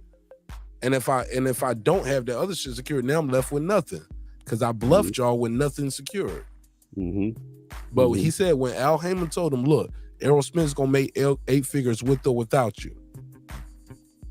He was like, all right, I see what it is. Good luck. I see what it is. And Terrence Crawford went out there and showed, because the only people I hear to say he didn't get paid what he was supposed to get paid is YouTube daddies and niggas in chats and comments. He lied. He ain't getting no 8. He ain't getting 8 figures. Nobody in business of boxing said he didn't. Hey, I wouldn't care if he didn't give a $3 million. It's whatever $3 he million, got, he got. But let's just say, but for the sake of arguments, the deal. Let's say he didn't get 8 figures cash. Let's just say it was potential deal points. He had an 8-figure deal. Y'all owe me this. No matter what it sell, what it do. You know what I'm saying? This is what y'all owe me. I don't care if I break the bank. Terrence Crawford, as we already know, when he left Bob Arum, when he didn't get what he owed from Bob Arum, didn't he file a lawsuit? It's still pending. Bob Arum's still fighting the Terrence Crawford lawsuit. Terrence Crawford is still fighting that lawsuit. Bob tried to get it squashed and all that kind of stuff, man. And Terrence Crawford is moving forward with his career. His lawyers doing what they do. We got a lawsuit going, and that shit pending. Period. Let me tell you something, man. So if he didn't get what he was supposed to get for BLK Prime with his 8-figure deal, y'all don't think Terrence Crawford would sue BLK Prime? He sued Bob Arum in Top Rank. So I just like the math ain't adding up. Like when they start putting the narratives together, and I'll try to bring it all together. So if he didn't get what he was supposed to get, y'all don't think he would sue BLK Prime? Because he is suing Bob Arum in Top Rank. That's a bigger company. It's a staple in our community. Well, you know, only people saying get the money are broke niggas on YouTube with 2-figure net worth. A lot of these content creators who was riding with these different narratives that didn't make Shout out to Coach Malachi Williams too. I ain't gonna. I had to do that 2-figure net worth because he did create that right there. Yeah, niggas got a 2-figure, 3-figure net worth, trying to tell millionaire niggas what the fuck they should be doing with their company and their business. Whether you agree or disagree with his content, that's a whole nother conversation. But he did coin that term, and I got to give him his props. Go ahead. Let me say this too. With a lot of things have been said. A lot of formulations have been made about what was possibly going on between the negotiations from one side to the other side, in between, and all that kind of stuff when it comes to this particular fight. Everything that true boxing fans have said, that it was not being biased in the process, the things that they were saying have come to fruition. We have seen the truth come out. So it's been I think it's been a little quiet here of late, the last few months, about these narratives and stuff like that are always circulated in the last 2 or 3 years. A lot of stuff that's been said since late last year has been, there's been a button put on it and said, shut your mouth. because you didn't know what you were talking about then. You don't know what you're talking about now. Now the truth is out. I'm not talking about you, Mark. I'm talking about some of these, fanboy content creators and some of these folks get in the chat talking all that on nonsense, I get frustrated when I could tell when somebody's not a true boxing fan first. They're a boxing fan of a certain fighter. Or their geographical region. Yeah. Like they just because Texas is a big state. But I can understand somebody pulling for their homie. I don't have a problem with that at all. And just like T.Y. just got on here, man, he's from Texas, but he's speaking truth about what he feel about how the fight can go down. You know what I'm saying? But let a Dallas nigga call in. They be like, Houston and Dallas always be having their own beefs anyway. I'm gonna tell you who I respect the most. Now I'm gonna tell you, first of all, I respect all Texas. I love the state of Texas and I love the people because they've been true to me as long as I ever known. But I ain't got no fight with them when it comes down to this fight or nothing like that. But I'm gonna say this. Speak up. Say that last part again. I'm gonna say I don't have no spite with them when it comes down to this fight, man. I understand what it is. But at the same time, I will say this. I respect the ones when they come on a show and they speak the truth about what their heart is, about pulling for their man, they homie. When they say, I'm gonna tell you right now, I'm for my man, he's my homie. Regardless of what the facts are, I'm riding with him. This is it. I respect that because you're keeping it real about who you are and why you're pulling for that person. All due respect, it's cool. Absolutely. But when you start creating stories and ideas for people to ride with and to give me an example. Give me an example. Give them an example. All the bullcrap, they don't come up with all the ducking conversations and no, it ain't PBC, it's Crawford. All that's bullcrap, man. Either you know or you don't know. Why is that bull crap? Did Bud duck? Yes or no? Because that's what they want to say in the chat. No, they know it. Neither one of these guys ever ducked. Neither one of them. They both always wanted to fight each other. But Errol, he wanted to stack some paper and gain some leverage with the belts because that's what he was advised to do, and it made sense to him. He wanted to fight Crawford. Bud has always wanted to fight him from the get-go, period. Can we agree that the fight would be more evenly matched and leverage-wise and conversation and debates if Crawford would have fight Ugas? Or yeah, I would have loved that. I mean, so it would have been 2 belts versus 2 belts, right? Yeah, it would have been great. It would have been all, and then you won't have somebody saying that you got more weight on this side. But you take the and the history there, like that argument where Ugas beat Crawford in the amateurs. All right, well, let's see if they can settle it for this title right now. PBC could have been involved in that. They could have made that happen. Crawford was a free agent at that time. Everybody forgets that. Crawford was a free agent. Damn, Brandon Washington, man, take a bathroom break real quick. Call in, bro. Brandon Washington, take a bathroom break. Brandon Washington, I need that 2 minutes, dog. I need my 2 minutes. Take that bathroom break real quick. He said he at work. You fuck with me, bro. If you can type like that, you can. Brandon, if you can type, you can take a bathroom break, dog. What is Brandon saying, bro? Nah, I just hate when people like, especially when they members and they know I'm gonna let y'all cook. I fuck with y'all anyway. Like, y'all know I fuck with y'all. I'm here. I'm accessible. So when I see people in chat, I say the chat supposed to be there. They want to be there. Everybody, I'm sorry, I gotta say it. Everybody ain't brave, dog. It takes courage to get on these live airways. No script, no nothing. It takes courage to click that link. It takes courage to call in to a live show and say how you feel about a fight or your opinion. That takes courage. Let me put this in there too, Mark. When I'm talking about people being fanboys and fanboy boys, like I'm not pointing the finger just at Texas cats. I mean, like I said, I understand the Texas cats. That's their home. But I'm gonna tell you something. For me, it was probably as many, if not more, people from other cities and states that were not from Texas that was putting all this bull crap out. Texas just rolled with it, in my opinion, because that was their dog. They had some of the bigger voices, but it's expected. That's their homie. But I'm gonna tell you, man, it was a lot of cats and cat-ettes around the nation that was saying a lot of crazy stuff, man. It used to get on my nerves. But even being that all that stuff has been said, We are here now. And Santos, and you know what? I'm sorry, and I get you. Well, we here now. I'm sorry, brother. I ain't off it. I'm No, keeping that's this fine. shit That's fine. popping. I'm just saying. I'm just saying. And you know I got a job to do, right? You know what I'm Yeah, saying? And I appreciate. I know you appreciate it. That ain't what I'm peep saying this. though. No. That ain't what I I'm know saying. you. That's I'm not talking what about you the saying. I'm talking about the untrue narratives. That's what I'm talking about. Absolutely. And I know that's what you're talking about, but I want to say this and I want to be clear. I never went bodyguard hard on Errol Spence like I could have, and like how they did with Terrence Crawford. You get what I'm saying? Yeah, I think. Like my nigga, and I'm not beyond it. I'm not above it. The closer we get to the fight, I might start getting a little more treacherous with my attacks. Don't be surprised if you pull up one day and you hear a car crashing on repeat on this motherfucker. Nigga, that's gonna be my new drop. Y'all keep playing with me, bro. I'm gonna really make y'all mad. Hey, you need to wake up after the fight and make a decision on that. I had that nigga in a hospital bed with his mug shot up beside how he looked after the car crash, and even when he finally got arrested, the way that mug shot looked, he ain't never looked like that in a fight. And I'm telling y'all, that shit took years off his career. Do I gotta put the graphics up? I control y'all with the car crashes. Nigga, I'm showing y'all grace and mercy like the good Lord has showed me and my family. Respect what I'm doing here, dog. Never tell me I'm doing too much, because I'll show you what doing too much really look like.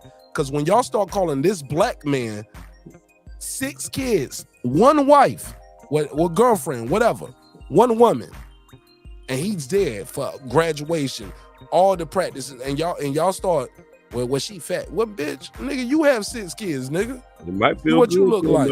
Hey, And maybe he like that long stroke, nigga. Maybe he do what he do. That's his business. Sometimes I don't give a fuck, right, bro? That's when we start talking about the fighter's girlfriend, his wife, his kids, his sister, his mama, his trainer, the hype man, whatever you want to call Bernie. And I fuck with Bernie Boss. I don't consider hype man. He does a lot in that camp, more than just sit around and talk. All I'm trying to tell you dudes is, y'all better leave me alone. We got a lot of days left. I've never pushed the button on none of that shit. 52 days, 20 hours now. It's 20 hours now. I'm about to put the countdown on my website, marknash.com. And we got that merch for sale. And I got that King Crawford. I got my custom-made King Crawford shirts. Y'all fuck with me, man. Y'all fuck with the show. Some people don't be like, man, I don't want to buy none of I ain't trying to buy no a shirt to say Mark Nash, nigga. Like, you ain't my YouTube daddy. I get it. We got some other merch. Got the Breaking Beats merch. We got the Drinks Require Sleep, Goals Require Effort. Come in different color shapes and sizes. We got a lot of shit, brother. I'm out here hustling, brother. I'm working, man. Trying to take care of my family, just like you, dog. Support the show in a major way. You know what I'm saying? And you can run and tell that to your YouTube daddy. But I do got that King Crawford merch, Reign King series. I got Muhammad Ali. I got Terrence Crawford, and these are my own designs that I made myself. So, you know what I'm saying? Y'all fuck with me. And I'll see y'all at the fight. You know what I'm saying? But we supporting this event in a major way. Are you booked in there? Or you nigga? What? You don't think I am when I ain't? Okay. I'm running each other. Santos, holler at me. Santos, I ain't telling niggas where I'm staying. I ain't telling when I'm leaving. I ain't telling where I'm going and none of that. Cause I don't fuck with none of these niggas out here. I roll dolo from state to state. Ha ha. You know what I'm saying? I move how I move. But when I move, I ain't never solo in dolo. But man, I ain't trying to kick with half these niggas, man. Niggas call you brother on Monday, and then they make sneak videos about you like on Wednesday, dog. Yeah. Like, come on, bro. I ain't with none of that sucker shit, bro. You fuck with me, you fuck with me. Right, you got my number, you got my IG, my Twitter, my Facebook, Instagram, TikTok. Bro, I'm accessible. So when I see people doing that sneak dissing or direct dissing, whatever it is, I'm like, oh man, that's what you on? All right, fam, it's cool. You know what I'm saying? I see you at the top if you make it. Don't expect me to give you a ladder though. You get me? I see you at the top if you make it. But I might not pull the ladder up for you though, homie. Everybody can't go where you trying to go. I lapped a lot of these niggas, dog. They started before me. I lapped them. I passed them. over and over again. And that jealousy and that envy breeds contempt. And I can see it in your eyes. I see it in your content. I see it in your videos. I see it when you say my name, when you don't say my name. I see it when you on my show, when you not on my show. When I pull up to your show, I see all the hate. And that's some sucker shit, bro. Like, I ain't doing nothing to bother none of y'all niggas. But y'all sneak diss me in your content, dog. Shit hit my radar. But unless you don't say my name directly, I don't respect it. And even then, I might not even reply. I might reply, I might not. But a wise man said, don't argue with fools, because people from a distance can't tell who is who. So I'm going to let you be stupid and be foolish and jump off that bridge, dog. But really what all they trying to do is divide the community. Like, it ain't got to be about Marq Nash versus XYZ fill in the blank content creator. Your last name ain't Spence, my last name ain't Crawford. Why you so emotionally attached, nigga? Oh, because you might be a fanboy with your bitch ass. Stop the fanboy shit.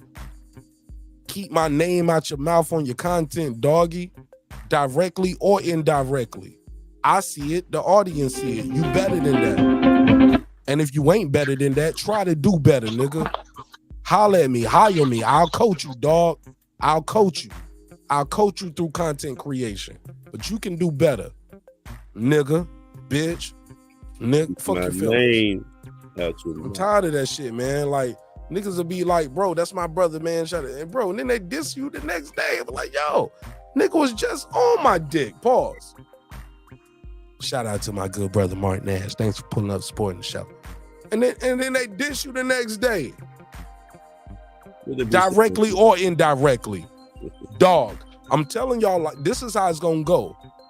Whenever I decide to do whatever I'm gonna do, whoever I do it to, y'all ain't gonna see the slap. Nobody sees the slap. Nobody sees the slap. And after this, I'm gonna go to Ty from Houston, and then we'll go to Ben Israel on the phone. It's a lit show. Let me say this one more time. Let me drop the beat. I need them to hear this. Nobody sees the slap, but everybody hears the shot. All right? Nobody sees the slap. Everybody hears the shot. Y'all better leave me alone, dog. My name is my name, dog. And I've been waiting for it for a long time. I'm going to make somebody a fucking victim out here. I'm going to show you how this content creation goes when you really want to troll and clown and fuck with a nigga. I do it. But at the end of the day, I just know, like, I don't want to split the audience because some of y'all fuck with those other niggas too. And I'm cool with some of them niggas too. But, bro, y'all got to leave me alone, dog. I'm not your enemy. I don't even watch half y'all niggas content, dog. I don't even watch y'all niggas shit. Or the niggas who be talking this shit, y'all ain't even got no show or no channel. Y'all let niggas come on your channel or your show just to disrespect me. And I ain't do nothing to none of y'all. I'm not your enemy, dog. I'm gonna see you at the top if you make it, if God wills it. Bro, I'm on an escalator to success because I breed possibilities, positivity, and success in other individuals. I'm invested in other people's success. A lot of y'all niggas out for dolo, or y'all think y'all need to be in a YouTube game to get popping. That ain't what you gotta do, dog. Just be solid. You don't need no YouTube game. And that go for lottie-dottie everybody. That hashtag beside your name don't make you successful, dog. Your work ethic, your grind, your loyalty, your respect, the way you show your integrity, the way you treat people on camera, off camera, go to the fights, travel, spend a little bread, do some interviews. And once you get those relationships, water those relationships, invest into other people's success. But all that goofy shit gotta stop, dog. Stop all that goofy shit. Keep my name out your videos, dog. Keep my name out your raps, dog. Like, leave me alone, because it can go one way or the other. Diss me, you never hear reply for it, or you diss me, and I might pull a Drake back to back on you. I'm telling y'all, man, it ain't what you think it is, dog. I control with the best of them. But I like doing what I do. And with that said, I'll pass the mic. Let's go to Ty from Houston. Let's go. Yeah, what's up, man? Shit, I did listening to y'all break it down, but Santos, my boy, man, shit, he touched on a lot of bases when it comes come to these people on here, man. You know what I'm saying? You can tell right off the rip if they boxing fans, if they biased, if they, you know what I'm saying? I really want to shout out to that dude that called me talking about H-Town. Matter of fact, Brandon Marshall talking about H-Town full of haters, bro. Like, first of all, you can't even make that make sense. That really sound like something a child would say, bro, like a young you know what I'm saying? Like a youngster would say, like, how you gonna call somebody a hater because first of all, you said how you go against your own state. First of all, Dallas ain't Houston. Let's get that straight from the jump. If anybody know about Dallas and Houston, you already know what it is with us. Motherfuckers always at and yeah. That's what and second of all, most of us don't even hate them Dallas. If you want to be particular about it, anybody that been to Houston and Dallas know why they hate us, bro. Because they know we the fly with. Yeah, they know what it is. I don't even got to break that down, baby. They know what it is. Yeah. Second of all, that's not the point I'm even gonna get to you. Is you gonna call me a hater? I love Spence. Spence my boy. Anybody from Texas, boy, we dogs out, motherfucking dogs out here. You ain't ask anybody that know me on this. You ain't never heard me say nothing bad about Spence. But you sitting there talking about some H-Town full of haters. You don't know me from a can of paint, playboy. You know what I'm saying? Talking about I'm a hater because I'm not siding with you. For real, you sound like you from Texas. Saying you, I didn't even hear that. If you go back, I catch everything. He said that, bro. Like, make that make sense. What kind of weak ass shit that is? Yeah, go to the comment. He say H-Town full of haters, and then one of his other boys up in there co-signed it. Like, yeah, how you gonna go against Brandon Marshall? Oh, yeah, Brandon Washington. Yeah, bro. You calling me a hater because I'm not going with your fighter? Like, that's what I tell you, bro. This type of stuff and what you was just talking about, how dudes be troll, and that's why a lot of times, bro, I be staying off these channels. Now I don't be active like I used to, bro, building body, because I just body people on here. Some of them will tell you, bro, but I'm not gonna get. They bring all this personal shit in there with you, talk about killing you and all this, bro. I love Spence. Spence a dog. But if you want to ask me who's better, that's what I do with boxing. I pick who I'm going to win. I hate to lose and I hate to bet lose. I pick who's the better fighter. And I've been watching Bud since day one. I've been watching Spence since day one. And I know in my heart who's going to win this fight, bro. So if I guess I'm going to be a hater July 29 when I pick the right motherfucking fighter. So make sure you come back to call, because I will be on here July 29 after the fight, depending on how late he go. And then we gonna see. So it's gonna be a hater when Bud put him on his ass. I'm going live immediately, bro. I'm setting up my live right now. Go live immediately. I'm setting up my live right now. So that shit, y'all gonna have a 53 days something countdown. Yeah. This ain't no easy fight. I never said Bud gonna watch this dude in no cup, man. I already know how Texas get out. I'm not gonna say nah, and that's fine. That's fine. But I feel like Bud. I always said Bud's gonna stop him. Now I know the fight's been 5-6 years late. I can say maybe that I can see it going to the distance now that maybe Bud's a little bit older, but I still don't think like it's going to go to the distance, because I know Spence is going to turn up. And when he turns up, because he's a dog, bro, and when he come forward, he's going to get hit with counters. That's going to be the major thing you watch in this fight. When he turn up, he's going to get caught with something, man. And if Bud gets him, and Bud stuns him and gets him hurt, you know what I'm saying? He's going for the kill, man.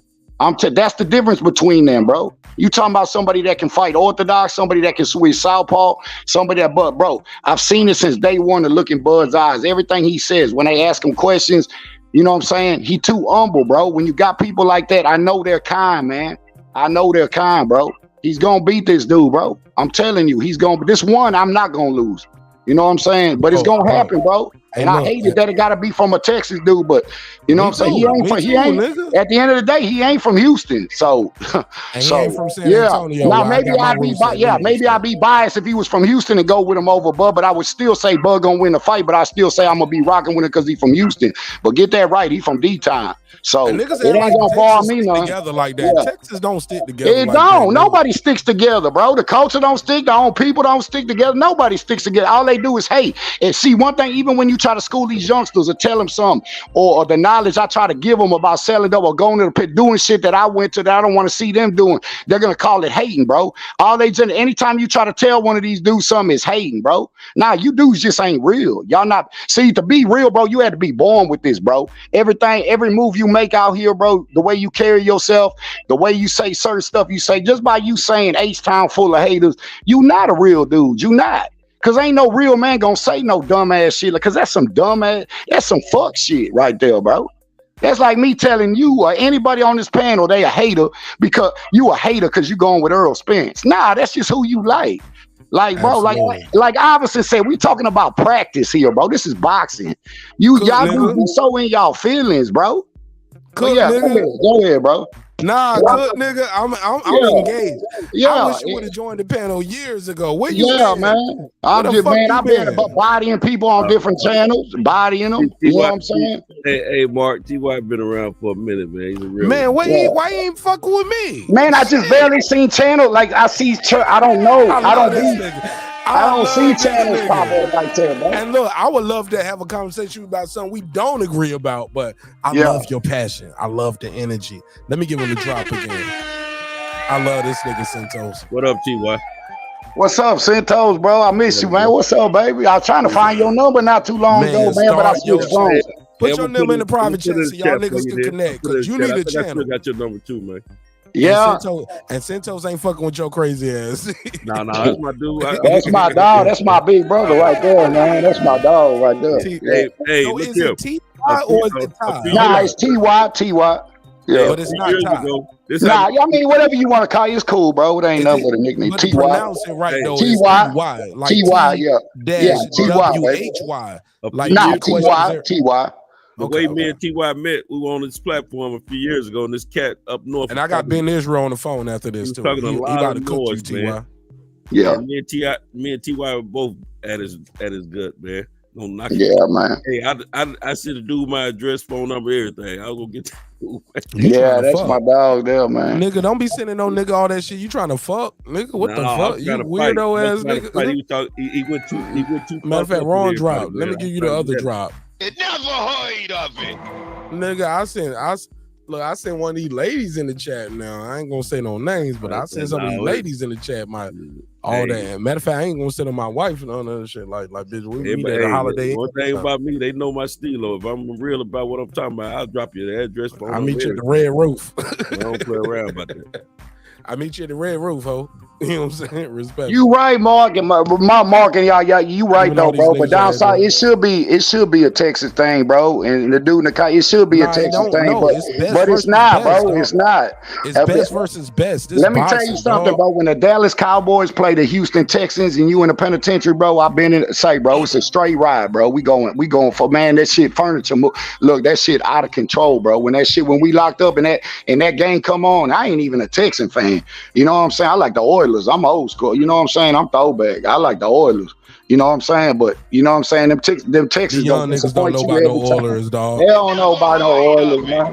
Hey, but Mark, I'm telling you, when you in prison, bro, in Houston and Dallas, bro, out of all cities in Texas, bro, I'm telling you, it's full force, bro. It just be like that. It just be like that for some reason. Yeah, Texas all won at that point. You know what I'm saying? You talking about state pen? Hey, yeah. Look in the chat, man. Look in the private chat, T. All right. Wait a minute, you can't see the private chat. I put in. Yes, he can. Yeah. He on the panel. Yeah, he on the panel. He on the panel. Oh yeah, I got it. Okay, Mar, I see. Yeah, I got it. Yeah, I want brothers to connect. I thought he was on the. No. I got Ben Israel on the phone call. Ben Israel, jump on in the conversation. So let's get some EJ Love in here. EJ Love, go ahead. EJ, baby, I fuck with EJ. Go ahead. Let me turn him up. Go ahead, Ben Israel. Go ahead. Ben Israel, you there? So I don't know where to start at, because it's the same shit I told you yesterday. Hey, T.Y., I'm gonna mute your mic while he talking, so I hear some shit clicking around. We gotta have a high quality show. You gonna hear some shit when he know Ben Israel. Yeah. Look, I had you muted while he talked. It's cool. Nah. And now you muted while he talked. Ben talk, I'm gonna go back on mute. No. Go ahead, brother. I got you. Go ahead. I muted everybody else so you can talk. I cleared the lane. Go ahead, Big Shaq. Let's go. I don't know where to start from. We gonna sneak this or we gonna straight this. You know what I'm saying? Because I'm good at both of them. You know what I'm saying? Shout out to my homeboy BW, Brandon Washington, from the D. You know what I'm saying? And I fuck with dudes from the D, from Houston. It's bitch niggas and real niggas everywhere, man. Let's get this shit straight and foremost. Is why niggas be up here capping in foremost with this kumbaya shit, and at the same time wondering why. And you need to ask the question, why? You know, is it about Terrence Crawford and Errol Spence? You know, 1 minute you talk about you gonna turn it up. Turn that shit up, nigga. You don't know Leonard Ellerby shit. 1 minute, oh, we can do it. Shit. You know, we all gonna overcome. Nigga better not say nothing because I can stand on Errol Spence's neck. Do it, nigga. What you waiting on? Nigga flagging you down right now, telling you to do it. And these other dudes up here talking about when they was in the penitentiary, washing niggas' drawers and shit. Oh shit. You know what I'm saying? It's up. You know, you tell me to tell names when you was up here talking about them dudes that be making things about you. You told me when niggas come up here, no names, man. Don't sneak this. I'm here for names. T.Y. be up here calling the police on being Israel at the Turkey Hut when I was in motherfucking Houston. What we talking about? Brandon a real nigga. A straight up dude, like it or not. A straight Texas nigga. Nigga talk with a deep accent. T.Y. some old whole ass nigga watch nigga draws. I fuck with T.Y. But he know he a bitch. But he a real nigga too at the same time when he start the nigga. No, both things can't be true. He can't be watching nigga draws and then you call him a real I'll nigga. back on you and let him rebuttal. Hold on, man. That was hilarious. Go ahead. Y'all ain't gonna be fucking with BW while being Israel up here. I ain't gonna top him off. Top him off then. Go ahead. Top him off. Go ahead. Nigga, I'm gonna top you off. Keep with the No, you ain't, bitch. No, you ain't. Never heard of it. My rocks don't got no motherfucking face. Never heard of it. No, you ain't gonna top me off, nigga. Yeah. It ain't gonna be like you think it's gonna be. I hope not. If we gonna do this shit with Come Marq. heavy, nigga. Just keep this shit respectful and love. Cause if it gonna be love, keep it love. That nigga said nothing about you. He was talking about the fighter in the city and all of that. You ain't from none of that shit. Why did you get so emotional? I got family. Why so emotional, I Danny? got family, blood. All right. In Houston and in Dallas. The 33rd and in the let me know when I can go. I'm gonna expose this boy. I'm gonna expose this boy. You gonna wait to hear me. I'm gonna expose this whole ass nigga right off the rip. I got you. It's the same nigga owed me his food stamp card. It's up right now. The nigga It's up. came Go. on YouTube, bet this food stamp card, Marq, against me with money. And I gave the nigga a pass. Never heard of it. Yeah, you can never heard of it. Facts. Facts, nigga. That nigga did not bet you no EBD card for dollars. Nigga came up here betting his food stamp card, talking about that. And I told the nigga still owe me that shit. Talk shit about some other shit. Deontay Wilder smoke, some goofy shit. Now let that hoe go off, man. I'm gonna show you what it really means. You gonna see the real about tonight. Just watch. Now let that hoe go. Let that hoe with that fantasy. I'm letting her go. Let that hoe go. Wait till I'm done. Wait till I'm done. Cause hey, trust me on my Lord and Savior Jesus Christ. Ain't none of that shit happening, boy. I got niggas come off that shit. Let me know when I can go, Marq. I'm gonna expose this whole I'm gonna expose this whole. I got you. T.Y. I got you. Just like I'm letting him cook right now, and you can't say shit. You gotta sit there and let him talk. Just like I got you muted and you can't say shit. Like when it's your turn, he gonna be muted and he. That's what's up, fam. That's what's up. They come up here, and then I'll let y'all do y'all back and forth. Let's go. I come for the free, and I let him talk. But the nigga up here betting, came to YouTube betting a fucking food stamp card. Broke ass nigga. Bro, yeah, this what I do. Talk that shit. Nigga talk about what they know about being, don't know shit.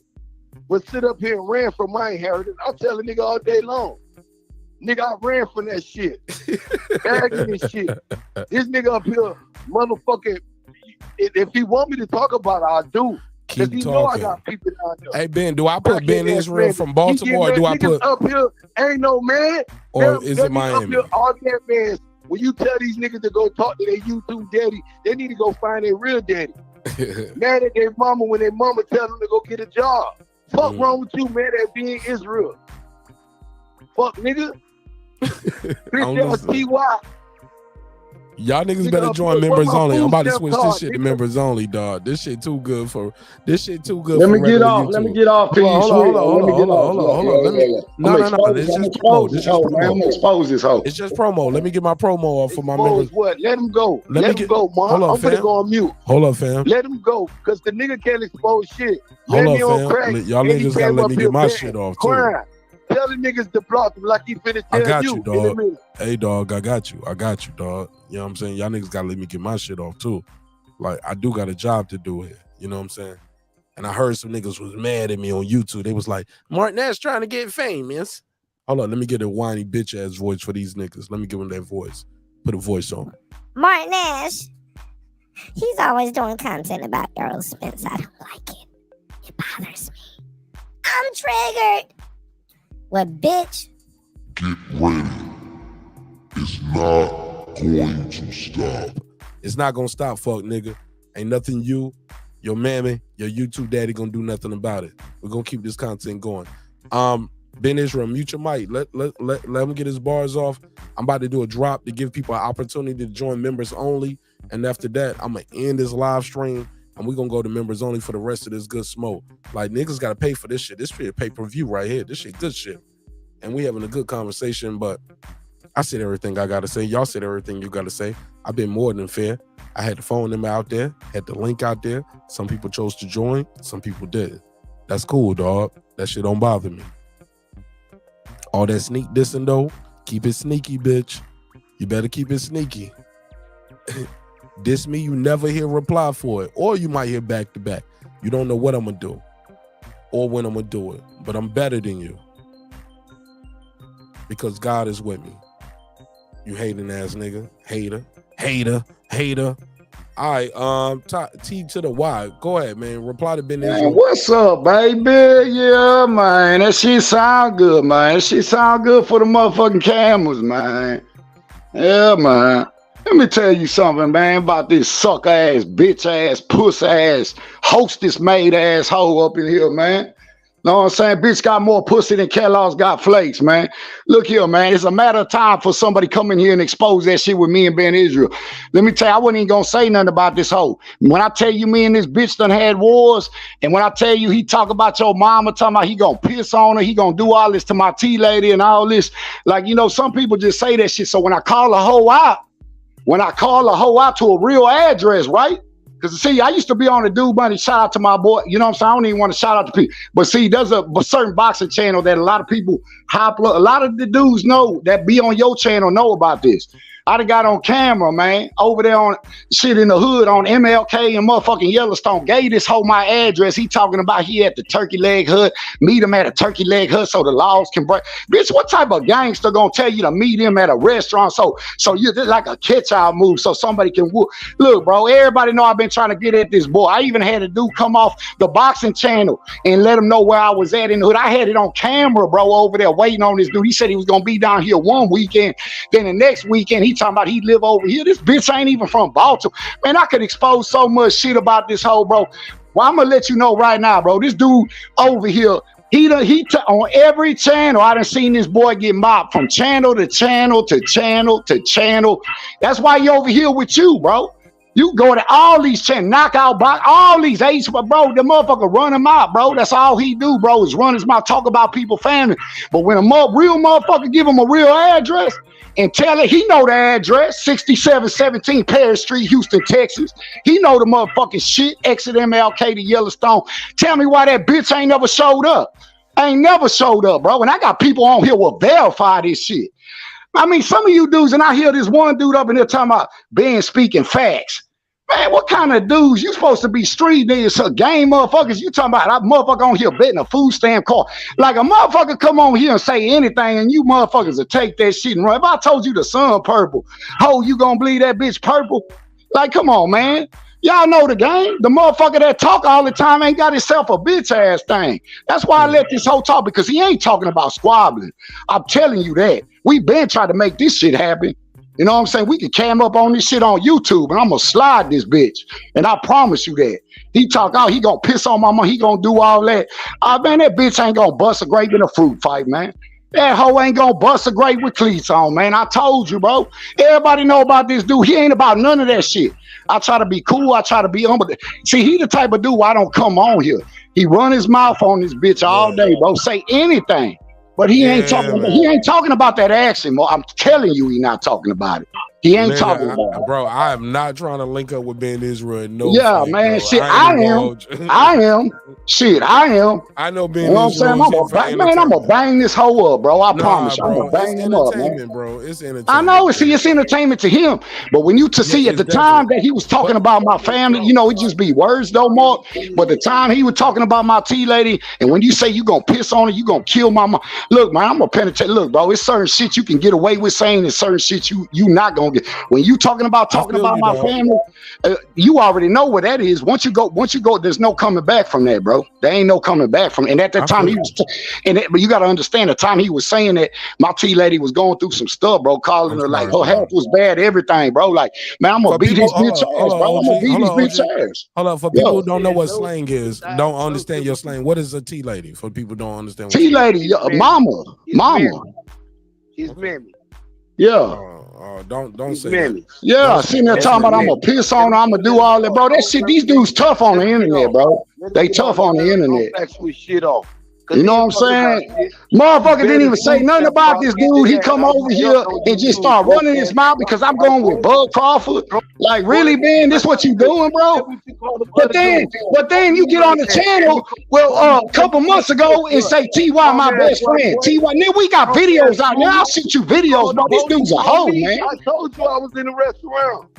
Yeah. Bitch, you never came down here. I went up to the restaurant on video, man. Stop lying to these people, bro. Nigga, if I'm lying, my mama be on the corner selling pussy, man. You ain't never came out here to Houston, bro. I called you out 3 times. Man, stop lying, bro. I'm not finna bump with you on here. You know the address, bro. Pull the fuck up anytime you want. I promise you I'm gonna smash. I'm gonna give you what you looking for. I promise you. I'm done talking. Get on here. You trying to say this shit because nobody knows you over here. But everybody know you over there on H Money Box, and everybody know what I did with you. Everybody know what I did with you. It's just a matter of time before somebody comes on here and is gonna expose him, bro. Straight up, bro. He like to talk. I'm not gonna, bro. All that roaring, bro. The loudest one in the room is the weakest one in the room, man. Man, okay. Well, come fade this shit.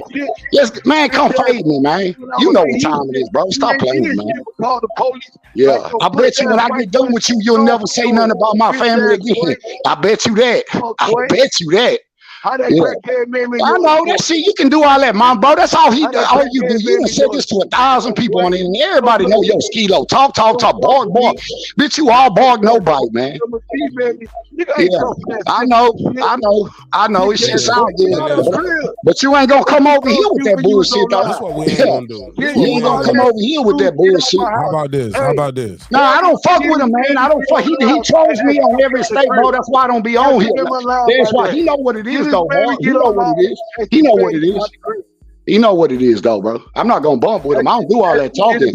I want that word. I want that word. That's what I want. I'm not finna do that, bro. I'm not gonna bump with you on no internet, bro. You know what I'm saying? Because you ain't already gave you my address. You ain't never pulled up to that hoe. Yeah. And I'm on mute. But it's kind of funny though. It's kind of funny though that you ain't never gave none of us an address though. It's kind of funny, yeah. Because you know a nigga come for you. You know a motherfucker come for you. All that shit you said about my family, boy, you already know what time. Man, it's on sight when I see you, man. I don't give a fuck if it's in the middle of the street front of the law, bitch. I'm taking flight when I see you, bro. Square business. You can talk all that cash shit. Let him go, Mark. I'm done talking. He want to fuck with me. He know the address. He know the address. Trust me. Fuck your address. Yeah. Got that pussy, bitch. You got that pussy, ho. Boy, giving up your mammy address. Yeah, I bet you can't whoop me though. I know you can't whoop me though. I bet money on that. I already showed you money. I already stole. Man, I used to show this boy stacks of money, bro, on the show. And I told him, come over here. I'll let your partner hold my money, and then I'll let my partner hold my money. When I get done whooping you, I'm gonna collect. Bet your money. You got faith in yourself. I'm gonna slide you, bro. I'm gonna slide you, bro. Yeah, I know. Bitch, I'm Italian. Get that shit right, ho. I'm Italian and fight like a dog, bitch. Yeah, okay. Yeah, man, come on, man. You ain't talking about shit. You a grown man be talking about someone, mom, but you ain't gonna say that shit off the internet. You ain't gonna say that bitch ass shit off the internet. We know that. We know that. Yeah. Okay. Get it off your chest. Bitch ain't gonna bust a grape in a food fight. Man, you soft ass hoe. Man, you soft, boy. You talk. Bump a lot records. Why keep calling you a white boy? Yeah, I'm Italian, man. Shit, I don't know what the fuck. I don't care what he's talking about, bro. Because he always bring up race. He bring up race. He bring up race because he don't like. Why you think he don't like me? Why you think he don't like me? Shit, you ain't put two and two together. Marq, you ain't put two and two together. You ain't put two and two together. Come on, man. When I hear you talk, I hear niggas talking. YouTube telling her to get out of shit, Marq. Motherfucker, hey, people that don't know us from Adam Ben can tell, but by not even knowing us, know who's lying and who's not, bro. You know what I'm saying? But motherfucker know what it is. Just because whether he's white or not, that don't mean he can. You gonna. You talking about race? Race ain't got shit to do with squabbling, bro. You either got it or you don't, bitch. And I got it. Yeah, and I got it. And I'm gonna put it on. I'm gonna show you. Yeah.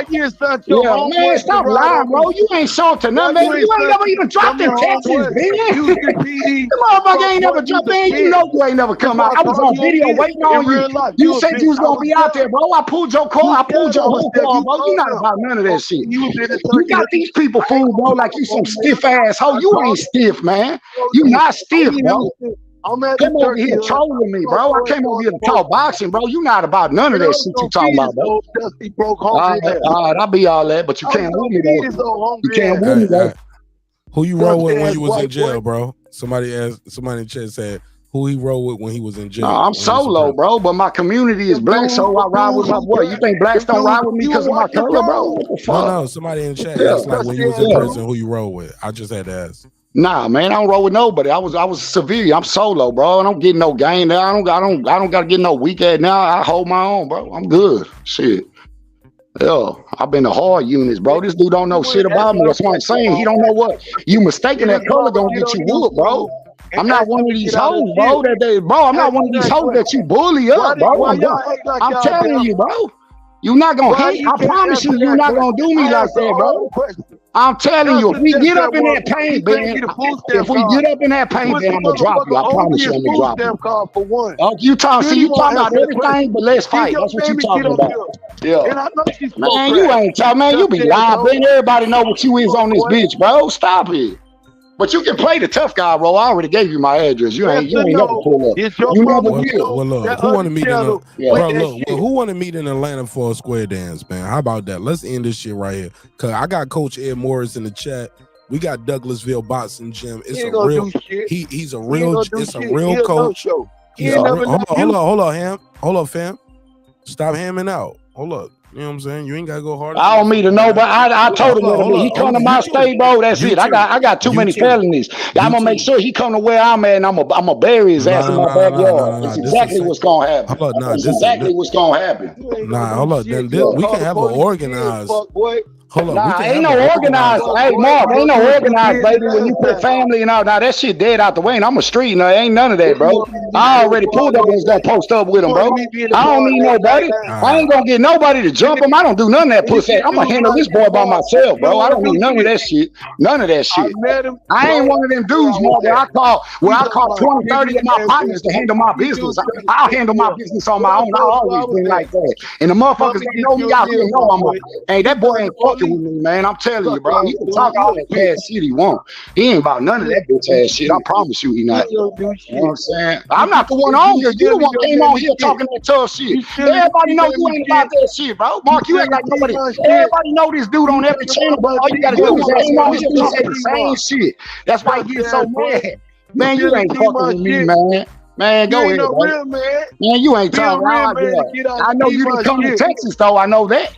T-Bone said he a real man to get out of shit. Man, you ain't talking about a bitch ass thing, man. Go on and get your shit out, man. You all ball. You all ball, man. I repeat what that bitch said.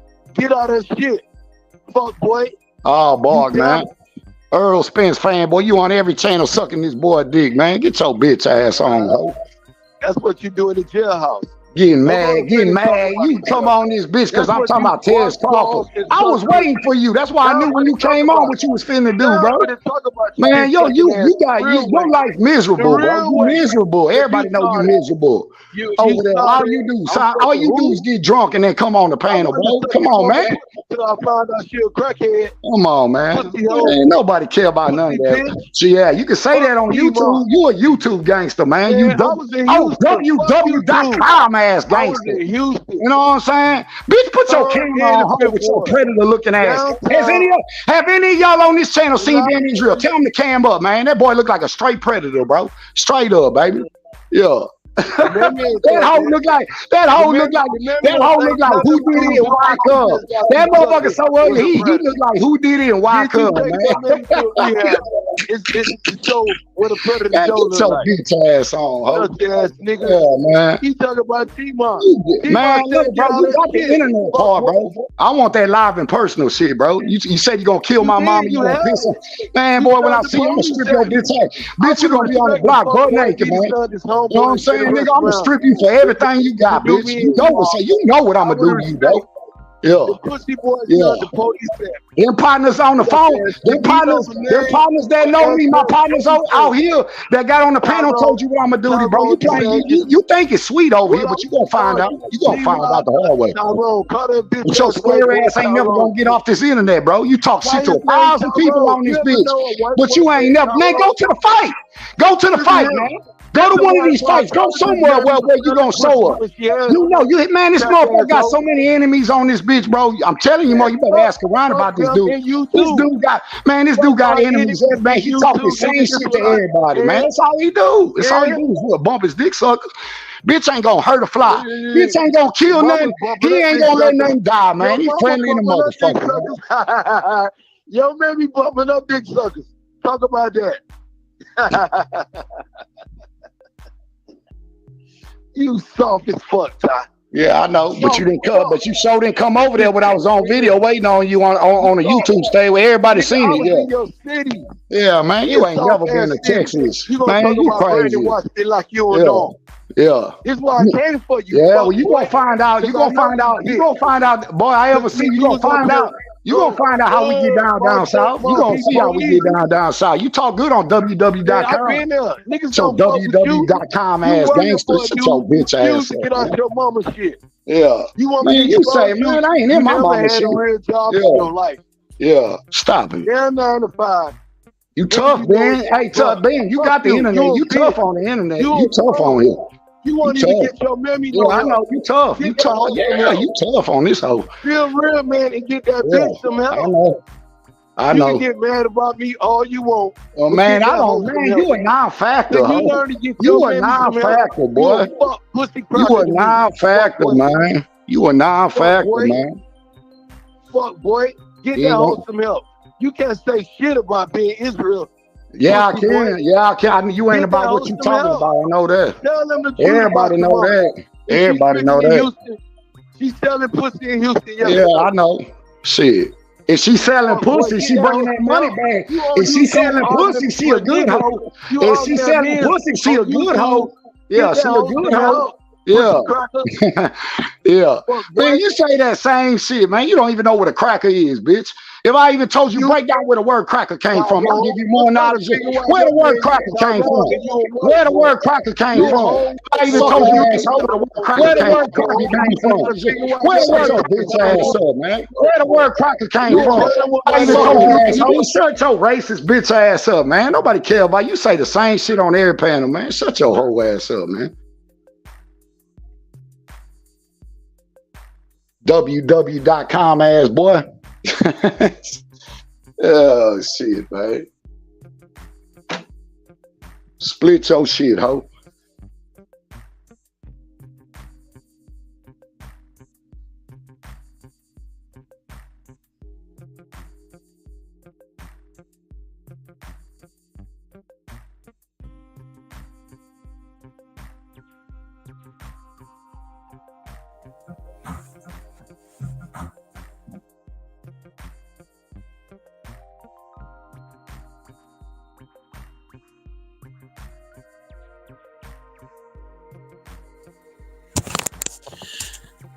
Get warm up in there.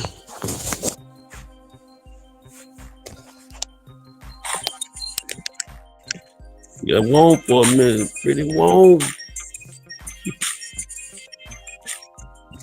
Everybody go, man.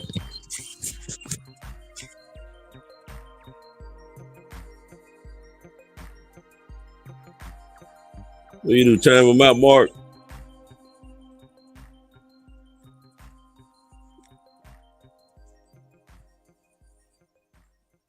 The same dude in real life I wanted to fuck with. Really? What changed? What changed everything? How did y'all go from being cool? Why you say he called the police on you, dog? Where you get that from? Inside the church, if his homeboys would have pulled up, I would have respect that. Because I'm telling you, I was raised with the dumb shit. Ran away from. I wasn't raised with the dumb shit. I was raised into the dumb shit. Because I ran away from structure into buffoonery. And I'm going back to the constructive household. This is what I tell him. You want to argue at me? You sound constructive, bro. Get your mama some help. You could like, but Ben Israel, why you got to bring his mama into it though, dog? You don't think you're going too far? Personally, he know me. You know his mama personally. We on personal shit. It's free smoke. You know his mama for real.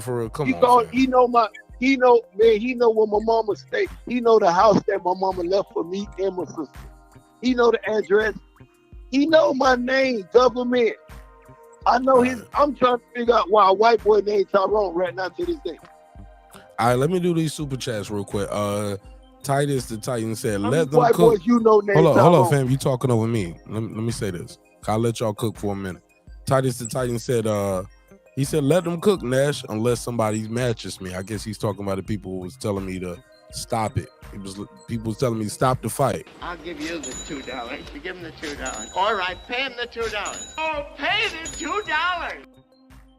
All right, but Titus Titan was like, keep it going. Jay Finley said, "I like the free smoke, but I wish it was more about boxing, not race." All right, let me give him the drop. I got 5 on it. So yeah, we here for it though. All right, Deuce Times, go ahead. What up, Deuce? Hey, I'm trying to get some information about this fight, man. To those who aren't familiar, can you, like somebody like me, can you give me a guy, maybe Errol Spence best 3 fights, so I can get familiar with his style? Best 3 fights are the ones he got a title for. His best 3 fights is well, at least 2 of the best is the Kell Brook fight, the Shawn Porter fight, and I would say his best is Errol Spence versus Kell Brook. That's him getting his first title versus Kell Brook, but I mean, it is what it is. His next best fight, I would say Shawn Porter. That was a good one. And yeah, him versus Ugas. Yeah, the 3 fights he got his belts for. Kell Brook, Shawn Porter, Ugas, and in that order. That's it? The last 3 fights? You asked for 3 fights. I gave you 3 fights. I'm saying like to show his best style, like so that's I get it. familiar Those with the best. That's the best of the best. You know what I'm saying? Kell Brook was right before he that was the hunger. That's him getting his first title. We had to go in the dude backyard to get it.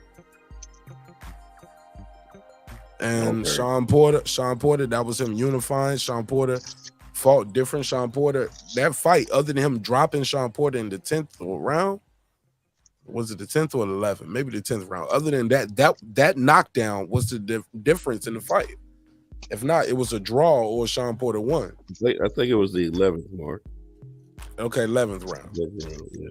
So that was the difference in the fight. The Shawn Porter drop, and then Ugas, that was him getting his last belt, and he got hurt and got sent flying into the ropes.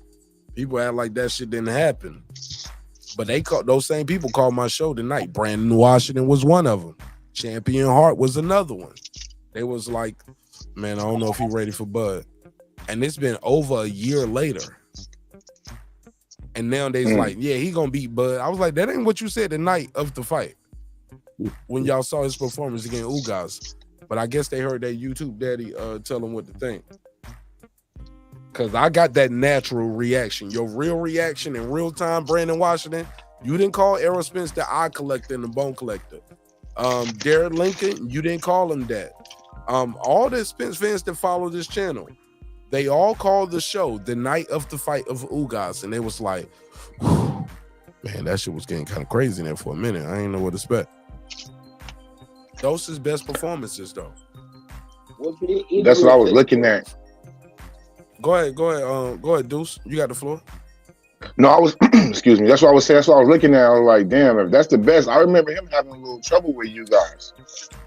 But, you know, you guys ain't no pushover either, so I'm not going to front on him like that. He ain't no knockout puncher neither. He got 12 knockouts and damn near almost 40 fights. He got a fine gal, though. Yeah, real fine gal. What? He got a fine woman. Real fine. Oh, man, that nigga talking about how bad his bitch is. Nigga, boy, you don't get your hands up about it. Hey, look at Santos trying to fuck on his lady, man. You know, them newly divorced. For him. No, she came. She took a picture of me and him up in New York. Let me tell you, the girl's as beautiful. She's very young too. She's very young too. You do know that, right? Man, very young. Yeah, she's. Hey, Ugas picked that off the tree before it fell. A lot of people don't know that. Look at the ages and when they start dating. He picked that shit off the tree. He didn't wait for that one to fall. I didn't tell Ugas I follow her though. Well, maybe somebody do a documentary on it. Then the people will start to care about it. Never heard of it. We ain't doing that documentary. That's what got R. Kelly locked up. Nobody cared. Man. They did. Nobody cared. Nobody cared until they had that documentary. All of a sudden, that's what we on, Deuce. No, I'm just saying. She's well of age. She's up. She's well in legal. I mean, she's way past that. Yeah, you guys is pretty nice. You know what I mean? Well, I know my nigga Santos. He on the hunt right now. You know, newly separated, so he on everything walking. I feel that. You know this, man. I'm mad. I'm mad because I didn't have no work tonight in the truck, and I had no work in the house either. You know what I'm saying? So that's why you been gone. You been busy. Yeah, I've been looking for you, homie. I've been working, man, till last Tuesday night. Last night I worked, but yeah, I be I juggle. You know, I have phone calls coming in I have to attend to sometimes. Then sometimes just be zoned out, man, on some other stuff, just be listening in the background, you know. But yeah, I be around. Yeah, I'm trying to get into this. I'm kind of familiar with Bud shit, but I'm not too familiar with Spence. But I know he cool with Jerry Jones, so you know what I mean. That makes him cool with me. But I know what it up, Deuce. I wanted to say this earlier when I was talking about this fight, man. Shout out to Bud. He didn't want to have that fight in Dallas because of home field advantage, you know, that type of thing. But Lawrence Cole was going to be the referee. We already know that. But I'm gonna say this, man. I wish they at least had that. They got the Allegiant football stadium for this fight. No. Even Spence didn't want that. Even Spence said that in that interview. It was like in the football stadium. He was like, hell no. He was like, wow. He said more money. Even Spence said that. Yeah, they making their bread. They making their bread. But I'm like smaller the ring. Hey, look, it's gonna cost more money. It costs more money. And look, fuck that. No, you make more money. I get where you coming from. I got you, bro. I heard you. I already know where you're coming from. You make it more accessible. You lower the ticket price, though. That's the problem. No, it's less money. No, bro. No, I'm telling, bro. The people in the business equation for all. No, that's not true. I'm telling you, it's not your business, though. I ain't saying it's my business, but it don't change. No, the people who do this business does not change, bro. The people who do this business, if you got more seats to offer, you can lower the price and you still get that same bread, if not more. I know what I'm talking about. It's mathematics. It ain't about the stadium. It ain't about what kind of business it is. It's about math. Period. Your math ain't adding up for the people. My math always math. My math always math, bro. Trust me. I'm just telling you, the people who in this business, dog. I got academic. I'll let you say your piece. All I'm saying is the people in the business of boxing, though. That's why they did them at like MGM Grand all the time. The only thing that could have affected their bottom line is the fact that the stadiums would have cost them more money to rent out. Other than that, man, you know, the overhead would have been a little bit different. But they could have they could have cleaned up even more, man. Man, imagine if this shit was on free TV, man. All them floor seats at Allegiant for $3,500 or more. Come on, Mark. You can't get more floor seats at T-Mobile as you can the football field. Then you got all the lower bowl, the middle. But you lower the price to make it more accessible. Man, I'm just telling you, they stack the price up, and it's a look. You understand supply and demand, right? I also understand math. Period. You skip right over that. No, you understand supply and demand. Mark, address that though, John. Mark, I'm from the streets. I don't done it all, bro. I don't been on that. I never question you. I never question the math. Sir, I never question your street acumen. All that stuff. All that. Sir, I never question your street acumen, my brother. Yes, supply and demand when it comes to this fight. The less people, the less accessible it is, the more you can charge for it. The first thing you said was lower the price. The city is lower the price to let more people in. That the fight is going to be in has bro. They're charging $1,000 for no, bro. It's $1,000 for no, bro. $1,000 for nosebleeds. Is that the real price, or is that the no? The nosebleeds were not $1,000. No. That can't be the real price. No. Let me say this. Prices are up. No, because that all the $200 seats were gone. I don't know one person that got a $200 seat, and I got 16,000. And I got 16,000 subscribers. And one person called and said, "Mark, I was able to get a $200 seat." It's the bots, man. The bots. Not one person. Not one person. Hold up, bro. 16,000 subscribers. I might do 1,000 views a night. 100 likes, whatever. Not one person can tell me they got. Bro, you ain't even let me talk now, Santos. Damn, I ain't questioning your street acumen no more, and you still talking over me, bro. Let me get this off. Not one person I know has a $200 ticket. It wasn't available. Bro, go ahead, Santos. You ain't even gonna let me speak. All I'm saying is that you keep saying it wasn't available. I ain't talking to you, bro. I'm talking to my audience as well. I'm trying to speak, bro. I ain't talking to you directly, my brother. I'm really asking you a question. I didn't hear the question, and I didn't know it was time for a question. I was trying to speak.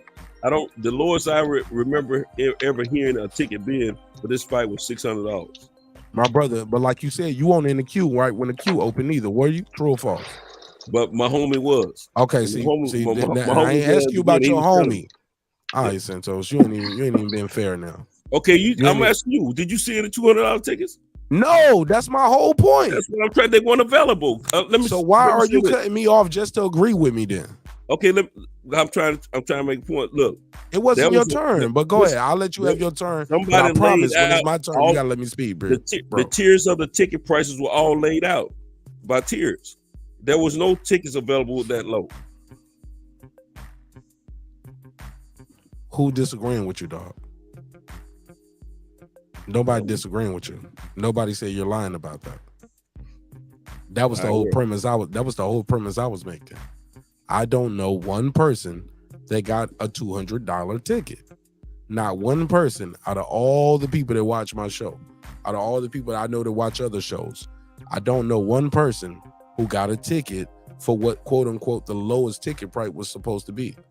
Even when they had the $400 tickets, because I was there clicking refresh. When I tried to click and buy 1 or 2 tickets, it would say no ticket available, but it said 400, but it was like no tickets available, no tickets available. And I kept refreshing trying to get those tickets. Bro, I don't know nobody who got none of those quote unquote affordable tickets at 200 or 400. That's why I was even telling my people, I was like, man, this shit seemed like a scam, yo. Because I remember before the tickets even got available to buy, it was people out here like on these different sites and they were selling nosebleeds for $700. I'm like, how you selling nosebleeds for $700 before the tickets go on sale? Bro, the fix is in.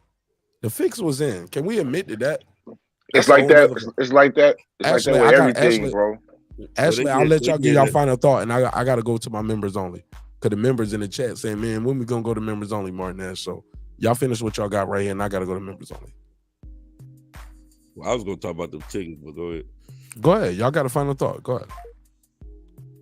I'm good. I mean, it's been a great show. I got here late, but it's been a great show. And I don't know what happened to the pit bulls that we had, but shout out to them. But I hope they can find a little peace in their squabble. I like both of them cats, you know. But anyway, I'm looking forward to this fight. It's a great fight. I can't wait. Well, I can wait, like I said earlier, but we ain't got no choice. We can't do 2 days at a time, right? I am very much anticipating this fight, and I ain't gonna lie, man. I was happy to pay the money. I didn't want to pay the money I had to pay, but I'm cool with it. I have no regrets on paying what I paid. So I'm straight. All right, well, members only overtime starts now. Deuce Times, you got anything else you want to add? Nah, bro. I was just peeping in the game. That's all. I appreciate you. Thanks for supporting the show in a major way. All right, Ty, go ahead. You got anything you want to say before I go to members only? Yeah, man. Nah, I was just shit, man. Appreciate you having me on the panel, man. Shit. My bad, bro. Straight up, man. You can't put me on. It ain't no apologies, dog. No, I just don't. Bro, you know what I'm saying? Shit, I be trying to find peace in my life. I done changed too much, but dudes like that, I go right back to the penitentiary. I just pray. Man, I want this dude so bad. I done prayed to the Lord Savior Jesus Christ. I run into him. I'm gonna bang his bitch ass up. I promise you. I'm gonna smash this. Man, don't do that. I'm telling you. Because you know what I'm saying? You got to understand, bro, it's difference when you looking for it. And you did you see me come on here, bro? When I already knew the hoe was going to get on the phone and do something when he see me. Because that's what he do. He want to try to create a narrative on here because you know I'm new to the show and try to put this perspective. All that bitch ass shit he said, man, ain't damn lick of that shit true. That's what's fun. That just show you how far a dude will go through, bro, to try to motherfucker assassinate your character. But you know what I'm saying? It is, well, man, it's the internet, man. Motherfucker, I move inside. I really don't even like to jump out my chair because I don't really be doing all that talking. Because I know if that shit was in person, man, that shit ain't gonna go. That shit ain't gonna go his way. I hate to tell you, it's not gonna go. It's gonna be a lot. Oh, yeah, it's gonna be a lot different. Trust me, baby. It's gonna be a lot different. Square business. Yeah. Man, what I learned. Let me ask you something though. T.Y., like, do you go to fights? Like, how many of these people you ever really met? Because I'm gonna let you know. A lot of times, bro, when I meet these dudes. It's always love, bro. We take a picture. They want to have a drink with you. You know what I'm saying? Let's smoke one. Nigga, I don't serve niggas and everything, bro. You know what I'm saying? Same niggas might have dissed me later on the video, bro. And that shit blow my mind, bro. Like, but I'm trying to tell you, real niggas ain't gonna be able to prosper in this type of shit, dog. Like, man. You can't trick yourself off the street, dog. Exactly, bro. Like, I didn't even come on here for this shit, but that's why I really be staying off this YouTube shit because it's like the same dudes follow go to every channel, bro. And you know what I'm saying? But bro, you can trick yourself off the street, though, dog. When you see him, you see him. When it's up, it's up. We ain't got to announce. Nah, that's what I'm saying. But you already seen. I didn't even come in here for all that shit, man. All that talking tough and all that. You did participate into the No, I did. Well, what you want me to say? What you want me? You don't want me. You don't want me to speak. What I gotta speak for myself and tell you what it really is, bro. Not with somebody just gonna come on here and tell a bunch of bitch ass lies, bro. You know what I'm saying? That I know ain't true, but it don't bother me. But at the same time, you got a motherfucker talking like he talking. And you think I'm not finna you know what I'm saying? I'm not finna let y'all really know how it is, but that's your choice to know who it is and who not. You know what I'm saying? You know what I'm saying? When you read between the lines, you read between the lines, bro. I mean, some of this shit only sounds so outrageous. Talk about getting a food stamp card now. Come on, bro. We got some common sense, man. Let me tell you some funny shit. Yeah. Come on, I man. take nothing Ben Israel say serious. Yeah. Everything he say, it's a joke to me. And it's a joke. When I engage with him, like y'all heard me say, nigga, I'm gonna take my wedding ring off. You gonna bet this? Okay, well, I'm gonna bring my daughter's birth certificate and my marriage certificate and my house deed and the keys to the Benz, nigga. Like, bro, I'm playing the game with Ben Israel at that point. You know what I'm saying? It's just the game, dog. I'm just cracking jokes with him. Like, nigga, I'm not taking off my jewelry at the damn. They don't even accept jewelry at the damn shit at Vegas. Like, bro, that's these are jokes. You know what I'm saying? Like. Bro, I just went to Vegas, bro. I shit you not, bro, for the first time, man. I'm a street look, bro. You know what I'm saying? Life been hard look, bro. You know what I'm saying? All that shit. You know what I'm saying? Man, I've never been. I'm done, Santos. I ain't never been to Vegas. I just came back from Vegas like 3-4 weeks ago. Like, you know what I'm saying? I ain't never been there before, bro. I thought I was in a movie. I ain't even know how to act out there, man. But shit, nah, I ain't never been to no fight though. I ain't never been to no fight. Oh man, you gotta go, man. It's beautiful, man. You know what I'm saying?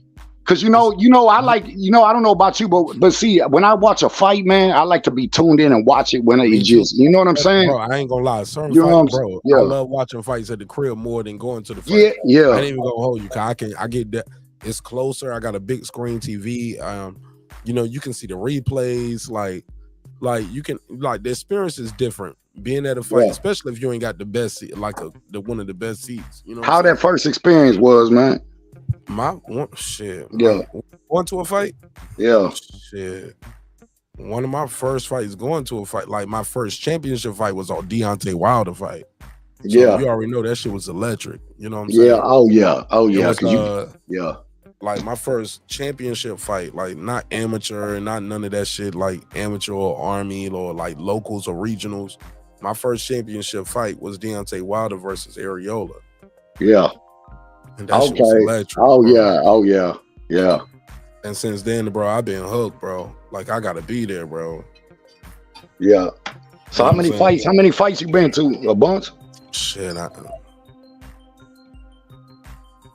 yeah, a lot. Yeah, I've been to a lot. Yeah, I be going to fights, dog. But bro, I challenge niggas to even go to the local shit. Like go to regionals, go to the shit that's in your city, around your area. You know what I'm saying? Like, bro, that shit different, man. Like the energy, especially them local and regionals, that shit be dope because it's so close. Like you right there. Like, people, see, I be thinking it's like 4, 5, 6 stacks for a seat and all that, and then the plane. Like I be like, bro, I gotta, you know what I'm saying? You get you a ticket for bro. You get, man. I've been to Tank Gamboa. Yeah, I saw Tank versus Barrios. That all of these was shits in my city.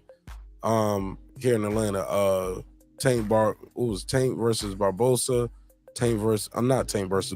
Tank versus Gamboa, saw Tank versus Barrios, the Shakur fight, it was Shakur versus Harrison. Like all of those was here in Atlanta, and I got to chop it up with a lot of dudes here. So like, if it's a big scene in Atlanta, I'm gonna be there, dog. Yeah, so, it's a big fight in Atlanta, I'm gonna be there. But even local joints here in Atlanta that they have at the Cobb Galleria, they might have some shit up north. Like, man, I try to support them, man, and I try to support the local fighters. But that's where you at. You in ATL? You from the I ain't from here. I ain't from here, but I live here. Yeah.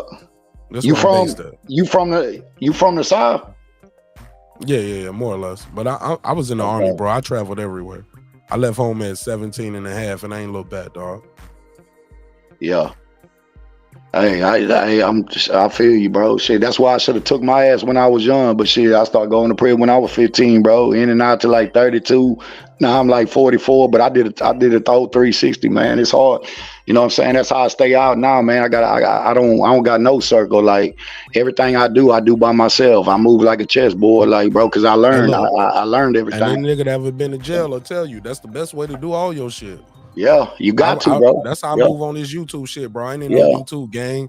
You don't see no hashtags behind my shit, like hashtag this and hashtag that, or crews and clicks, dog, because I know a lot of that shit breeds jealousy and envy. Them niggas still your competition. Yeah, you ain't lying, Mark. That's what they starting on here. YouTube gangs, all this racial. Look, I don't get involved with this bitch. They call me every name under the book. Like, you know what I'm saying? Like, it just, bro, that shit don't faze me, man. These motherfuckers don't know me from a can of paint, bro. I don't give a damn about that talking, bro. That shit.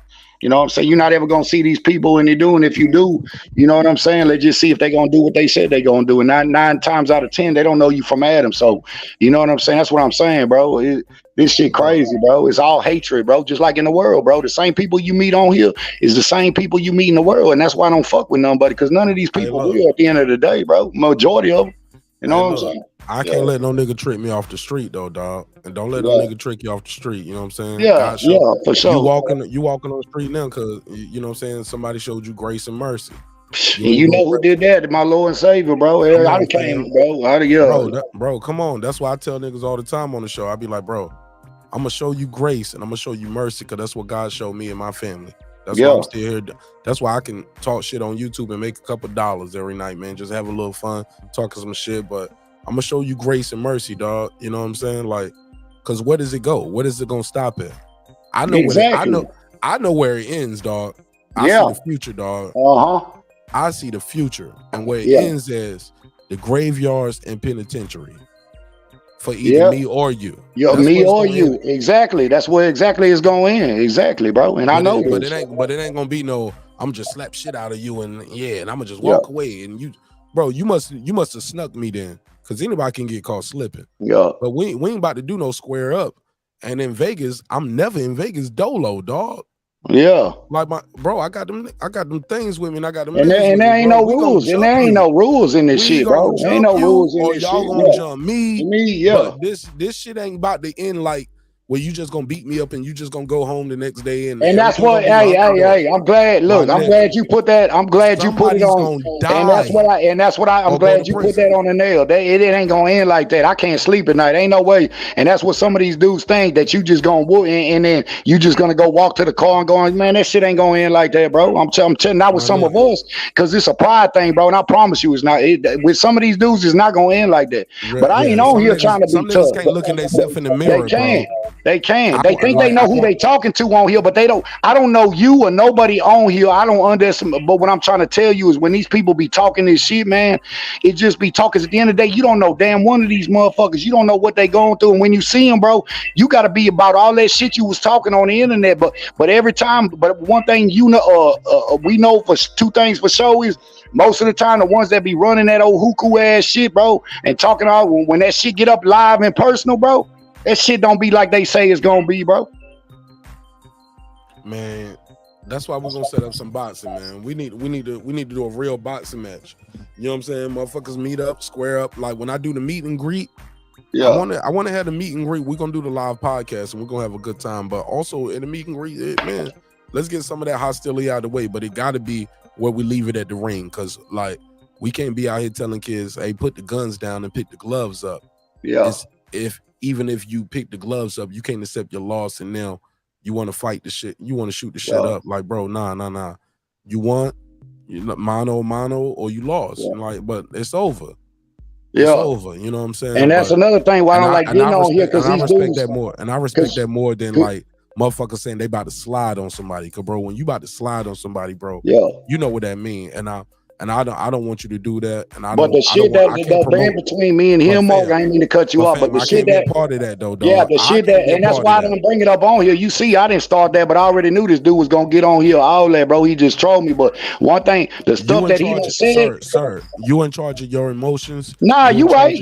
But I ain't just finna let no dude just handle me like he just lying on me. Like, bro, he doing that because he know he think nobody on here know me. But my thing about that is, bro, as deep as it is with me and him and what he said, what he gonna do to my and all that shit out the door, bro. Ain't nobody coming to get in to entertain people, like people in the chat, like this entertainment. This ain't entertainment to me, bro. When you talk about killing my fan, this and that, bro, you fucked up. Say that bro. On this show though. Yeah, like you brought that. This ain't no entertainment. This shit gonna go down in the street. Like I already gave. When I tell you I gave him my real address, my personal, I done did that, bro. Dudes can verify, but I don't care about that shit. At the end of the day, bro, I'm not on here to entertain nobody, bro. But all that shit, what he said, that shit way past getting that shit out the door, bro. Once you start saying I'm gonna kill your man, this and that there, bro. You know what I'm saying? He a dead man walking, bro. That's just what it is, bro.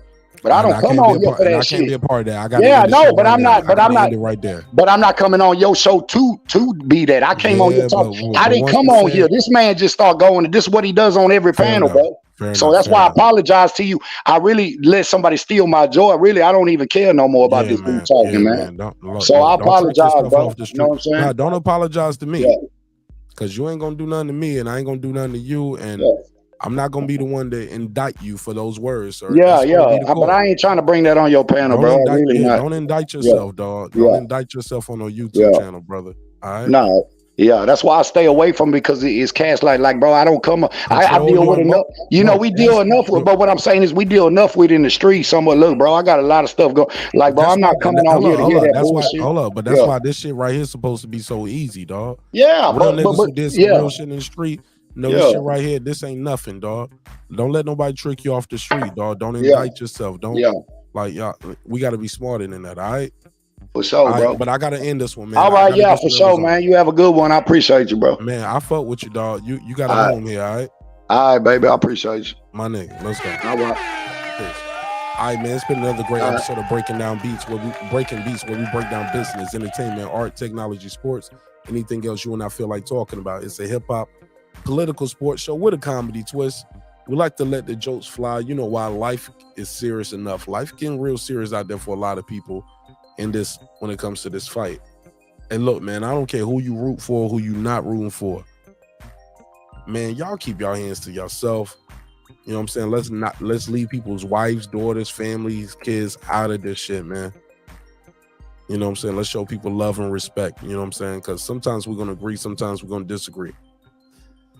But respect is free. Just respect gonna cost you everything: your family, your freedom, your finances, most importantly, your life. I'm gonna do a quick members only. What time is it? Damn, what did time go? Damn, I should have been did this shit. All right, let's do this members only roll call. I do a quick members only. If members want to chop it up with me, that's cool. I'll drop the link out there. If not, it's gonna be one of the quickest members only ever. But I'm gonna do my job. I'm not stealing nobody money. I'm gonna do my job. Let's do it. Let's roll call. Cooking with the champ. And I'm gonna do this members only roll call super fast without all the extras. All right. So pardon me, y'all. Let's get it done. Cooking with the champ. Mr. Gumbo, Shelton Moore, SLG, Sam, Pound for Pound, Antonio Richardson. What up? Or is that Antoine Richardson? What up? That guy Eclipse. What up? Heplo. What up?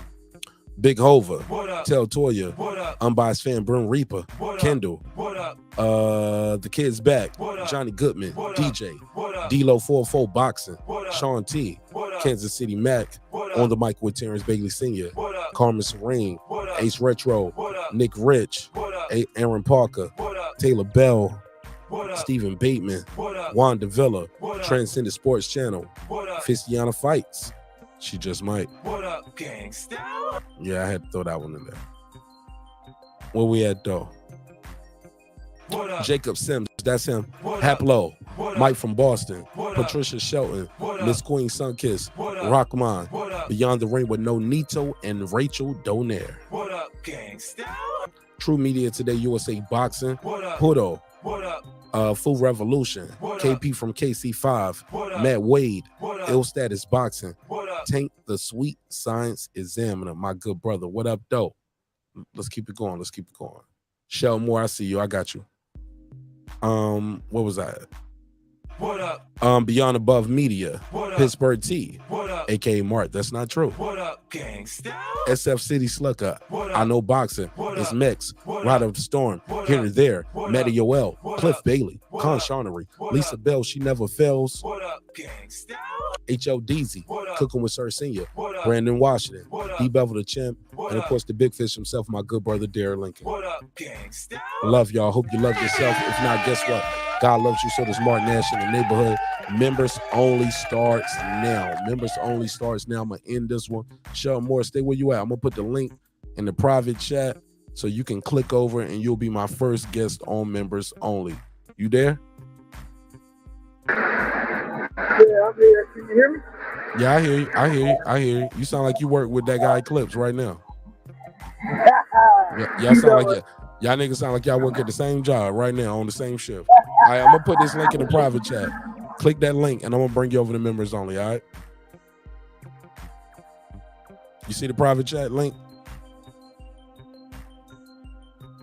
Click that link in the private chat. I'm gonna bring you over there. All right, man. Hey, look, man. Always remember, man. Dreams require sleep. Goals require effort. Go out there and get your goals. Respect is free. Disrespect gonna cost you everything: your family, your freedom, your finances. Most importantly, your life. Sometimes we're gonna agree. Sometimes we're gonna disagree. One thing for certain, two things for sure, homeboy. Remember this. I built this shit. Me. Brick by brick. And I'll be damned if I let you tear it down just because you don't like the way another nigga talk. All right, members only starts now. Haplo said, how we getting members only? Go to the community tab of my channel and click refresh or just refresh. But I'll send out an alert on the community tab right now. But I'm gonna start the members only right now. so you guys can pull up, chop it up with me, and we're gonna have a good time. It's your man Nash Breaking Beats. I see you on the next one. Again, man, respect each other, man. Respect is free. Disrespect gonna cost you everything. Look, your last name ain't Crawford, my last name ain't Spence, or vice versa. Keep your hands to yourself. If you can't control your emotions, don't go to this fight, man. Jail ain't cool, dog. And you don't want to be in jail in Las Vegas. All right? And you don't want to die in Vegas neither, right? All right. Because somebody gonna die. Or somebody gonna end up in jail or in the hospital or something. Like if you can't handle that shit, man, just keep your distance. Especially from me and my motherfucker. Peace.